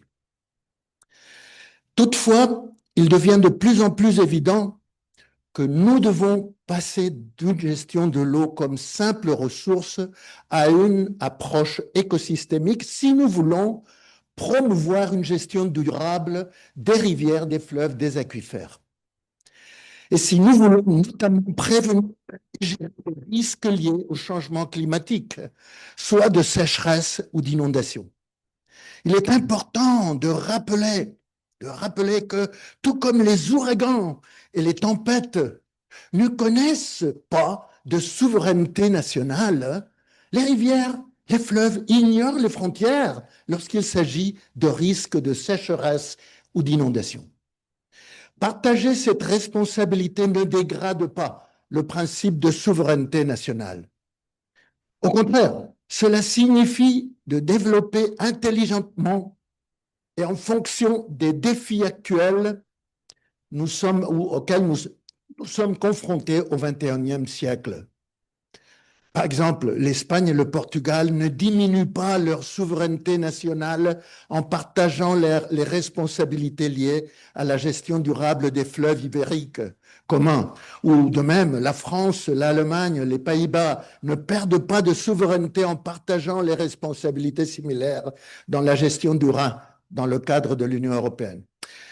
D'autre part, si la garantie du droit humain à l'eau, ainsi que d'autres droits liés à l'eau, relève de la responsabilité de chaque gouvernement, dans le cas d'un bassin transfrontalier, cette responsabilité inévitablement est partagée avec les pays voisins. Passer d'une conception et d'une gestion de l'eau comme simple ressource à une approche écosystémique sur les bassins transfrontaliers permet de jeter les bases d'une transition de la compétition et des conflits à une responsabilité de gestion partagée et de coopération. Une responsabilité partagée pour garantir la durabilité des rivières et des aquifères pour le bien de tout le monde, d'un côté ou de l'autre des frontières. Développer cette responsabilité partagée dans une perspective de droits humains doit également promouvoir une gestion équitable et participative. Par conséquent, dans mon rapport, j'insiste, et j'insiste toujours, ce n'est pas tellement bien connu, sur l'importance pour tous les pays partageant des bassins fluviaux et des aquifères de signer et de mettre en œuvre la Convention des Nations Unies sur l'eau, la Water Convention. Cette convention repose sur le principe de durabilité et des approches de gestion fondées sur les droits humains. La mise en œuvre de cette convention et de ces principes exige non seulement de mener des négociations et de créer des institutions transfrontalières, mais aussi de promouvoir des processus participatifs ouvert aux populations des deux côtés des frontières, sans discrimination, y compris particulièrement les peuples autochtones et les communautés traditionnelles, en valorisant, comme vous avez dit avant, et en respectant leurs connaissances, leur approche communautaire de gestion, si démocratique, et leurs droits sur leur territoire. Et d'autre part, en accordant une attention particulière à l'égalité de participation des femmes. Bien sûr. Parce qu'en effet, ce sont les femmes qui supportent la plus grande part du travail et le plus grand risque pour garantir l'accès à l'eau à leur famille et à leur communauté. Par conséquent, les femmes sont mieux placées pour comprendre les problèmes sous une approche basée sur les droits humains. Pas pour les business, pour les droits humains, c'est elles qui sont là en premier rang pour savoir comment les résoudre et comment protéger les sources d'eau dont dépendent leurs communautés. Par ailleurs, il est significatif que dans de nombreux peuples autochtones et dans de nombreuses communautés traditionnelles, les femmes jouent le rôle de protectrices et de défenseuses des sources d'eau et sont chargées de transmettre les savoirs et les pratiques traditionnelles concernant la gestion de l'eau. En plus, conscient de la nécessité de prévenir les conflits liés à la gestion de l'eau, n'oublions pas ça, dans les bassins transfrontaliers, il ne faut pas oublier, et je vous demande de souligner ça, il ne faut pas oublier la résolution 1325 du Conseil de sécurité des Nations Unies sur la participation des femmes à la résolution des conflits internationaux. Mon rapport aborde également à la fin les aspects les plus sombres, malheureusement, de l'utilisation de l'eau comme arme de guerre contre les populations, en violation du droit international, en Soudan, en Syrie, en Ukraine et surtout en Palestine. Nous en avons des exemples brutaux. L'article 7 du statut de Rome définit la privation de médicaments et de nourriture à une population comme un crime d'extermination. Et j'insiste toujours, je souligne, n'oublions pas que l'eau est essentielle dans notre alimentation et survie quotidienne. Impossible d'ignorer ça. La communauté internationale ne peut tolérer des situations comme celles auxquelles nous assistons à Gaza, où l'eau est utilisée comme élément d'une stratégie de guerre qui s'est transformée en stratégie de génocide, comme l'a souligné la Commission indépendante des Nations Unies. Ne l'oublions pas. Couper l'accès à l'eau, à la nourriture et aux médicaments est une bombe silencieuse, chers amis. Silencieuse, mais mortelle. Surtout avec les femmes, les enfants et les bébés comme principales victimes. Chers amis, je tiens à vous rappeler que nous sommes au début de l'année de l'eau en Afrique.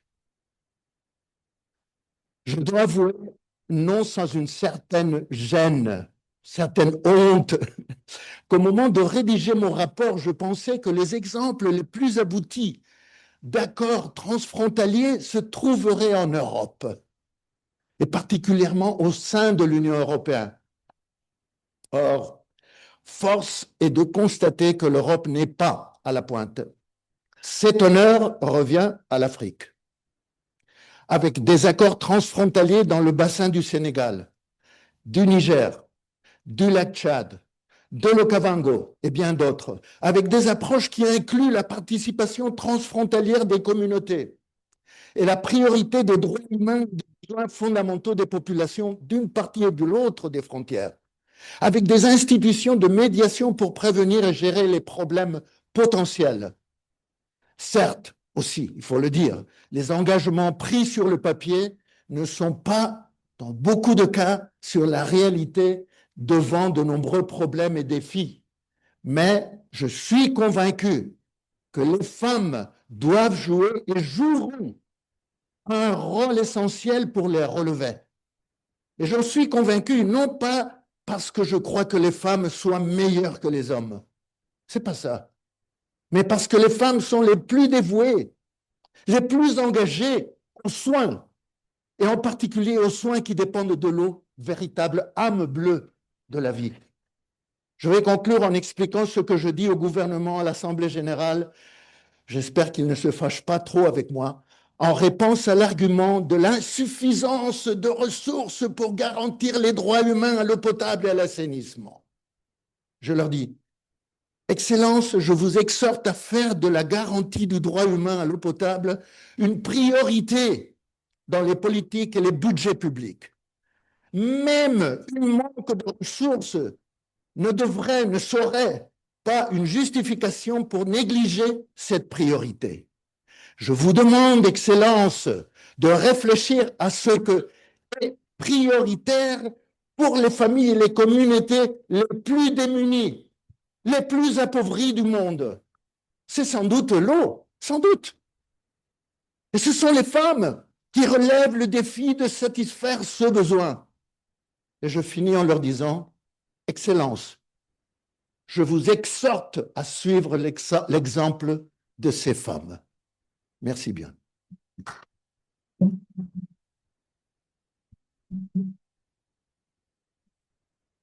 Thank you very much, sir. That was very moving. Professor Kaveh Mandari, I turn to you next. Thank you.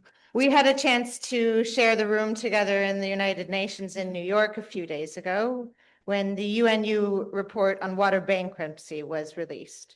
And it really stayed with me, Professor Mandari. I left the United Nations thinking, wow, multilateralism, there's like something, we have a real problem. There's a declining sense that that is our way forward.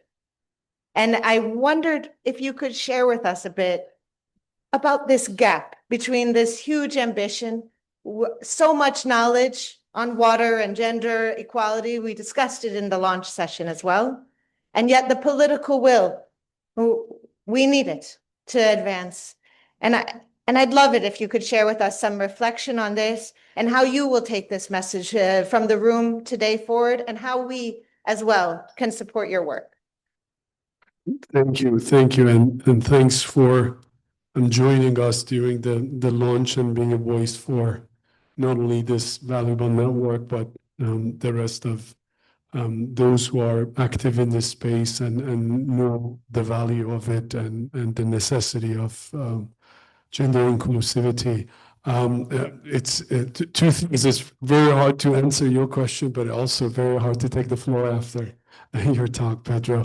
I think it's good to talk about what we heard today and the diversity of beliefs, but that the point diversity that we want to embrace might also be a response to why we cannot move forward, because we are very diverse in our societies, in the stages of development, in our problems. And it's very hard to come up with narratives that are inclusive and move everyone.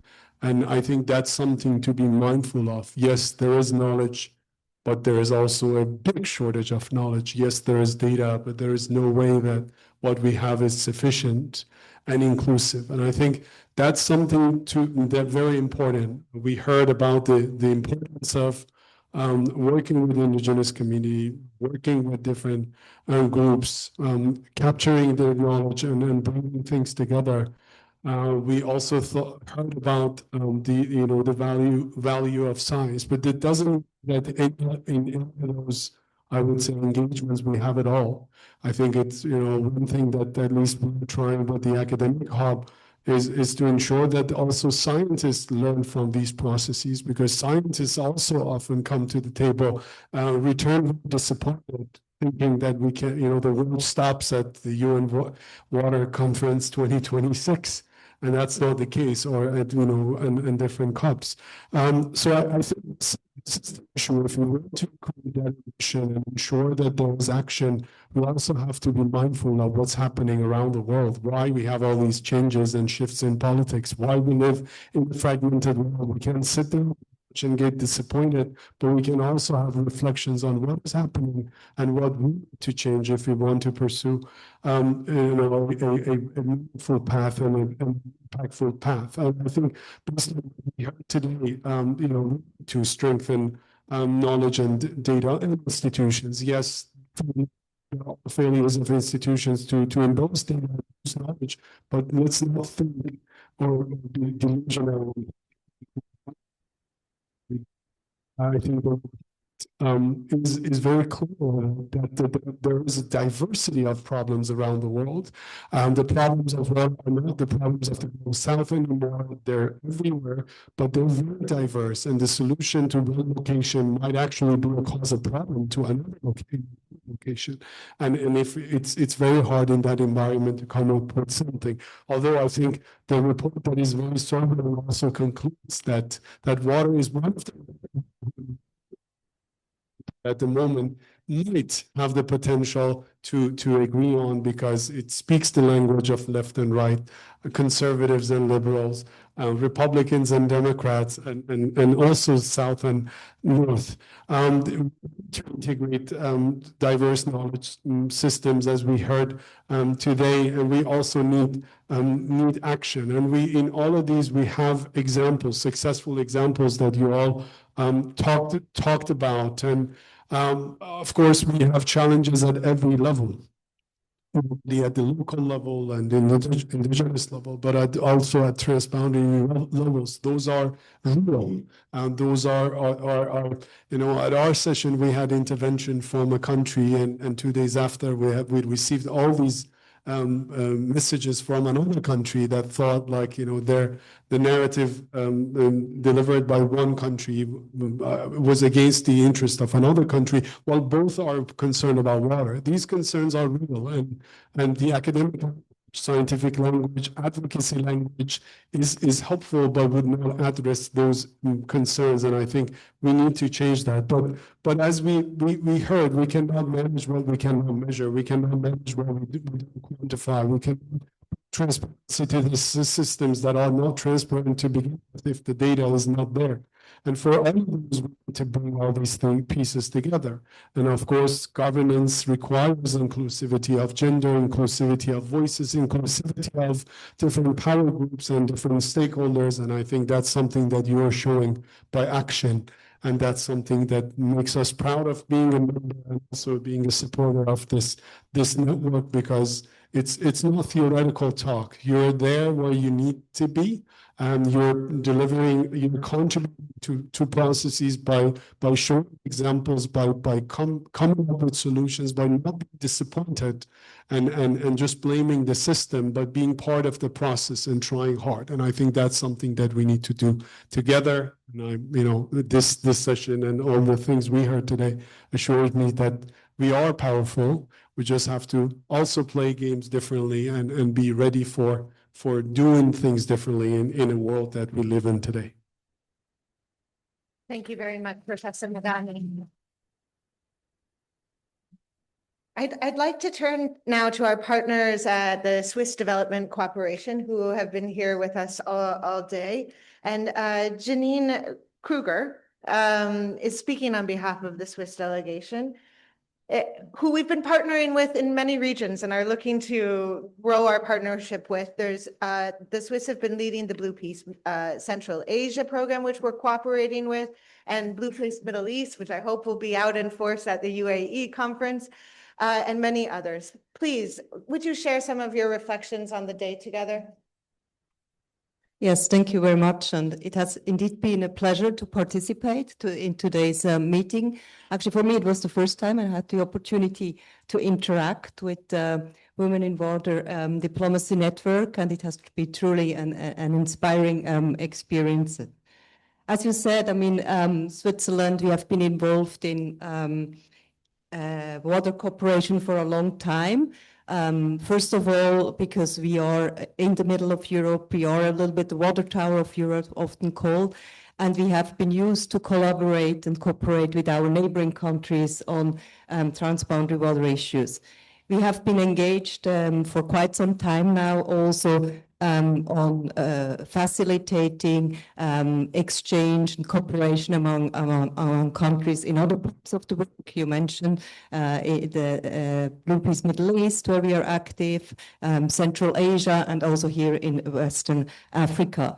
And we have done that always in collaboration with some key partners like the UNEC Water Convention or our different Blue Peace initiatives at different levels. So we really believe water diplomacy, we know it, that it takes a long time. It means long-term commitment, sustained commitment. And I think despite the fact that there is a global recognition of the critical role that women play in the management of water resources, as well as peace building and also conflict management, as we have also heard today a lot, women's role in water diplomacy is still underestimated, and women are too often underrepresented in political decision-making. I think during today's deliberation, I've heard a number of barriers that hinder women from being part of water governance and diplomacy, such as the lack of financial resources, the lack of capacities, the lack of access to data. But I think we should join forces to overcome these obstacles, because it has become also very clear today that involving women in decision-making at all levels, it's a matter of governance, of efficiency, and of effectiveness, and not a nice to have. So the inclusion of women in water diplomacy is indeed, we believe, an opportunity to bring distinctive knowledge, perspective, and experiences to the table, and to get a more comprehensive understanding of relevant water issues and challenges, and to develop more equitable solutions. So the upcoming 2026 UN Water Conference presents, in our understanding, a critical opportunity to amplify women's voices and roles as agents of change, to accelerate the SDG 6, as well as to strengthen water and peace agenda. In order to achieve this, I think we need to ensure that women's voices and perspectives are taken into account in all interactive dialogues. From Switzerland's side, we are convinced that the value that women of different heritage and backgrounds bring to water dialogue is critical in order to contribute to a transformative conference.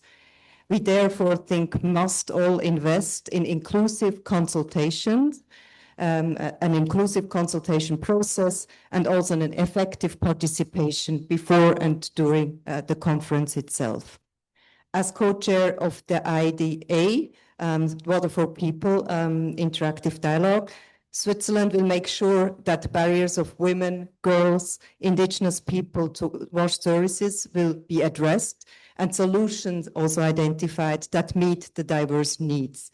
If I would like to give an example of hygiene, particularly menstrual health, remains critically underrepresented in global WASH discourse and programming as of now. This neglect perpetuates gender-based disparities and limits also the ability of girls to participate fully in education, work, and community life. We are convinced that empowering communities and women to lead planning, oversight, and decision-making fosters ownership and drives more equitable outcomes. It is important that we work or have inclusive designs and participatory governance to leave no one behind. In particular, also indigenous communities must be recognized as partners, and their traditional knowledge and rights must be respected in WASH planning and also in governments. And last but not least, I think youth and women are at the forefront of accelerating this progress.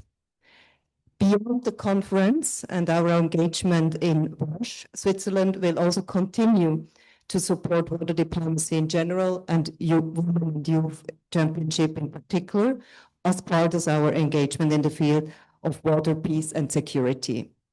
We stand ready also to foster the synergies between the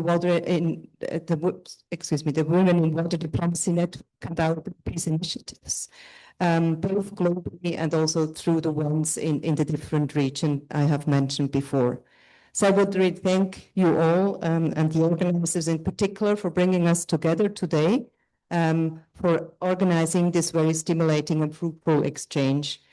From Switzerland's side, we were happy that we were able to facilitate the participation of the delegation of water diplomats to this symposium, and we will continue to do so also for the Women in Water Diplomacy Network Global Forum that is planned ahead of the UN 2026 conference in the UAE. But most of all, we are very pleased to be part of the network. We are committed to continue to support the work of the network so that it can further grow and also effectively contribute to inclusive dialogue and actions on water, peace, and security. So let's keep the good work going and make sure that women's voices are heard in water cooperation and governance. Thank you very much. Excellent. Thank you very much. And I'd like to turn to you, Dr. Miriam Haritz, next. And Dr. Haritz is the German water director at the Federal Ministry of Environment and a longtime woman water diplomat in many hats. I'd also like to share with everyone that Germany is committed to supporting a series of webinars we'll be hosting this year that will build on that effective engagement by bringing us together online to help us prepare a lot of different priority messages that we'll be bringing to our next milestone events in the UAE. I want to say thank you for this support and welcome your reflections. I've seen you over there diligently taking notes and quoting people. Please share with us some of your thoughts from the day. Thank you very much for the kind introduction and the word of thanks, which I would also like to extend to the entire Women in Water Diplomacy Network and all the people present here today and all the partners who made this event today possible. So thank you very much for sharing your ideas and insights today. And I really have this feeling of a joint spirit. We heard in the introductory speeches, we need to be frank and bold. Now, what does that mean? To be frank, in my perspective, means we need to acknowledge deficiencies openly. And to be bold means we need to have the courage to believe in change and fight against obstacles by building bridges. So this should be the impassionate plea, a task, a mission for all of us. So various statements today highlighted the indispensable role women play in sustainable water management and in advancing inclusive water governance. And as we've heard before, while women, children, and vulnerable groups worldwide remain the most affected by injustice in water access, sanitation, and hygiene, they are the hidden managers of water, which is also a quotation, who can be leading agents of change in developing the solutions that we urgently need. So there is a problem solution potential. So they have to be leading agents of change. These hidden managers need to come onto the stage. And that brings me to the issue of governance, and I'm very happy that Germany gets to co-chair Interactive Dialogue 5. But advancing gender equality in water governance also requires the active engagement of men as allies and change agents, working alongside women to challenge structural barriers and promote inclusive leadership. We heard that we need the backing of politics. Well, most politicians are men, so we need you on board. We need to strengthen women's agency in water diplomacy from all angles by fostering inclusive processes and elevating women's voices in water governance. For the UN Water Conference 2026, it is a key that we need to advance gender equality. With the 2026 World Water Day topic, Water and Women, and the UN 2026 Water Conference kickoff here in Dakar, Senegal, there is a great potential to elevate the topic. And with the first ever UN Water Conference dedicated to all aspects of SDG 6, we expect ambitious and tangible outcomes, including on gender equality throughout different policy fields. Today, we touched upon ways in which individuals, groups of women, and women's organizations could be involved in the UN Water Conference process. But inclusivity is a two-way street with mutual benefits and with unique, convincing selling points. We are indeed living through a crisis of multilateralism. And when it comes to water, some say indeed that we have surpassed the moment of crisis and we are witnessing water bankruptcy. Twice the hurdles, but also twice the chances, out of necessity and with convincing arguments. I'd like to point out at the EU Water Resilience Strategy, they have their central claim to see water differently. Let's take this as a leitmotif for new ways in international water processes. And in this spirit, let's make water more visible in data, in perception, across policy sectors, and in joint commitments. I encourage you to continue your engagement in the interactive dialogue processes throughout the coming 10 months. There will be many opportunities to make your voices, our voices, heard. As I said before, Germany is honored to be co-chairing Interactive Dialogue 5 together with Mexico. Having you all on board is a priority, and we really hope for your active engagement to enrich the necessary discussion. Make use of all existing channels, in person, online. For example, the dedicated multi-stakeholder day tomorrow, and also through UNDESA, the UN Special Envoy on Water, and the Special Rapporteur on Human Rights to Water and Sanitation. Pedro, thank you very much for your intervention. But again, be bold. Don't just wait for others to act for you. Look out for new partners and new alliances. The water world is ready for more women power. In this line, Germany supports the Stronger Together coalition of women's networks and partners, of which Women in Water Diplomacy is also a member, connecting women from different water-related fields.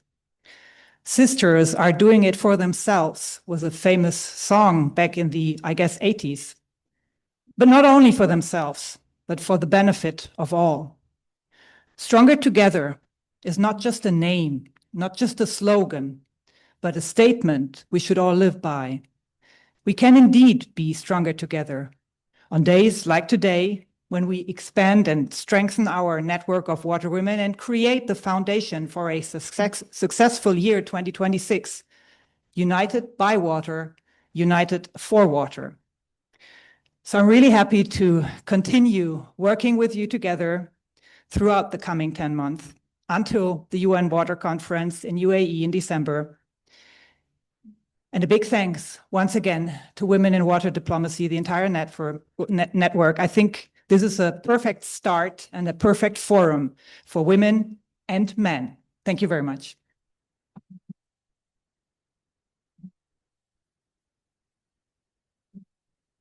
You know, I don't tell people as much as I should, but about 15% of our network members are men. Or the same rules apply to everyone in our community. Network members are recurrently and repeatedly engaged in our process, and we've seen some amazing men take up this role. None the least Para from our Global Leadership Council up here in the front. I'm going to turn to our UAE co-host for some final reflections. Now, Shema, we know you weren't with us all day, and we totally understand this. You are a very busy woman today. It is. So we don't expect you to be able to reflect on everything that you weren't here for. But what we would like to hear from you is how you and Senegal are planning on accelerating gender equality within the modalities of the UN Water Conference. So thank you very much for being with us, and we're looking forward to these days ahead. Please, madam. Thank you. Thank you so much. First of all, good afternoon. And first, apologies. We tried to make it in the morning. It's the hallway I saw. We did up to the hallway and then had to rush to the convention center. So really, after hearing such wonderful remarks from everyone and also kind of our upcoming co-chairs and main partners, there isn't much to say. But I'm really here to show not only commitment, but really truthfully believe in this. UAE and Senegal, I think we've been working quite closely, and it's been a perfect match, I would say. I don't think we've been able to identify a lot of common values when we talk about water. Since day one, we've been really emphasizing the importance of inclusivity, integration, building credibility, but really building a roadmap for all kind of 360 stakeholders in this process. We know that we're not hosting a conference for the sake of hosting a conference. And what Tajikistan and Netherlands did in 2023 really did a phenomenal job in really just elevating the importance of water globally. Now, if we are to move forward towards having a global movement and action on water, there needs to be a clear vision, there needs to be a path, and everyone needs to know, how to get on board this train.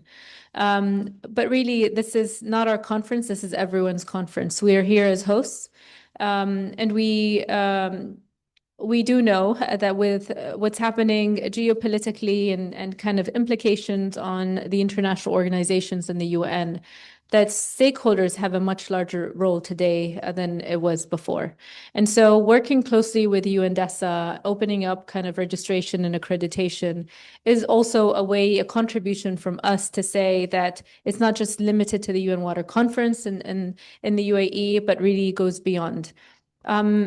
We don't only want to talk about water, we definitely want to show impact, actionable outcomes. It could be this one major thing that is really going to have this ripple effect in kind of the impact on people.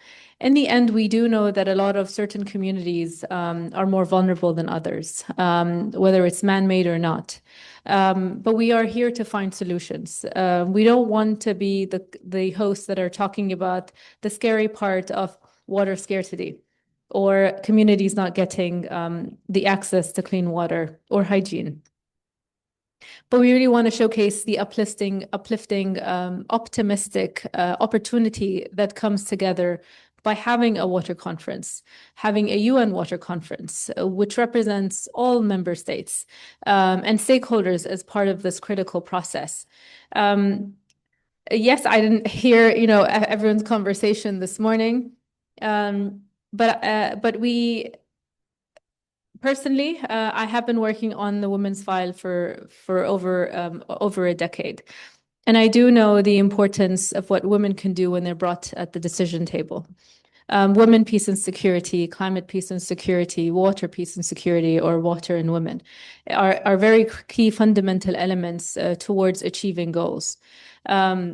And so we, first of all, really thank the Women in Water Diplomacy Network. We thank Senegal for hosting the preparatory meeting. And we thank you all really for being a part of this discussion. We are very much excited to see how this enriching conversation can really complement the concept notes of the interactive dialogues. The drivers to this will have to be working together. And we always say in Arabic is, one hand can't clap, you need two hands to clap. And so it really is a collective effort. We are in Africa, and so we have to mention that the African continent has actually done tremendously well trying to advance water governance, access to clean water, but there still needs to do more. We need to do more. And the most critical communities in Africa are women. And so we need to ensure that the process or the mechanism to empowering women in the developing world is extremely important. When we talk about gender equality as drivers of peace and resilience, yes, that is extremely important. And I think someone had mentioned that it's not only nice to have women, and we do play a critical role in this process. And so the stability, the community resilience, and the effective water governance is definitely key. Women, give a woman a small amount of resource and look how much, can come, how progressive and productive she can be, and how she can improve a household from very simple resources. if we look at kind of the composition of the UAE hosts, the team in the UAE and the team in Senegal, we're really gender balanced, I would say. We really complement each other. We're short average, women, and they're really tall African men. So, we have a wonderful combination. But it's been, we understand the importance of it.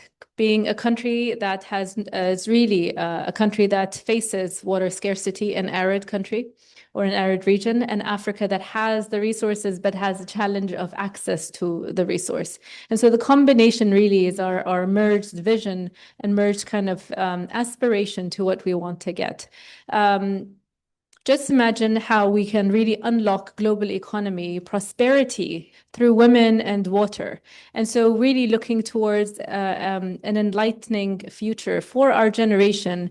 And the role for women is even more important because we are the ones that are really holding these communities together, managing these resources on our own.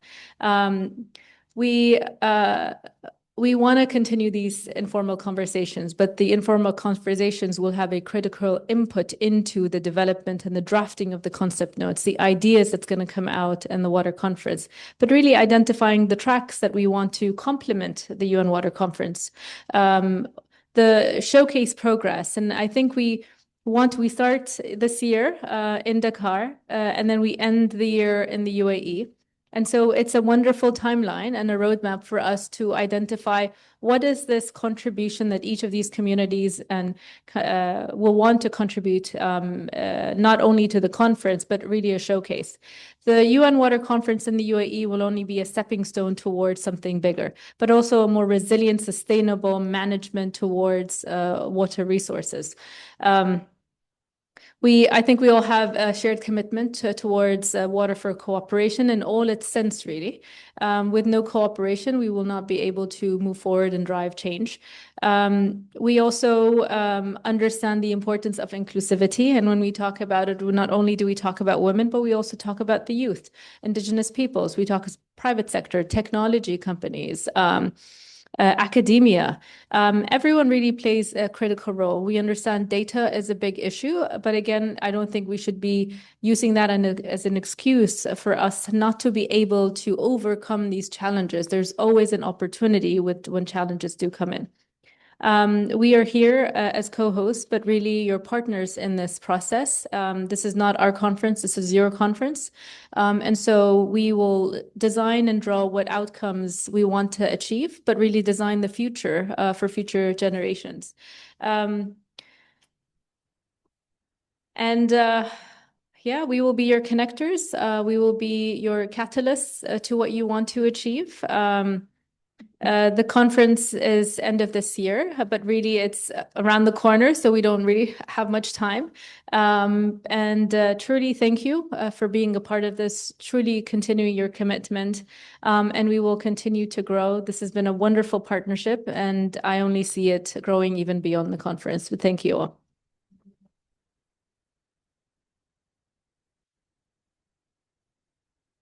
I think we very much feel the partnerships of the co-hosts. We're really grateful for it, and we're happy to be here to raise our voice in our own words and be heard. And I think we are feeling that, and our community will be actively involved in the coming days. You're going to see us all over the program, and not only the coming days, but beyond. We're really committed in this shared journey together. And I want to highlight that in advance of the 2023 UN Water Conference, the Women in Water Diplomacy convened a symposium, much like this, one-day engagement. It had a focus on the Americas, and we had fantastic learnings from indigenous leaders from the Americas.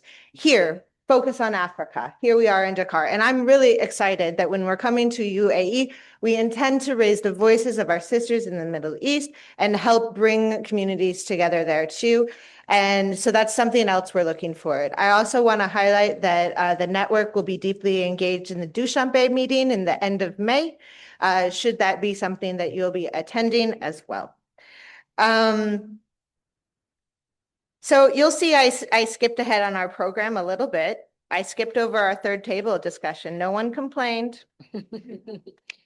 And I have bad news for you all because Dr. Zodwa had a terrible flight change and is not here in the room with us. And she is the beating heart of our leadership in many ways and always has such brilliant seeds of knowledge to share. So you get me. So in thinking about what Dr. Zodwa would say if she was here closing our day together, well, she would lean very much into the be bold and bring your chair to the table. What does she say? If there's not a chair for you at the table, bring your own chair. Yeah? And she sets that model for us is real. We want our community, our voices to be heard in our words, in our languages, from our perspective. So I tried to channel her in the be bold conversation.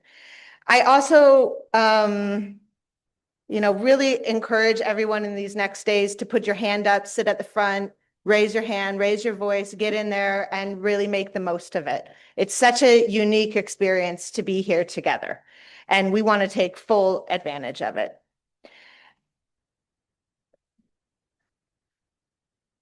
I have no further comments.